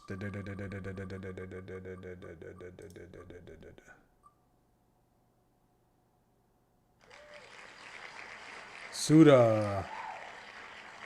I believe Suda is in our group. Is in our team. And I got you, Sebastian. So if you are Suda, send me a message. I'm pretty sure I've seen your name in our chat before. Okay, send me a message in the Discord if you're on the team already. If you're an Apex striker. If not, if I'm just being mistaken, if not, send me a DM in the free tier Discord. I'll drop that link.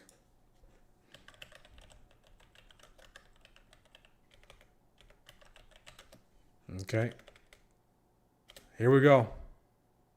Time to dance. Like in DC, we're doing great. And every place we go, we're doing great, to be honest with you. So Frank, I'd love to go Who's to still in the Chicago. lottos? I'd love to be invited to Chicago. We would get rid of crime in Chicago very easily, but the Democrats don't want to do that. I'd love to go to San Francisco, would make it something, would bring it back to where it was. And the mayor's working hard. He's a Democrat. He's working hard there, but we could do things that they just can't do. But every place we go, and Memphis, I guess you probably heard the crime numbers are way down. Most of them are down by 75% and more. And within 2-3 months, we'll have it down to over 90%. So you have to be happy. Elvis would be very happy about that, right? And everyone loves Elvis. I love Elvis too. Elvis, you know, they all say, did you know Elvis? So I knew Frank Sinatra. I knew most of them. Unfortunately, I never met Elvis. Make sure to send me the DM if you're not in the group. Send me the DM, and of course, the DM. The keyword for today. The keyword for today, guys, is clean. Clean. Okay. The keyword for today is clean. I'll drop the link for the free tier Discord for you to send me that DM.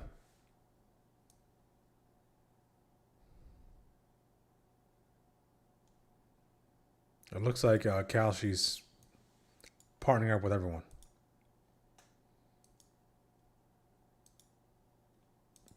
It's like if you recall DraftKings, right? Remember DraftKings playbook, right? When DraftKings came to the scene, when sports gambling was being legalized state by state, what playbook did they utilize to get notoriety? All right, what they did is they just sponsored all the podcasts you can think of. Right? Instead of running all those ads, they spent their ad dollars using the podcast space. And then eventually they started to get the ads on TV.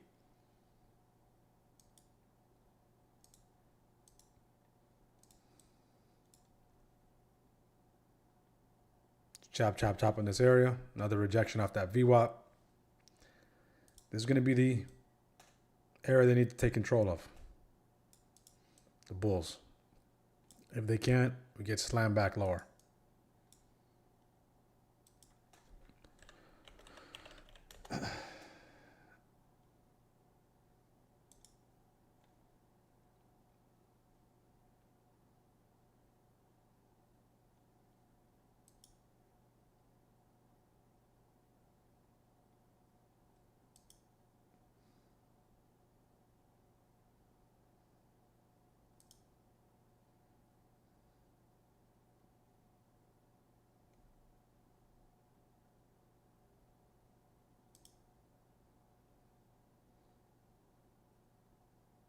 Okay, let me drop the free tier. Congratulations, Suda.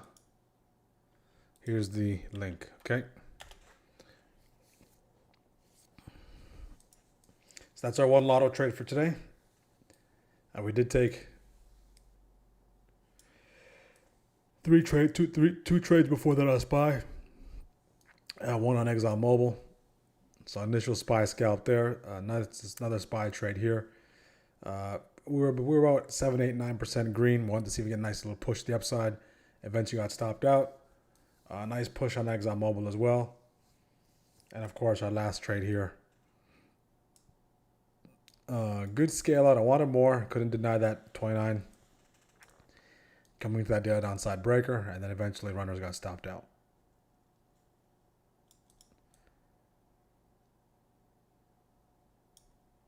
So that'll be all the tradings for today. All right, so we'll try to throw in one lotto in there.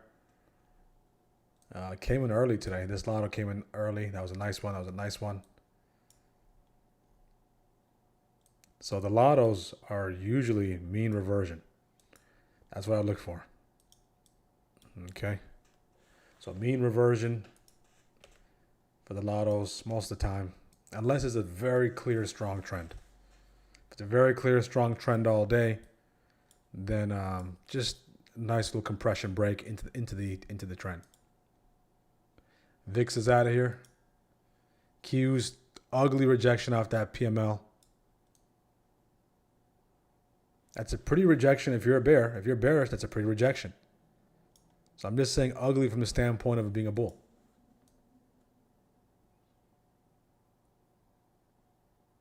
Okay. 55% on puts for Mimi. So they're paying the bears today. we can break below those lows, continue to push, no buyers there, continue to accelerate on the VIX. Back to key zone. Back that daily open. Just like that. So we've been seeing that for the past handful of days. Constant gravitation back towards the magnet.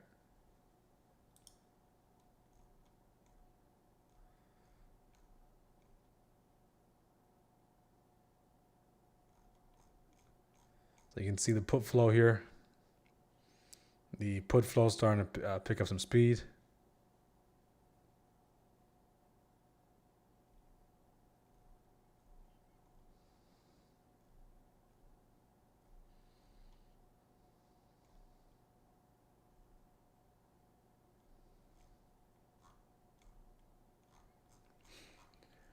That's a great TP. All right, that's a great TP1. If you took a short from VWAP to this territory, that's a great TP1 coming to support. All right. Now we'll do the next giveaway at 150 likes. We're on the stream. We'll take it at 2:30 today. If you guys have any questions, let me know.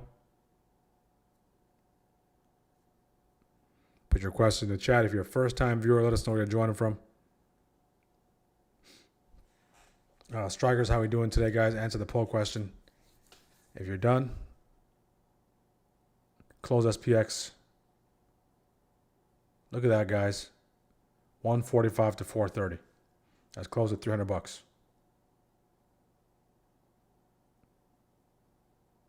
Over $300. Beautiful job, Sancho.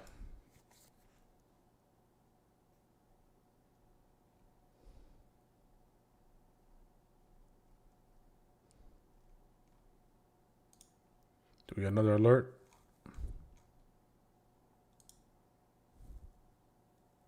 XLF. XLF 70% confidence.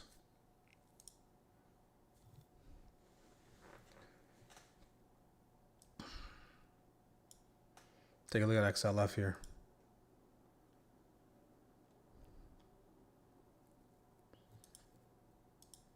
So you do have access to these AI alerts. AI sends us the ideas on its own. Okay, 70% confidence.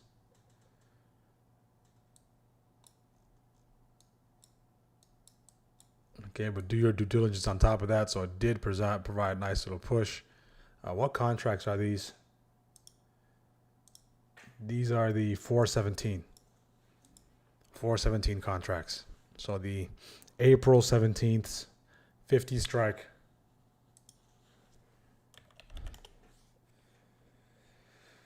Take a look at how much they cost. 50 strike. Okay, 98 cents. So if we do see a nice rally on the financials, nice recovery there, this can take off. The other one was Apple.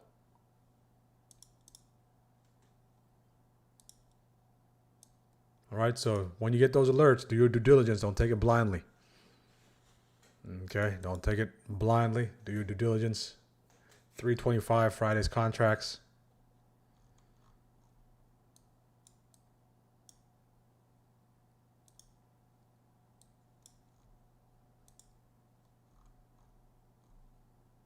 See how it looks on the hourly. So it shows it to you on the 30-minute. Low confidence here. 50%, 57% confidence.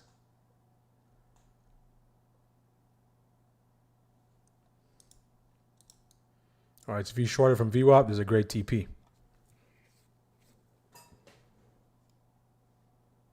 Yes, we're live. We're live every single day. This is day.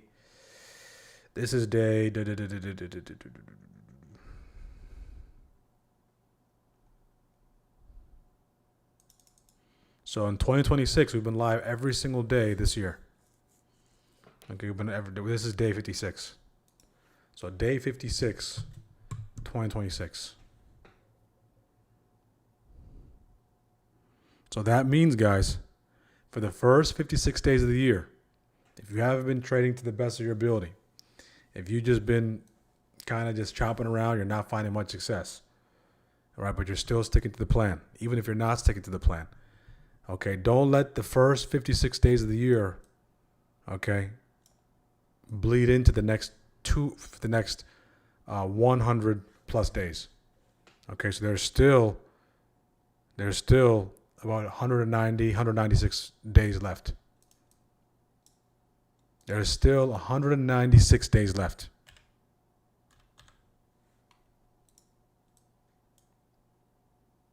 $196 days.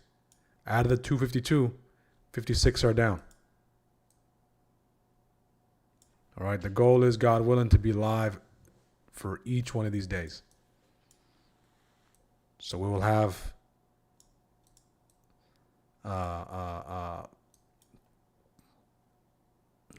live traded a full year.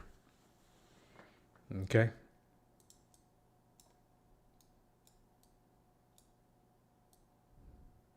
All right, so 99% chance I'll be live every day. If I'm not, I'll let the community know.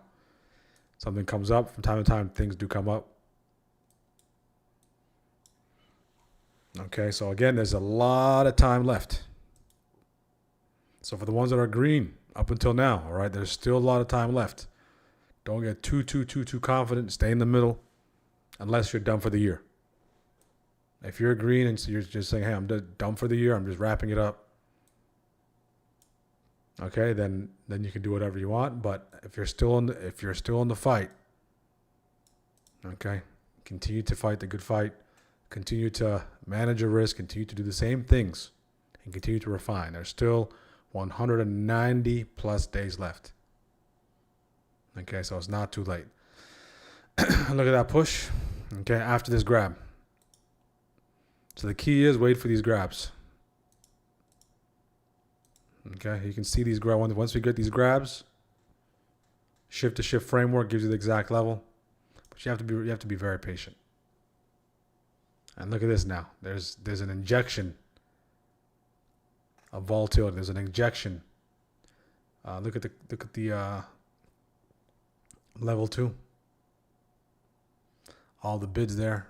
If this wicks all the way down, this was just a trap with all those longs there. If we can regain those wicks, get back above VWAP, we'll be good to go. Okay.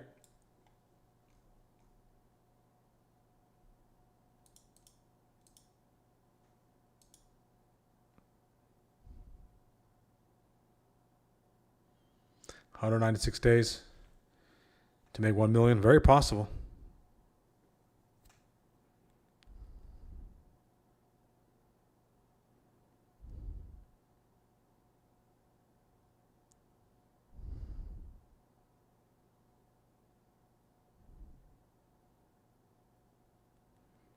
$5K a day.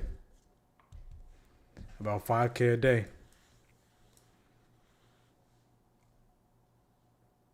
QQQ. Let's take a look at QQQ.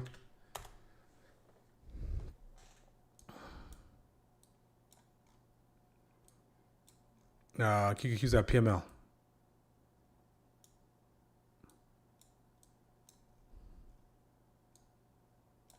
Below view out, below PML.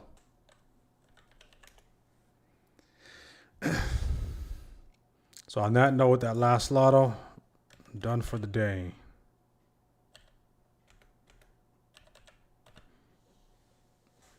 DFTD. Okay.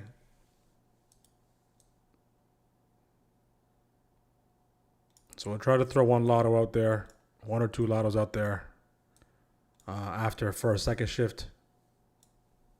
The later we go, but still we're going to try to not overtrade, not do too much.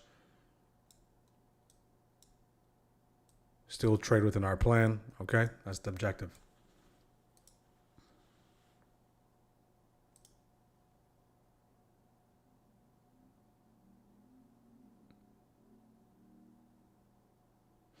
Do futures and options move with the same value?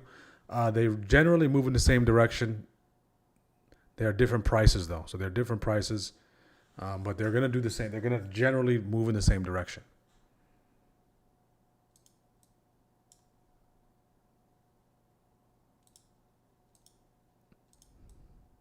Look at this, guys. This is the official. We're going to cover this in the advanced boot camp. In the advanced boot camp, we have a lot of game-changing things coming up. Hopefully one of our traders took this. All right. For lottos, though, please don't full port into this kind of activity.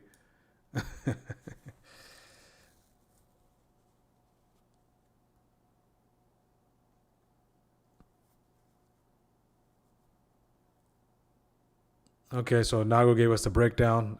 10 ES, MES points equals about $1 move on SPY. So it's about a 1 to 10 ratio. Hero did share an indicator with us. I have the indicator somewhere. It converts. It's a really handy indicator. I might take that indicator and absorb it into this indicator.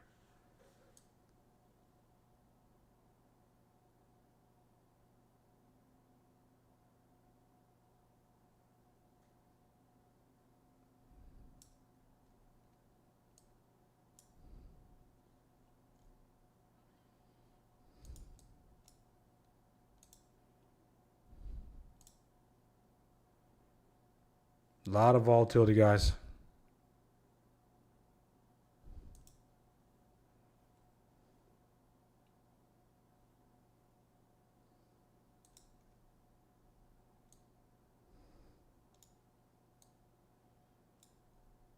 So what it was looking to do was grab these lows, right? So very, very similar to the low grab here, very similar to the high grab there. So when you're playing these grabs, when you're playing these mean reversion type of ideas, midday, patience is going to be critical.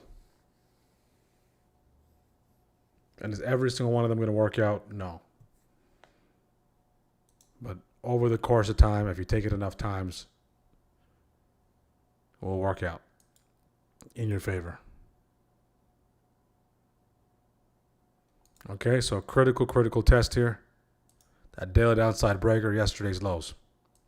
We came into these earlier, we rejected. So do we have enough fuel to get past that? If we continue to hold below the 27 on the VIX and the Qs continue to push above that PML, we have a good chance again above that.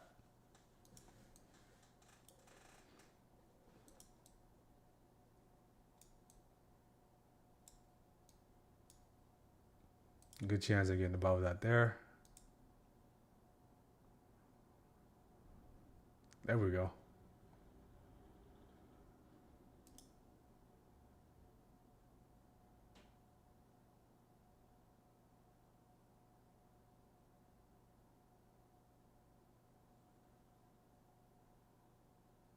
Mean reversion longs. That's the whole point of the shift to shift framework. So especially on days where it's kind of going back and forth.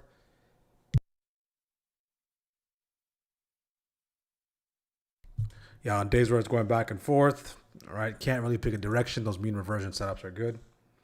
The times when those mean reversion setups really get you stopped out, where you get stopped out on those mean reversion setups, are on expansion days.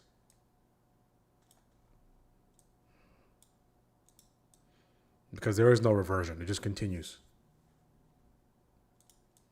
So it breaks above a prior shift high, comes into it. It can have a small reaction off of it, slightly to the downside, but eventually it doesn't have enough of a reaction. It just uses that as a level to reclaim and can continue to push above. Or if it breaks above it with strength, it turns into a bounce level.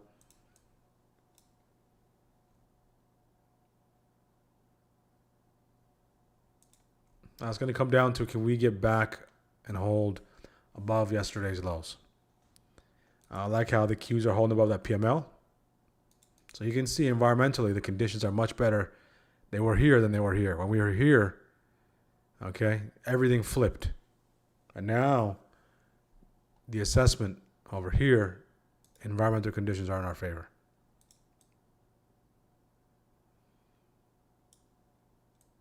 So in this case, if you took the puts here off this is your target area.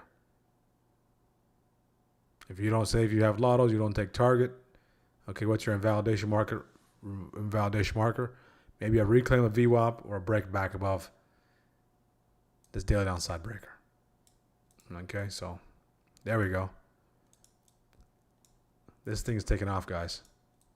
This thing is taking off.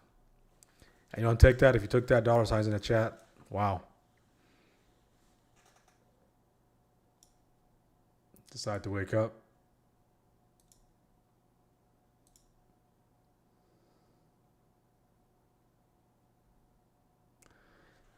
Set my sell limit to, you said not to the, is that for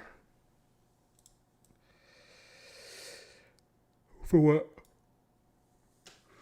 Excuse me, I'm in, okay. So I set my sell limit to low, only caught 50 cents on that move. 50 cents is a lot. 50 cents is 50 bucks. 50 cents in the options world is 50 bucks. Might not seem like a lot with one contract, all right, but when you start to use more contracts, that's more than enough. Again, guys, make sure to like the video. Let's get the likes up. Let's get the likes up. We're 7 subs away from cracking 4,100.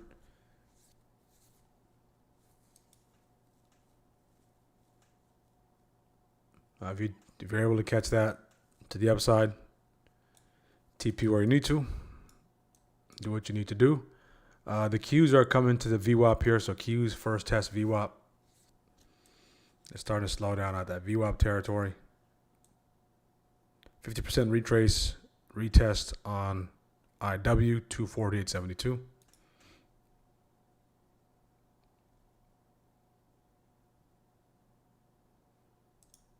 $248.72.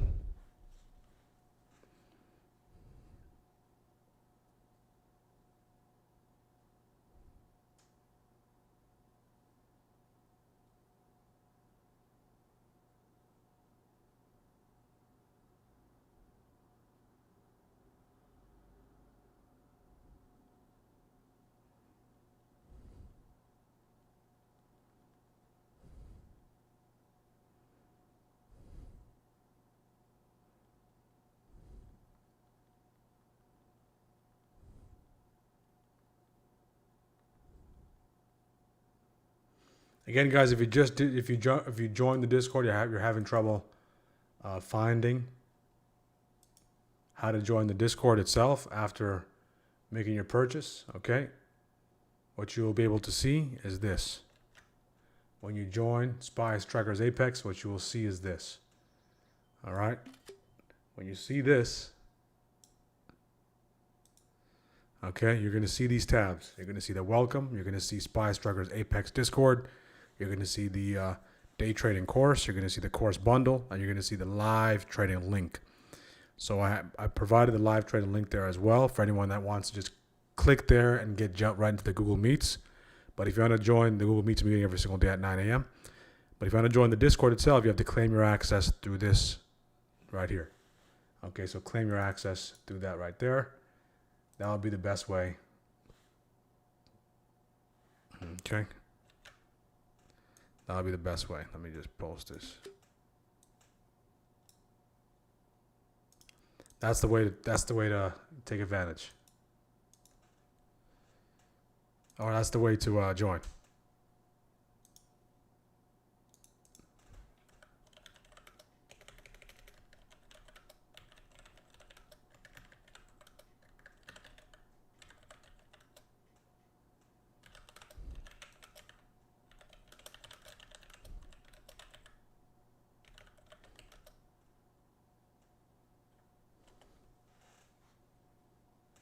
Okay, so make sure to do that.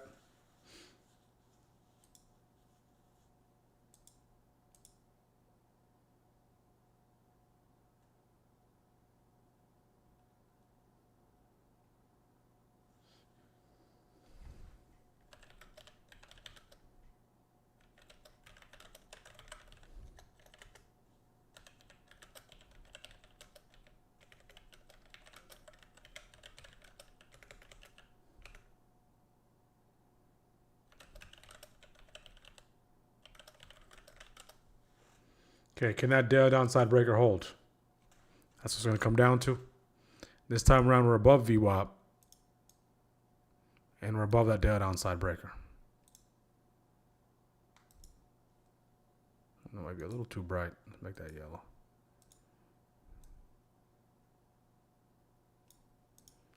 Potential baby flag forming there. Be on the lookout for that.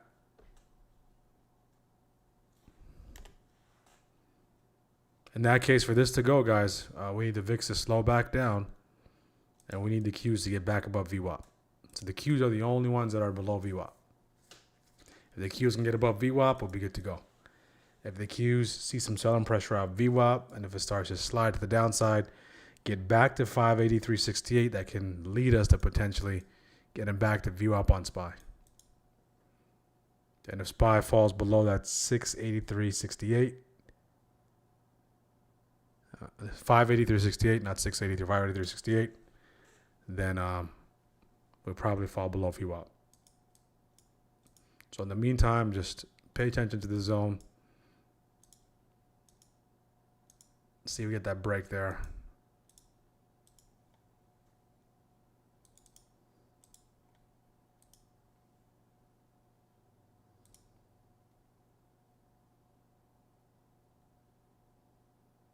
No, we're live every single day, guys. We are live every single day at 9:30 a.m. Eastern. We are live every single day at 9:30 a.m. Eastern on YouTube. If you want to access the delay-free, ad-free stream, you have to be in our community. The link is pinned to the chat. We go live at 9 a.m. with our community. Okay, so this is how it goes. So 9 a.m., we have our pre-market prep. Okay, 9 a.m. is pre-market prep every single day. And then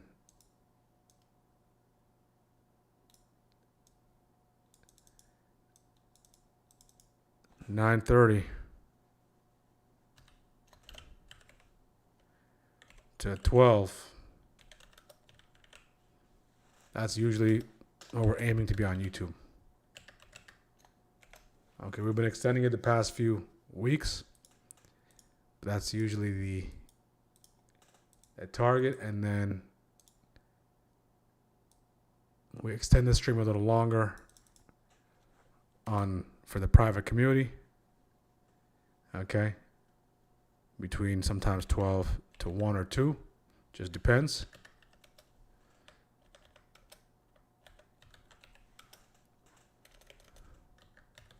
All right, if it's called for on certain days. And then you have the live coverage of the charts and everything moving into the close. All right, so all day coverage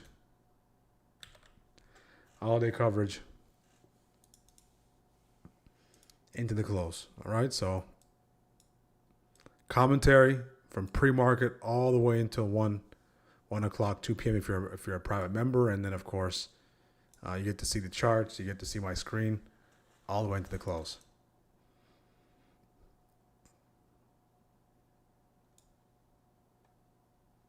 Okay, so eventually what we'll look to do is we'll look to have that gap period in between.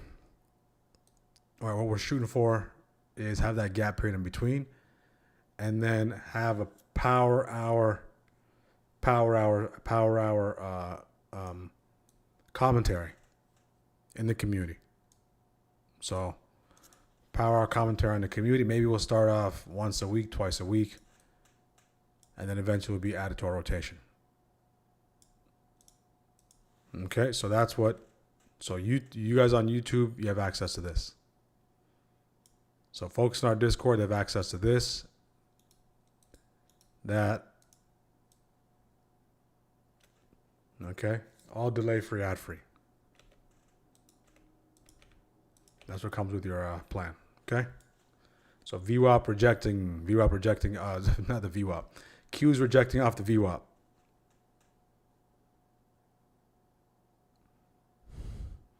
VWAP rejecting off VWAP. Q's rejecting off VWAP. See if that takes us back to that PML territory.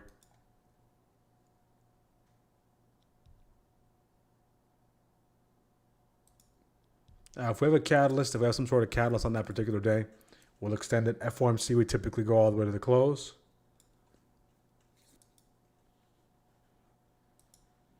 The main thing is to provide as much value during the peak hours of the market, to provide as much value, to bring all those opportunities to the forefront.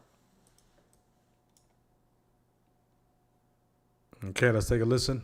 With us, it's great group of people. For 13 years, Mark Wayne has represented the incredible state of Oklahoma, a state that I won 77 out of 77 counties 3 times in a row, so they like me there. Second was Ronald Reagan at 56. Did you know that? 56, that's not bad.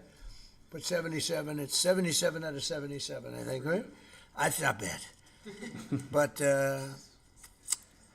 he was there in Congress as a member of the House and then as an outstanding United States Senator, and he really has been outstanding. He's been a close and vital partner in helping us secure the border, stop migrant crime, end the scourge of illegal drugs, and make America safe again and make America great again. And he's a tremendous player. He worked with Tom Homan, worked with all of our people on the right, and many more. And everything he's done has been good. I say everything he touched, he's turned to gold. Now, but even in business, he was successful, in all fairness. And he was successful. He said, I want to go into politics. I hope you're happy. But as the only Native American, I didn't know that, huh? Let me look at you. Well, I think that's all right. He's got great quality, I can tell you. He's the only Native American in the Senate. How many have been there before you? Do you know?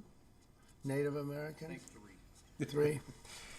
Well, you're a fantastic representative. Mark Wayne has also been a fantastic advocate for our cherished tribal communities. He's now the first member of the Cherokee Nation ever to serve as a member of the cabinet. I didn't know all these things. I would have picked him faster if I had known. I would have made a quicker decision. Prior to his career in public service, Mark Wayne had a very successful career in business, leaving school at age 20 after his father got sick, taking over his family business and turning it into a multi-million-dollar success story. He's a very successful guy. Mark Wayne has also a career as an MMA fighter. That's why I looked at his ears and I said, I'm not going to fight with him. You can tell a lot about a person by their ears, right?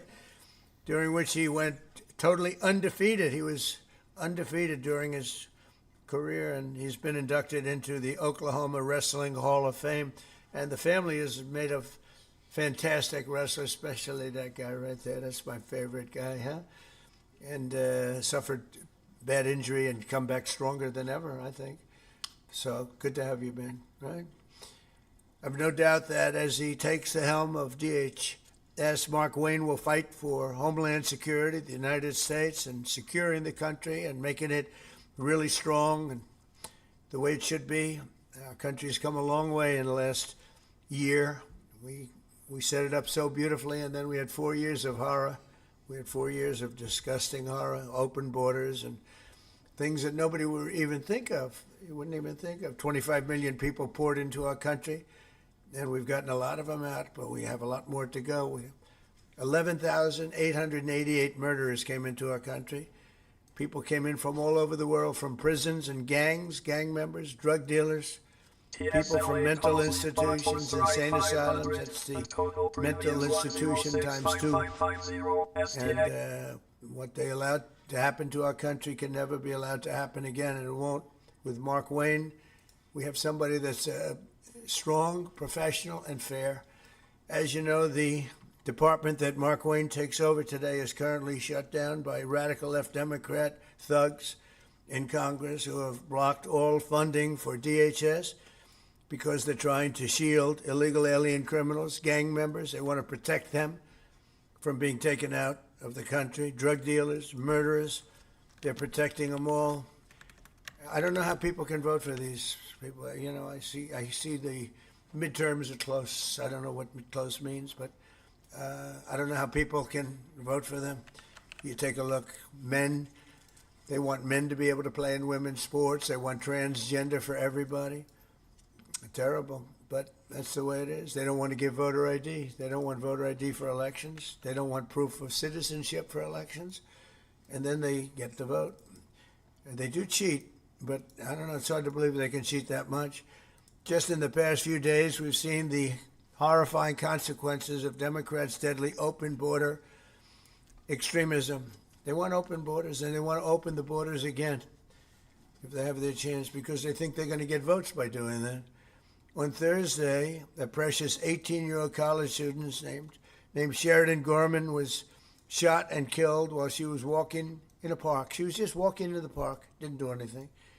The illegal alien monster charged with Sheridan's brutal murder had come illegally from Venezuela and been released into our country by sleepy Joe Biden, the worst president in the history of our country. And I don't say that because I think he's fine. He's okay. Okay, so far no comments about Iran or the conflict in the Middle East. Spies at VWAP. Qs are below VWAP. The Qs are the only thing below VWAP. Spies sitting right at that VWAP. See if you get that hold of that VWAP or continue to push back the downside. Let's continue to listen. City of Chicago, which we could make safe in 2 months, I would say. 2 months if we sent in the group, Tom, right? 2 months would be good. 3 months, very good. 4 or 5 months, it would be great. But they would never call because they don't want to do that. All they have to do is call and ask for a little help. The Democrats in Congress do not care how much American blood they shed in their demented pursuit of open borders. From Sheridan Gorman to Jocelyn Nungary and Laken Riley, their quest to flood our country with illegal aliens has left countless American victims in its wake. They never change, do they? They see what's happening. They never change. That's what they want. They want to get the votes. With sanctuary and sanctuary cities going at levels that they are, and we've ended a lot. We've done a lot. But for some reason, they love it. It's a sanctuary. You know, sanctuary cities are sanctuary for, it's really a sanctuary for criminals. With Secretary Mullen at DHS, we will continue our record-setting efforts to deport these illegal alien criminals from our country, and we are doing at record levels despite a very unfair court system, a radicalized left court system, and others that I'm not too fond of also. And we'll protect innocent American lives. Every single illegal migrant who has a criminal record must be deported immediately. If they have a criminal record, you got to deport them. And there's a lot that came in under Biden. And Kamala, the great border czar Kamala, who never went to the border, never called Border Patrol, never once called Border Patrol. Can you imagine that, Jim? She's the border czar. She never called Border Patrol. Explain that to me. He's the worst. She was as bad as he was. Going to give him IQ tests next week. Under the Trump administration, we've achieved unprecedented gains on public safety. Yesterday, we were in Memphis, Tennessee, to celebrate the steepest reduction in crime ever recorded. We've been there for about 5 months, and the numbers, nobody's ever seen anything like it. And thanks to our Memphis Safe Task, it's called Safe Task Force, alongside our efforts in Washington, D.C. And what we've done in Washington is amazing. We have Washington as a safe city now. It's been amazing. It's been, if you go back a year and a half, 2 years ago, Washington was one of the most unsafe cities anywhere in the world, let alone this country. And now we have a very safe city.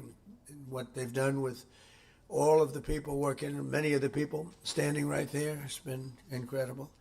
And now we're going to see all of our cities take a big step because of Mark Wayne. In 1 year, my administration, we've created the most secure border in the United States history and the largest drop in illegal immigration ever recorded, slashed the illegal fentanyl crossings on our border by 64%, and accomplished the largest decline in the murder rate in the history of our country, bringing it down to 1,900. That's before my father was born. My father was born a little bit after that. He wouldn't be happy mentioning this because he never liked talking about age, but he lived to be a ripe old age. But that's before my father was born. Think of it, 1,900. We have a record, 1,900. Murders last year were at the lowest level in 125 years, and we're making America safe again. We're doing it at levels that nobody, everything we're doing, we're making great. The borders are great. The military is great. We're having, by the way, a tremendous success, as you know, in Iran. We had one in Venezuela, and now we're having one in Iran. They have no Navy left. They have no Air Force left. They have no anti-aircraft equipment left, no radar left, no leaders left. The leaders are all gone. Nobody knows who to talk to. But we're actually talking to the right people, and they want to make a deal so badly. You have no idea how badly they want to make a deal. And we'll see what happens. I want to thank Pete Hegseth. The job you're doing over there is really incredible. You and the general and all of the other generals and colonels and captains and majors and everybody else, right? It's a perfect. Okay, nice hold that view up. Nice reclaim. We're going to need the cues to get above view up if there's any sustainable push off that nice push on SPY. So we're hugging that daily downside breaker. Okay, see what does take place from there. I will take it until 2:30. After that, guys, we'll look to wrap up. So make sure to like the video. Make sure to subscribe. If you have any questions, put in the chat. Any chart requests, put in the chat. We'll cover those. We'll continue to listen. And then we'll look to wrap it up. Thank you, Pam. Come on over. Thank you.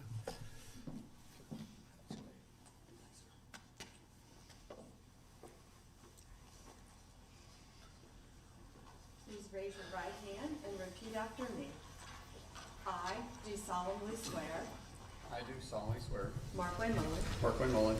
Okay, let's see if we get that continued push off that VWAP and that daily downside breaker.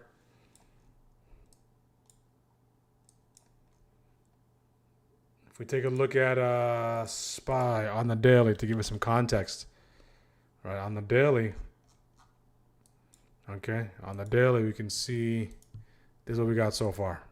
Boom. So we went shooter yesterday. We broke below those lows, daily downside breaker. So best case scenario with a late day rally. Best case scenario, late day rally, right, for us to go engulfing on the daily, we need to take out these super bullish case. All right, so the question is, can we make a $9 move from now until the close? About an hour and 30 minutes. The probability is very low, but anything is possible. If we close below that daily downside breaker, yesterday's lows, then this is another a nice buy up off those lows, but not enough for us to make some ground back from yesterday. All right, after that pretty juicy gap down this morning. Okay, so that's where we are. Of course, if we take this off, let's take a couple of those illustrations off. What this looks like, very reminiscent of, okay, break that 200, come back, retrace, reject. So if we continue to hold below that 200 EMA, okay, that can open up that gateway for possible slide, okay, in a couple of days if we don't get that reclaim quickly. Okay. These employees have been there for 30 days. Okay.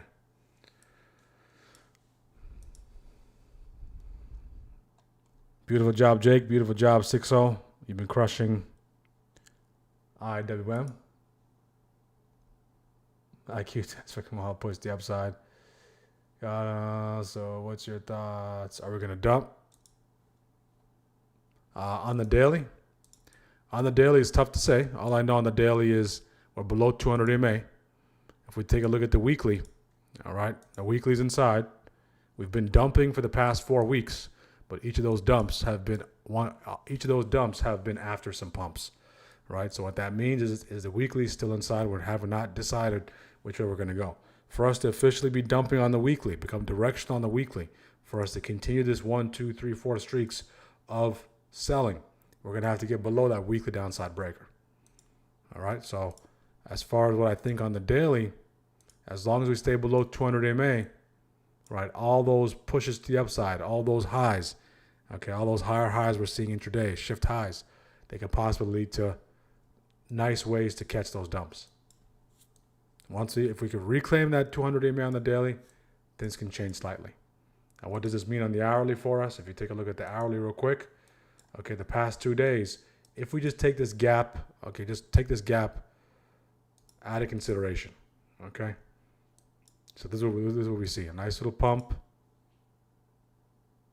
okay? Pump in the morning, give back in the afternoon, relief pump in the afternoon, near power hour, okay? So that's what we've been seeing. Pump in the morning, okay? Midday drop slightly. Do we get a nice little push and then a drop?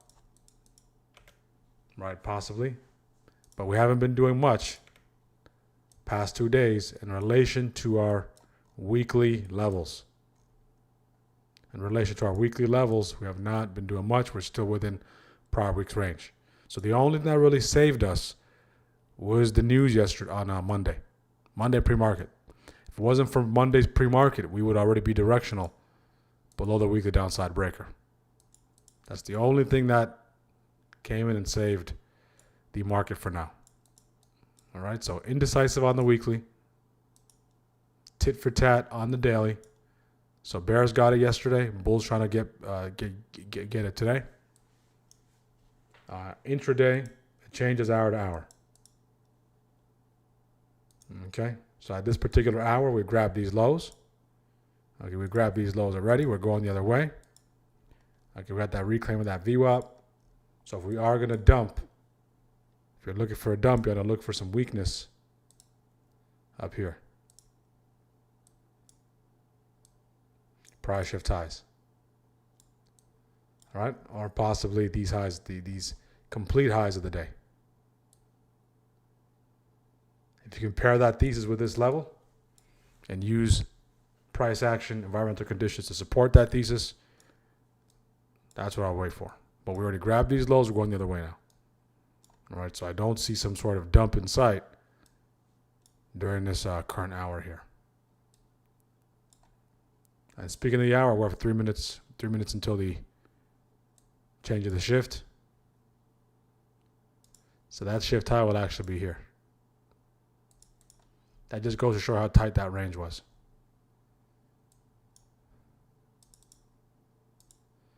How tight that range was. So 654.96, just below 655 psychological level, will be critical. Of course, the shift highs prior to that, and the highs of the day.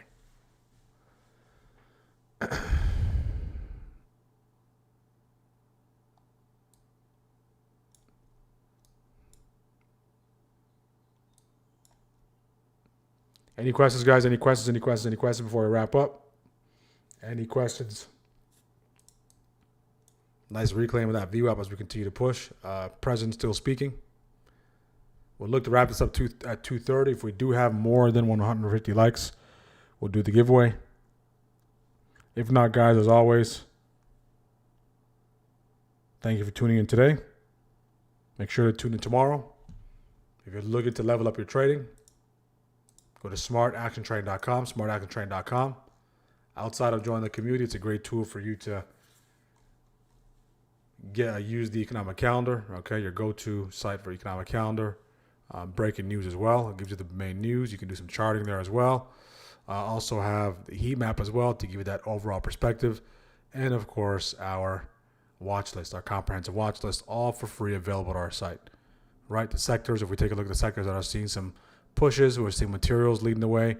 Right behind that is energy, okay? Since energy had that strength, that's when that ExxonMobil trade came in this morning. If you missed it, go back to see the breakdown of that trade, how we took that trade, how we managed that position.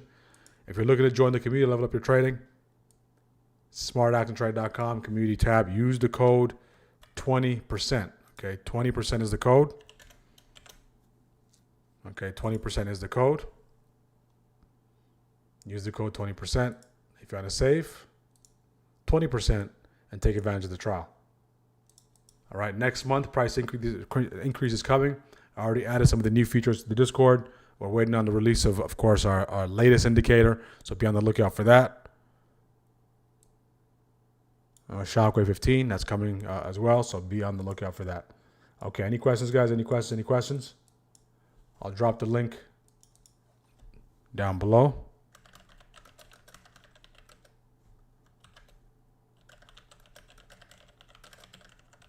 Especially if you've been watching for 3 to 5 episodes.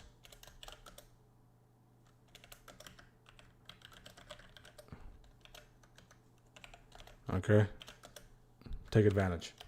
Of course, for my strikers, once you're in, you're in. You're grandfathered in for the life of your subscription. So you will never see that price increase. Any questions? Any questions? Any questions? Check Google Meets. Futures are more like stocks, but share options leverage. Okay. Yeah, I was yeah. So doctor does have some background in aviation, so he'll definitely be the person to count on in that field.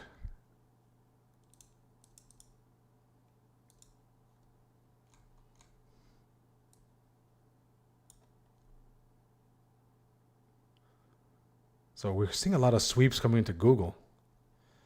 Google large sweeps, Nvidia some golden sweeps there. MU, some semiconductors, AAPL. So for the 618, these are a little further dated. This is 2027, January 15th, 2027, 175 strike.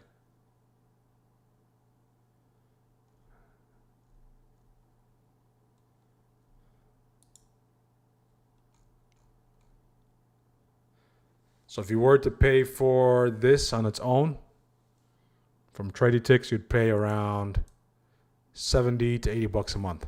So that comes included in your subscription. Okay.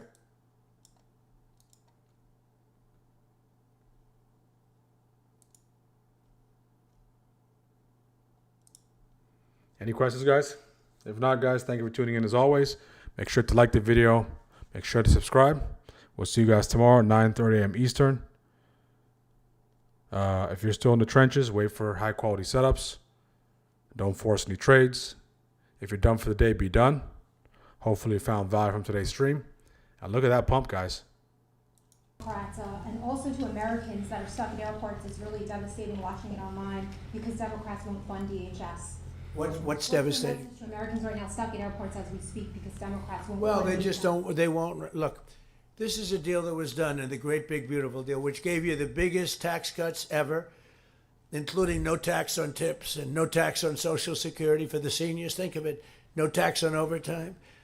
Tax deductions when you buy a car. You take money, pay interest on the money, you deduct it.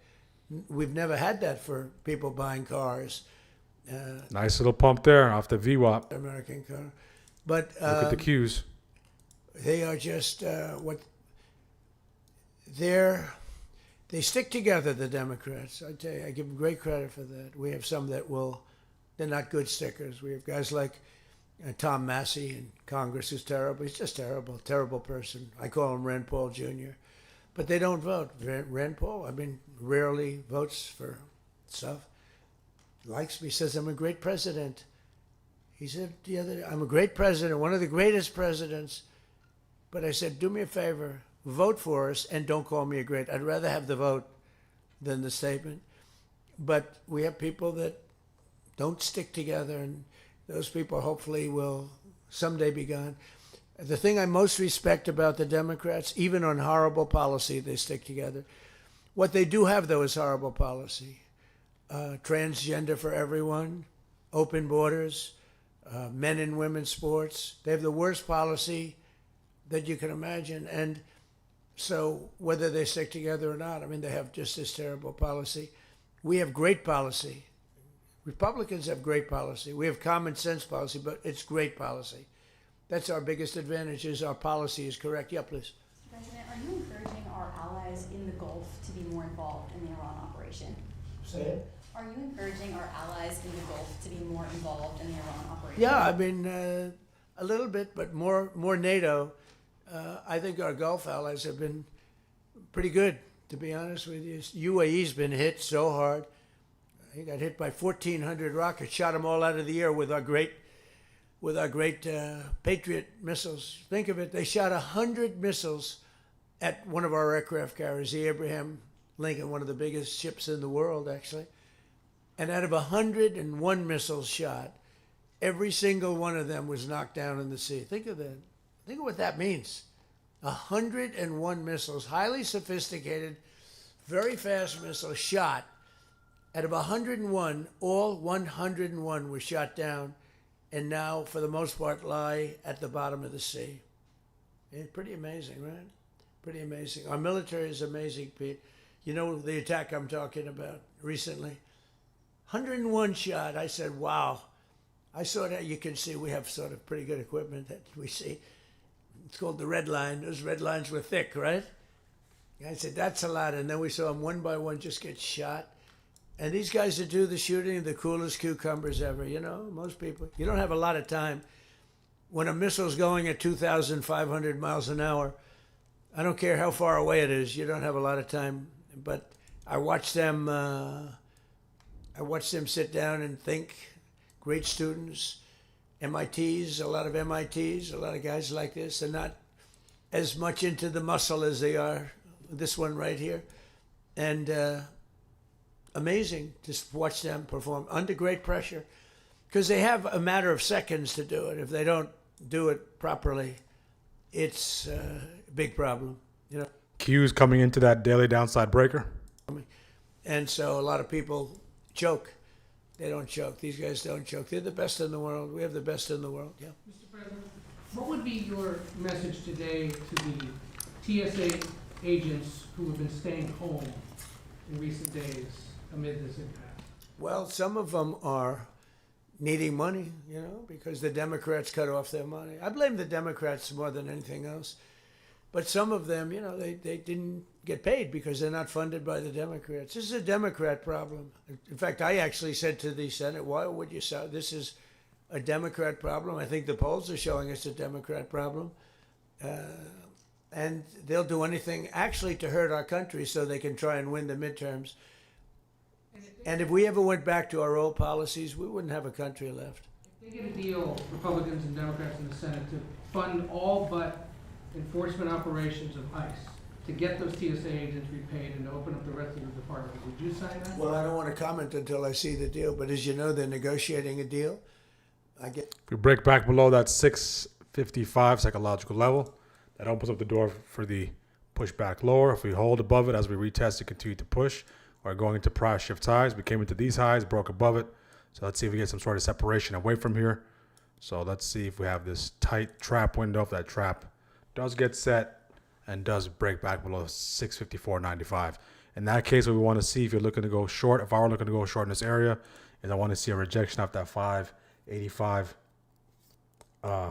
daily downside breaker on 586, close to 586 level on the Qs. And of course, I want to see the VIX start to pick up some speed. If you want to pair those two things together on the 5 minute, we're seeing a nice stretch of buying. All right, what is this all fueled by? This is all fueled by the grab of these lows. Nice little break, come back, retest, downward compression, finally break out. So do we have enough juice now to continue to take out these prior shift highs and work our way to the shift highs of all shift highs, which is the highs of the day? Okay, let's see. So no horse in the race currently. I was looking to wrap it up, but we got that nice little push up. President speaking. Let's continue to listen. We killed all their leadership, and then they met to choose new leaders, and we killed all of them. And now we have a new group, and we can easily... Head and shoulder on the 15. Let me take a look at that, doctor. We have really regime change. You know, this is a change in the regime because the leaders are all very different than the ones that we started off with that created all those problems. So this was, I think we can say, Jason, this is regime change, right? What makes you trust them? I don't trust anybody. I don't trust you. I mean, that's only because I know you. But if I didn't know you, I'd probably have more trust. But I don't trust anyone. Why do you say that? Why do you say what makes you trust? Do you think I trust them? I don't trust them. Then why bother talking to them? You're looking at the inverse, doctor, or the traditional? This being the head, this being the left head, and possible right. Yeah, the inverse was nice. Very big present worth a tremendous amount of money. And I'm not going to tell you what that present is, but it was a very significant... So we went back and forth at the daily downside breaker. Buyers finally established control. Starting to break out of this nice symmetrical triangle. Now we have room to PMH. PMH is that big level up there. And it was a very nice thing they did. But what it showed me is that we're dealing with the right people. Because, you know, you don't know. Because the leadership was killed, all gone. Khomeini, all gone. As the expression goes, the past supreme leader. And then the new supreme leader was racked up, at a minimum racked up pretty good. And everyone else was gone. And then many of the people in the third tier are gone. but we're dealing with a group of people that I think turn out, and the present, the gift they made to us was very significant, and they said they were going to do it, and it happened, and they're the only ones that could have done it. Jennifer? Was it related to the Strait of Hormuz and the flow of? Yeah, it was related to the flow and to the strait. Yeah, it was. Are you negotiating on who's going to control the strait from now on? No, we'll have control of anything we want. Look, if we can end this without more lives being down, without knocking out $10 billion electric plants that are brand new and the apple of their eye, I'd like to be able to do that, you know. But they can't have certain things. I mean, you know the things. I don't have to go over the list, but again, it starts with no nuclear weapons, and they've agreed to that. There won't be any nuclear weapons. They're not going to have, and they're not going to have enrichment, any of those things. But look, I hate to say that we're in a very good bargaining position, and I hate to say that they're defenseless because, you know, until that last missile is fired, they have little power. But we are in about the best bargaining position. We're way ahead of schedule. And again, they have no Navy and they have no Air Force and they have no missile protection and most of their missiles are gone.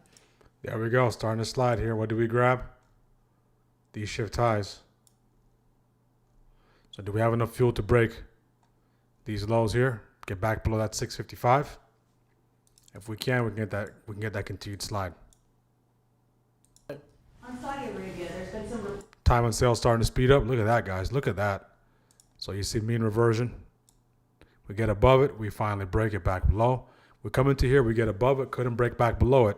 We continue to expand. And if we can break below 655 with the VIX pumping and the Qs failing to hold above that 585.98, which is that daily downside breaker, this might have some room back to VWAP.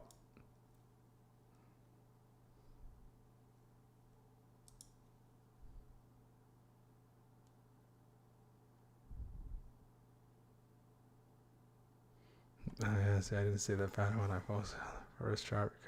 Said if I didn't call that, I would fail. I called out. That was falling.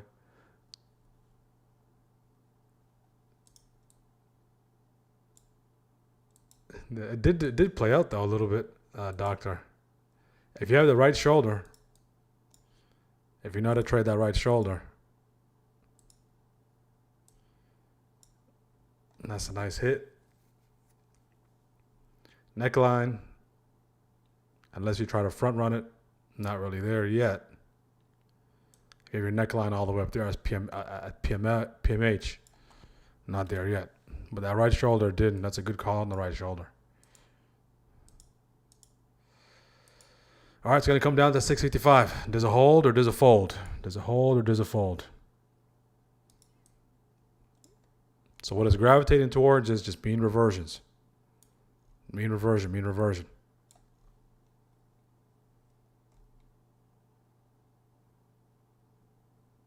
Yeah, PML is pre-market low, pre-market high.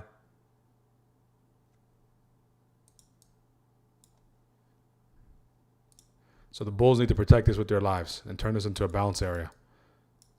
If they can't, we roll over and potentially head back to VWAP. On that note, guys, we're going to wrap it up here. The president, I don't know how long he's going to talk for, so just be on the lookout. A lot of our heavy lifting took place in first shift. We did take lottos here. 29 stopped out on the runners, and then eventually the textbook grab took place here. I believe it was one of our team members, Jake. Jake might have caught this one here. Yeah, Jake caught that one there. So beautiful job, Jake. 6-0 as well. 6-0 probably caught something like that, but on IWM. So tremendous job, guys. If you haven't already, answer the poll question. Again, guys, thank you for tuning in today. We'll see you guys tomorrow, folks on YouTube. God bless each one of you, and stay safe.